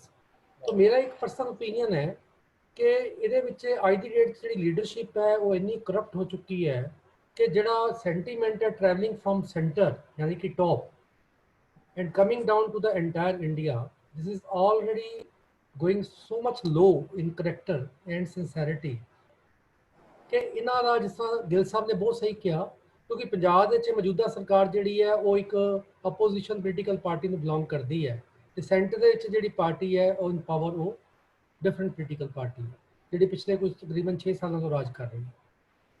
ਹੁਣ ਕਹਿਣ ਨੂੰ ਤੇ ਸਾਡੇ ਪ੍ਰਾਈਮ ਮਿਨਿਸਟਰ ਸਾਹਿਬ ਕੋਆਪਰੇਟਿਵ ਫੈਡਰਲਿਜ਼ਮ ਦੀ ਗੱਲ ਕਰਦੇ ਨੇ, ਲੇਕਿਨ ਉਹ ਕੋਆਪਰੇਟਿਵ ਫੈਡਰਲਿਜ਼ਮ ਜਿਹੜਾ ਉਹ ਪਿਕ ਐਂਡ ਚੋਇਸ ਹੈ। ਜਿਹੜੀਆਂ ਬੀਜੇਪੀ ਰੂਲ ਸਟੇਟਸ ਨੇ ਉਹਨਾਂ ਦੇ ਵਿੱਚ ਉਹਨਾਂ ਨੇ ਫੰਡਿੰਗ ਇੱਕਦਮ ਟ੍ਰਾਂਸਫਰ ਕਰ ਦੇਣੀ ਹੈ ਤੇ ਜਿਹੜੇ ਸਾਡੇ CM ਸਾਹਿਬ ਨੇ ਜਾਂ ਸਾਡੀ ਗਵਰਨਮੈਂਟ ਹੈ ਪੰਜਾਬ ਦੇ ਵਿੱਚ ਉਹਦੇ ਹੱਥ ਬੰਨੇ ਹੋਏ ਨੇ, ਉਹ ਸਿਰਫ ਅਪੀਲ ਹੀ ਕਰ ਸਕਦੇ ਨੇ ਜਾਂ ਕ੍ਰਿਪ ਵੀ ਕਰ ਸਕਦੇ ਨੇ ਜਾਂ ਕ੍ਰਿਟਿਸਾਈਜ਼ ਹੀ ਕਰ ਸਕਦੇ ਨੇ। ਤਾਂ ਮੇਰਾ ਕਹਿਣ ਦਾ ਅੰਦਾਜ਼ਾ ਇਹ ਹੈ ਕਿ ਅੱਜ ਦੀ ਡੇਟ ਦੇ ਵਿੱਚ ਸਾਨੂੰ ਪੰਜਾਬੀ ਲੋਕਾਂ ਨੂੰ ਆਪਣੇ ਇੰਟਰਸਟ ਆਪ ਪ੍ਰੋਕਿਊਰ ਕਰਨੇ ਪੈਣੇ ਨੇ, ਪਹਿਲੀ ਗੱਲ। ਦੂਜੀ ਗੱਲ, we will have to keep, ਹੁਣ ਮਾਝਾ ਹਾਊਸ ਜਾਂ ਤੁਹਾਡਾ ਪੰਜਾਬ ਡਾਇਲੌਗ ਜਿਹੜਾ ਹੈ ਆਈ ਹਾਈਲੀ ਐਪਰੀਸ਼ੀਏਟ, ਔਰ ਇਹ ਇੰਟਰਨੈਟ ਜਦੋਂ ਦਾ ਐਕਸਪਲੋਡ ਹੋਇਆ ਇਸ ਕੋਰੋਨਾ ਫੇਜ਼ ਤੋਂ ਬਾਅਦ ਜਿਹੜੀਆਂ ਡਿਸਕਸ਼ਨਸ ਫਿਜ਼ੀਕਲ ਡਿਸਟੈਂਸਿਸ ਤੋਂ ਹਟ ਕੇ ਹੁਣ ਸਾਨੂੰ ਕਲੋਜ਼ ਲੈ ਆਉਂਦਾ। ਅੱਗੇ ਮੈਂ ਤੁਹਾਨੂੰ ਨਹੀਂ ਸੀ ਦੇਖਿਆ, ਤੁਸੀਂ ਮੈਨੂੰ ਨਹੀਂ ਸੀ ਦੇਖਿਆ ਕਿਸੇ ਵੀ ਕਾਰਨ ਕਰਕੇ, ਤੇ now we are facing each other and everyone. ਹੁਣ ਇਹ ਵਿਚਾਰਧਾਰਾ ਦਾ ਵਿੱਚ ਜਿਹੜੀ ਫਾਸਟਨੈਸ ਆਈ ਹੈ ਟੈਕਨੋਲੋਜੀ ਦੀ, this is a good strategy. I think it should be made use of by the youngsters, by the student communities, by the teachers, by all stakeholders, including parents, everyone. आज देखो सारा system जो technological driven है वो ਅਸੀਂ perform कर रहे हैं, except for manufacturing। आज ਦੀ डेट पंजाब ਨੂੰ अपना एक SWOT एनालिसिस करना चाहिए। ਸਾਡੀ स्ट्रेंथ ਕੀ ਹੈ? रूरल इंडिया, ठीक है जी। और रूरल इंडिया ਦੇ ਵਿੱਚ ਸਭ ਨਾਲ ਵੱਡੀ ਸਮੱਸਿਆ ਕੀ ਹੈ ਕਿ ਸਾਡਾ ਜਿਹੜਾ ਸਪਲਾਈ ਚੇਨ ਹੈ that is a basic problem। ਕਿਸਾਨ ਦੀ ਬੀਜੀ ਹੋਈ ਫਸਲ, ਉਹਦੀ ਉਗਾਈ ਹੋਈ ਕਣਕ ਜਾਂ ਉਹਦਾ ਬੀਜਾ ਹੈ ਝੋਨਾ, ਉਹ ਉੱਥੇ ਸੜ ਜਾਂਦਾ 20-25%, ਕਿਉਂਕਿ ਪੈਰੀਸ਼ੇਬਲ ਹੈ, ਸ਼ੈਲਫ ਲਾਈਫ ਘੱਟ ਹੈ। ਔਰ ਸੈਕੰਡ, ਫਰੂਟਸ ਐਂਡ ਵੈਜੀਟੇਬਲ ਸਾਡੀ ਜਿਹੜੀਆਂ ਉਗਦੀਆਂ ਨੇ ਇੱਥੇ ਪੰਜਾਬ ਦੇ ਕਈ ਏਰੀਆ 'ਚ ਬੜੀਆਂ ਡੋਮੀਨੇਟਿੰਗ ਨੇ, ਔਰ ਉਹਨਾਂ ਦੀ ਇੱਕ ਜਿਹੜੀ ਮਾਰਕੀਟ ਹੈ ਉਹ ਅਰਬ ਵਰਲਡ ਦੇ ਵਿੱਚ ਬਹੁਤ ਹੈ। ਹੁਣ ਸਾਨੂੰ ਇੱਕ ਲੈਂਡਲੌਕਡ ਸਟੇਟਾਂ ਸੀ, ਇਹਦੇ 'ਚ ਅਸੀਂ ਇੰਡਸਟਰੀ ਵਿਦ ਲਿਮਿਟੇਸ਼ਨਸ ਅਸੀਂ ਸੋਚ ਸਕਦੇ ਹਾਂ। तो मेरे हिसाब ਦੇ ਨਾਲ ਜਿਹੜੀ ਆਲਰੇਡੀ ਇੱਕ MSME ਸੈਕਟਰ ਇੱਥੇ ਚੱਲ ਰਿਹਾ ਹੈ, ਅਗਰ ਇਹਦੇ ਵਿੱਚ ਥੋੜੇ ਜਿਹੇ ਇੰਡਸਟਰੀਅਲਿਸਟ ਥੋੜੀ ਹਿੰਮਤ ਦਿਖਾਣ ਔਰ ਥੋੜੀ ਜਿਹੀ ਗਵਰਨਮੈਂਟ ਨੂੰ ਸਪੋਰਟ ਕਰੇ ਤਾਂ ਐਗਰੋ ਬੇਸਡ ਇੰਡਸਟਰੀ ਦੇ ਵਿੱਚ ਜਾ ਸਕਦੇ ਨੇ, ਜਿਹੜੀ ਗਿੱਲ ਸਾਹਿਬ ਨੇ ਕਹੀ ਹੈ। ਹੁਣ ਹੁਸ਼ਿਆਰਪੁਰ ਦਾ ਮਾਡਲ ਇਹਨਾਂ ਨੇ ਸ਼ੇਅਰ ਕੀਤਾ ਹੈ, let it be replicated across Punjab. Cooperative is not a bad movement, cooperative is a very unique movement which is having its own results and fruits. ਹੁਣ ਤੁਸੀਂ ਅਮੁਲ ਲੈ ਲਓ, ਗੁਜਰਾਤ ਦੇ ਵਿੱਚ ਥੈਂਕ ਯੂ ਗੁਲਾਟੀ ਸਰ, ਆਪਾਂ ਨਾ ਦੂਜਿਆਂ ਤੋਂ ਵੀ ਕਮੈਂਟਸ ਲੈਣੇ ਆ। Thank you Gulati sir. ਚਲੋ ਮੇਰਾ ਇੱਕ ਨਿੱਕਾ ਜਿਹਾ ਕੁਐਸਚਨ ਹੈ ਗਿੱਲ ਸਾਹਿਬ ਦੇ ਕੋਲੋਂ ਕੁਐਰੀ ਕਰਨੀ ਹੈ ਕਿ ਜਿਹੜੀਆਂ ਗੱਲਾਂ ਤੁਸੀਂ ਕਹਿੰਦੇ ਹੋ ਨਾ, ਉਹਦੇ 'ਚ ਆਈਡੀਓਲੋਜੀ ਜਿਹੜੀ ਹੈ ਉਹ ਹੁਣ ਆਊਟਡੇਟਡ ਹੋਈ ਜਾਂਦੀ ਹੈ। Let's think in modern terms. ਬਿਲਕੁਲ, ਅੱਜ ਦਾ ਜਿਹੜਾ ਯੰਗਸਟਰ ਹੈ, it needs to be given that kind of a food which he can see and act upon. ਬਸ ਦਿਸ ਇਜ਼ ਮੇਰੀ ਸੁਜੈਸ਼ਨ ਹੈ। Thank you Gulati. ਉਹਦੇ ਹਿਸਾਬ ਨਾਲ ਕੰਮ ਕਰੋ ਜੋ ਅੱਜ ਦੀ ਯੂਥ ਨੂੰ ਚਾਹੀਦਾ। ਬਿਲਕੁਲ, ਆਈ ਥਿੰਕ ਇਸ ਕਾਲ ਦਾ ਵੀ ਮੈਕਸਿਮਮ ਯੂਥ ਹੈ ਤੇ ਸਾਡੇ ਜਿਹੜੇ ਬਾਕੀ ਇਸ ਇਨੀਸ਼ੀਏਟਿਵ ਨਾਲ ਜੁੜੇ ਹੋਏ ਆ, ਕਿਰਤ ਤੋਂ ਸੰਦੀਪ ਹੈਗੇ ਸਾਡੇ ਨਾਲ। Okay, thank you and all the best. Thank you Gulati sir, thank you. ਮੈਂ ਕਹਿ ਰਿਹਾ ਸੀ ਕਿ ਪੰਜਾਬ ਵਿੱਚ ਡੈਫੀਨਿਟਲੀ ਇੱਕ ਯੂਥ ਦੀ ਮੂਵਮੈਂਟ ਤਾਂ ਸ਼ੁਰੂ ਹੋ ਹੀ ਰਹੀ ਹੈ। ਸੰਦੀਪ ਤੇ ਕਿਰਤ ਤੋਂ ਤੇ ਸਿਮਰਨ ਸਾਡੇ ਨਾਲ ਪੰਜਾਬ ਯੂਥ ਲੀਡਰਸ ਪ੍ਰੋਗਰਾਮ ਤੋਂ ਜੁੜੇ ਆ, ਤੇ ਹੋਰ ਵੀ ਬਹੁਤ ਸਾਰੇ ਮੇਰੇ ਦੋਸਤ ਯੰਗ ਨੌਜਵਾਨ ਇੱਥੇ ਜੁੜੇ ਹੈ, ਮੁੰਡੇ ਤੇ ਕੁੜੀਆਂ, ਤੇ welcome all of you. It's a very refreshing energy. ਕੋਈ ਆਪਣੇ ਜੋ ਇੰਡਸਟਰੀ ਤੋਂ ਹੈਗਾ ਇੱਥੇ, ਕੋਈ MSME ਤੇ ਜਾਂ ਫਿਰ ਪੰਜਾਬ ਦੀ ਇੰਡਸਟਰੀ ਤੇ ਕੋਈ ਕਮੈਂਟ ਕਰਨਾ ਚਾਹੁੰਦਾ ਹੈ? Maybe an academic, maybe a student, maybe a practitioner ਜਿਨ੍ਹਾਂ ਦੀ ਆਪਣੀ ਕੋਈ ਇੰਡਸਟਰੀ ਹੈਗੀ, ਜਿਹੜੇ ਇੰਡਸਟਰੀ ਦੇ ਰਿਪਰੈਜ਼ੈਂਟ ਤੇ ਆਪਣੇ ਆਪ ਨੂੰ ਆਪਣੇ ਪੱਖ ਰੱਖਣਾ ਚਾਹੁੰਦੇ ਆ, ਕੋਈ ਵੀ।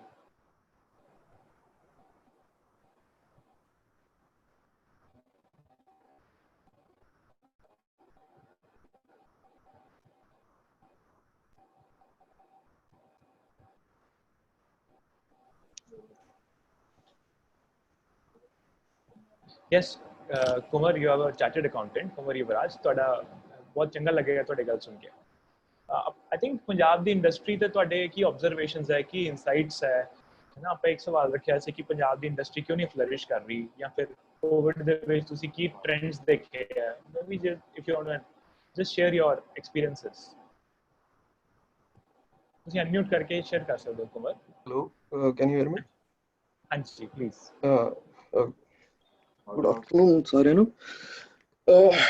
ਮੈਂ ਤੇ ਗੱਲ ਕਰੂੰਗਾ ਕਿ ਮੈਂ ਨਾ ਕਾਫੀ ਦੇਖੇ ਹੋਏ ਆ, ਮਤਲਬ ਕਿ ਕਾਫੀ ਕੇਸਿਸ ਹੁੰਦੇ ਰੋਹਿਤ ਦੇ ਹਿਸਾਬ ਨਾਲ ਹੈਂਡਲ ਕਰੀਦੇ ਆ ਕਿ ਇੰਡਸਟਰੀਜ਼ ਜਿਹੜੀਆਂ ਆ ਕਾਫੀ ਮੂਵ ਆਊਟ ਹੋ ਰਹੀਆਂ ਆ, ਆਪਣੇ ਪੰਜਾਬ ਦੇ ਵਿੱਚੋਂ ਬਾਹਰ ਜਾ ਰਹੀਆਂ ਆ। ਤੇ ਖਾਸ ਕਰਕੇ ਜਿਹੜੀ ਮੈਨੂਫੈਕਚਰਿੰਗ ਇੰਡਸਟਰੀਜ਼ ਆ ਉਹ ਸਾਰੀ ਹੀ ਪੰਜਾਬ ਤੋਂ ਬਾਹਰ ਜਾ ਰਹੀ ਹੈ, ਆਲਮੋਸਟ ਪੰਜਾਬ ਤੋਂ ਬਾਹਰ ਜਾ ਰਹੀ ਹੈ। ਈਵਨ ਆਪਾਂ ਅੰਮ੍ਰਿਤਸਰ ਦੇ ਵਿੱਚ ਵੀ ਗੱਲ ਕਰੀਏ, ਜੇ ਅੰਮ੍ਰਿਤਸਰ ਦੀ ਜਿਹੜੀ ਸਭ ਤੋਂ ਵੱਡੀ ਇੰਡਸਟਰੀ ਇਸ ਵੇਲੇ ਸੀਗੀ ਖੰਨਾ ਪੇਪਰ ਮਿਲ ਦੀ ਸੀਗੀ, ਤੇ ਖੰਨਾ ਪੇਪਰ ਮਿਲ ਹੀ ਹੁਣ ਸ਼ਿਫਟ ਹੋਣ ਜਾ ਰਹੀ ਹੈ, ਕਿਉਂਕਿ ਉਹਨਾਂ ਨੂੰ ਇੱਥੇ ਪੰਜਾਬ ਦੇ ਵਿੱਚ ਜਿਹੜੇ ਮੇਜਰ ਇੰਡਸਟਰੀਅਲ ਪਾਲਿਸੀ ਦੇ ਵਿੱਚ ਕੋਈ ਬੈਨੀਫਿਟਸ ਨਜ਼ਰ ਨਹੀਂ ਆ ਰਹੇ, ਨਾ ਕਿ ਜੋ ਬਾਹਰ ਦੀਆਂ ਸਟੇਟਸ ਉਹਨਾਂ ਨੂੰ ਬੈਨੀਫਿਟਸ ਦੇ ਰਹੀਆਂ ਨੇ, ਉਹ ਇਸ ਵੇਲੇ ਕੋਈ ਵੀ ਉਹਨਾਂ ਨੂੰ ਬੈਨੀਫਿਟ ਦੇਣਗੇ ਤੇ ਤਾਂ ਹੀ ਉਹ ਇੱਥੇ ਰਿਟੇਨ ਕਰਨਗੇ, ਨਹੀਂ ਤੇ ਉਹਨਾਂ ਨੇ ਇੱਥੋਂ ਮੂਵ ਆਊਟ ਹੋਣਾ ਹੀ ਹੋਣਾ। So that's why I think Punjab government needs to implement some new reforms to retain the industry.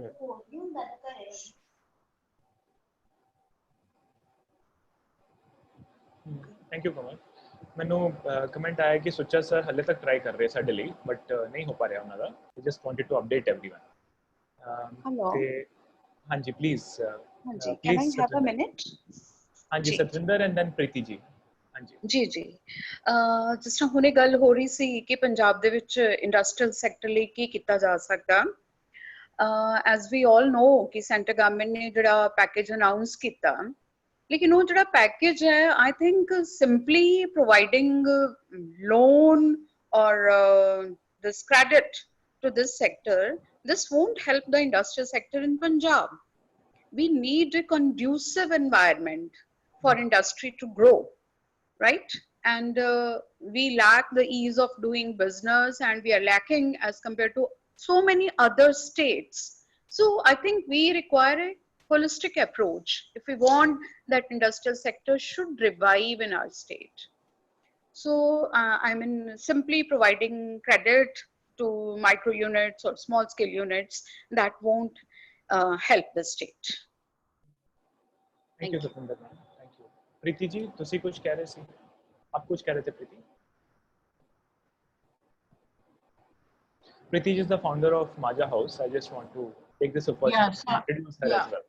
Actually, my husband's asking, since he's in telecom, he's asking. Anji Gill sahab, मैं सोचा कि सुचा sir दे आते ही मैं अपना initiative के बारे थोड़ा introduction देगा।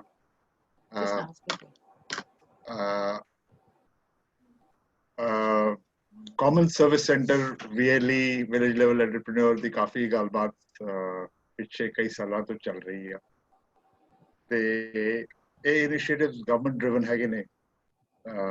लग रहा है कि इन्होंने थोड़ा जिहा होर बूस्ट अप करने की लोड़ हैगी आ। सो जे इस ग्रुप च किसी नू एक्सपीरियंस है रूरल एरियाज च common service centre village level entrepreneur नू थोड़ा जिहा वड्डा स्केल ते करके agglomeration of various online services करके जे कोई एक्सपीरियंस है ते I will be very happy to hear that. मैं तुहाडे नाल अंकित ਤੁਹਾਡੇ ਤੇ ਸਾਰੇ ਆਰਗੇਨਾਈਜੇਸ਼ਨ ਨਾਲ ਸ਼ੇਅਰ ਕਰੂੰਗਾ, ਤੇ ਮੇਰਾ ਖਿਆਲ ਹੈ ਉਹ ਇੱਕ ਪਾਸਾ ਹੈਗਾ ਆ ਜਿੱਥੇ ਆਪਾਂ ਰੂਰਲ EMPLOYMENT ਇਕਨੋਮੀ ਸਟਿਮੂਲਸ ਆਪਾਂ ਦੇ ਸਕਦੇ। That was the limited point. Thank you sir.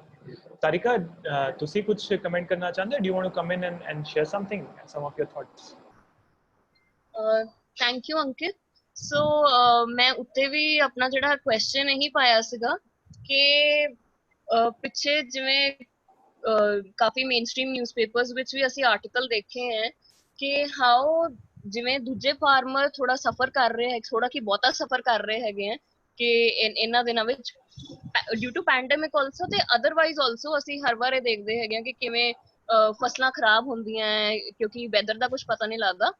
ਤੇ ਅਸੀਂ ਦੇਖਿਆ ਵੀ there have been societies of Dalit Sikhs, Mazbi Sikhs who have come up and ਉਹਨਾਂ ਨੇ ਕਿਹਾ ਕਿ ਸਾਡੇ ਕੋਲ ਤਾਂ ਸਾਡੇ ਪੂਰੇ ਭੰਡਾਰੇ ਭਰੇ ਪਏ ਆ ਇਸ ਵੇਲੇ ਵੀ ਗ੍ਰੇਨਸ ਦੇ, ਇਸ ਲਈ ਕਿਉਂਕਿ once upon a time we had fought for the land rights, ਤੇ ਹੁਣ ਉਹ ਜਿਵੇਂ ਉਹਨਾਂ ਨੇ ਕਈ ਬਲੌਗਸ ਮੈਂਸ਼ਨ ਕੀਤੇ ਹੈਗੇ ਆ ਵੀ they are doing cooperative farming there, ਤੇ ਉਹਦੇ ਨਾਲ ਉਹਨਾਂ ਨੂੰ ਕਾਫੀ ਫਾਇਦਾ ਹੋਇਆ ਕਿਉਂਕਿ ਜਦ ਐਸੀ ਕੋਈ ਔਕੜ ਆਉਂਦੀ ਹੈਗੀ ਹੈ, ਜਦ ਚੀਜ਼ਾਂ ਸਾਡੇ ਵੱਸ 'ਚ ਨਹੀਂ ਰਹਿੰਦੀਆਂ, ਤਾਂ ਉਸ ਵੇਲੇ ਫਿਰ ਜਿੱਥੇ ਸੁਸਾਇਟੀਜ਼ ਆਲਰੇਡੀ ਬਣੀਆਂ ਹੁੰਦੀਆਂ ਹੈਗੀਆਂ, ਪਹਿਲਾਂ ਹੀ ਕੋਆਪਰੇਟਿਵ ਫਾਰਮਿੰਗ ਚੱਲ ਰਹੀ ਹੈਗੀ ਹੈ, ਉੱਥੇ ਫਿਰ ਉਹਨਾਂ ਨੂੰ ਫਾਇਦਾ ਹੋ ਜਾਂਦਾ ਹੈ।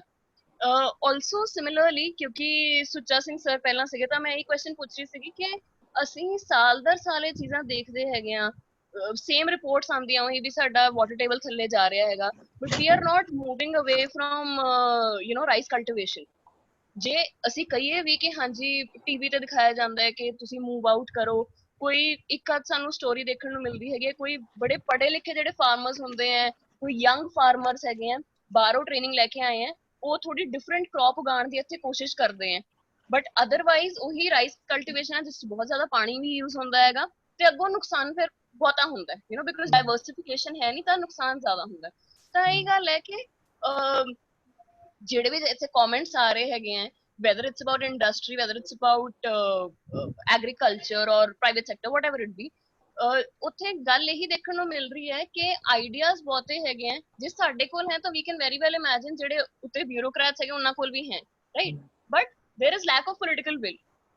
So we have agriculture university ਸਾਡੇ ਕੋਲ ਹੈਗੀ ਹੈ, ਤੇ ਜਿੱਥੇ ਬਹੁਤ established professors we have, ਪਰ ਕਿੱਥੇ ਤੱਕ ਇਹ ਗੱਲ ਹੋ ਰਹੀ ਹੈਗੀ ਕਿ ਡਾਈਵਰਸਿਫਾਈ ਕੀਤਾ ਜਾਏ। ਡਾਈਵਰਸਿਫਾਈ ਕੀਤਾ ਜਾਏ ਤਾਂ you can not tell the farmers ਕਿ ਜੀ ਡਾਈਵਰਸਿਫਾਈ ਕਰੋ ਕ੍ਰੌਪਸ, ਤੁਹਾਨੂੰ ਫਾਇਦਾ ਹੋਏਗਾ, ਨਹੀਂ, ਤੁਸੀਂ ਤੁਹਾਨੂੰ ਉਹਨਾਂ ਨੂੰ ਦਿਖਾਉਣਾ ਪਏਗਾ, ਤੁਹਾਨੂੰ ਸਬਸਿਡਾਈਜ਼ ਕਰਨੀਆਂ ਪੈਣਗੀਆਂ ਚੀਜ਼ਾਂ ਤਾਂ ਕਿ ਉਹ ਇਸ ਵੱਲ ਪ੍ਰੇਰਿਤ ਹੋਣ ਕਿ ਹਾਂਜੀ ਕ੍ਰੌਪ ਡਾਈਵਰਸਿਫਾਈ ਕਰੀਏ ਤਾਂ ਜੋ ਸਾਡਾ ਰਿਸਕ ਫੈਕਟਰ ਘੱਟ ਹੋਵੇ ਅੱਗੋਂ।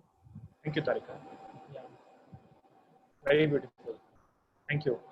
ਤੇ ਮੈਂ ਇਨਫੈਕਟ ਤਾਰਿਕਾ ਨੂੰ ਤੇ ਤੁਹਾਨੂੰ ਸਭ ਨੂੰ ਇਨਵਾਈਟ ਕਰਨਾ ਚਾਹੂੰਗਾ ਕਿ ਆਪਾਂ ਇਹ ਡਿਸਕਸ਼ਨ ਆਪਣੇ ਗੂਗਲ ਗਰੁੱਪਸ ਤੇ ਕਰ ਸਕਦੇ ਹਾਂ। ਮੈਂ ਕੋਸ਼ਿਸ਼ ਕਰੂੰਗਾ ਕਿ ਅਗਲੇ 1 ਘੰਟੇ 'ਚ ਤੁਹਾਨੂੰ ਸਭ ਨੂੰ ਐਡ ਕਰਨਾ ਤਾਂ ਕਿ ਇਹ ਮੋਮੈਂਟਮ ਬਣਿਆ ਰਹੇ। ਤੇ this session feels incomplete at least to me and to my colleagues as well.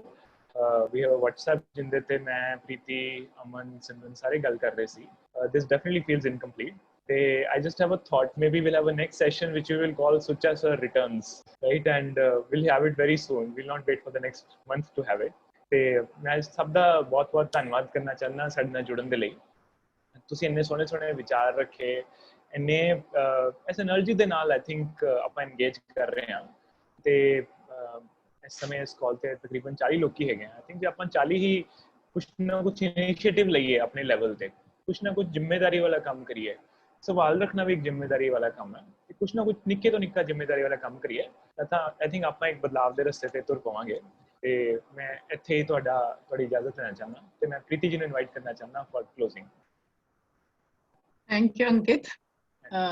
As you say, it is feeling very incomplete क्योंकि Professor Gill just suddenly had to drop off, और हमें कुछ satisfaction नहीं हो रही है that we've actually come to a conclusion of the session and we have heard his expert comments on some of the questions that have come up. बहुत सारे questions जो थे बड़े interesting हैं, and they have also taken the discussion into various other areas and other, sort of stretched out the whole arguments that he was putting forward for us.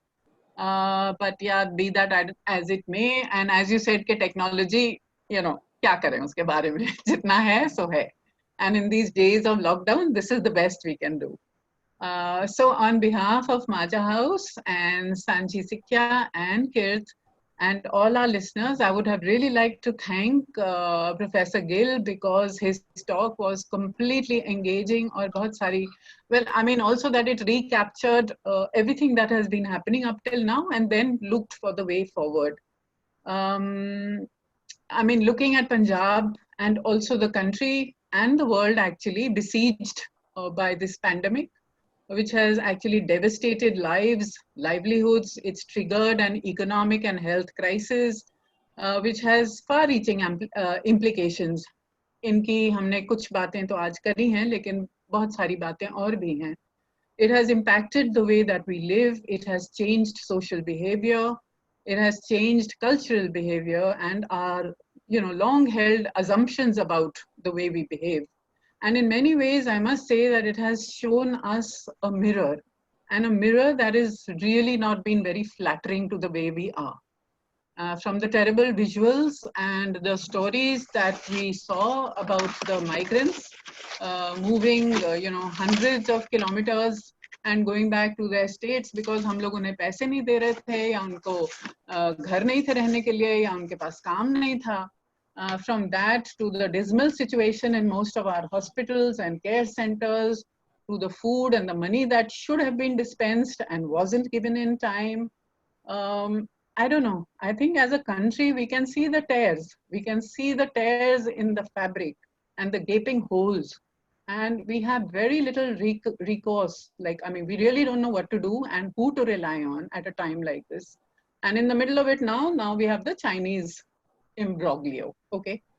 So I think that the focus that we've had on health and on hygiene, on, online schooling, on work from home, mental health, lack of governance or very, very centralized control. All of those were some of the things that he covered today, and all of them are extremely important and extremely, things that we should really be underlining for ourselves.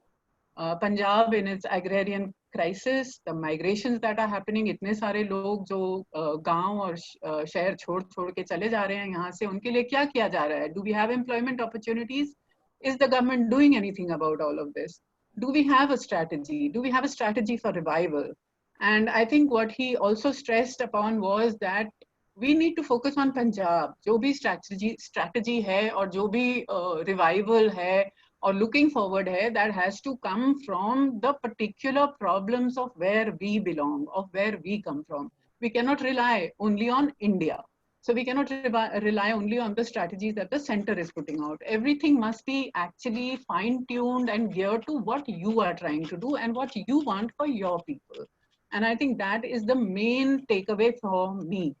How can Punjab remain relevant? For me, that is the main question. How do we stay on top of it all? And asking for special packages from the center is really not the way. We cannot remain passive as a people or as a sarkar. I think you need to strengthen all of these things. And for me, there's a general sense of disillusionment in that case. So we really need to strengthen a lot of these things. और बहुत सारे जैसे questions आए थे. Instead of focusing on what has already gone, let's look ahead. So thank you very much, everybody, for being here. Thank you, especially to the audience for staying engaged. Or please अपने questions भेजिए. And follow us on social media as well. And engage in the dialogues and all the questions and the form that Ankit has just talked about. Thank you.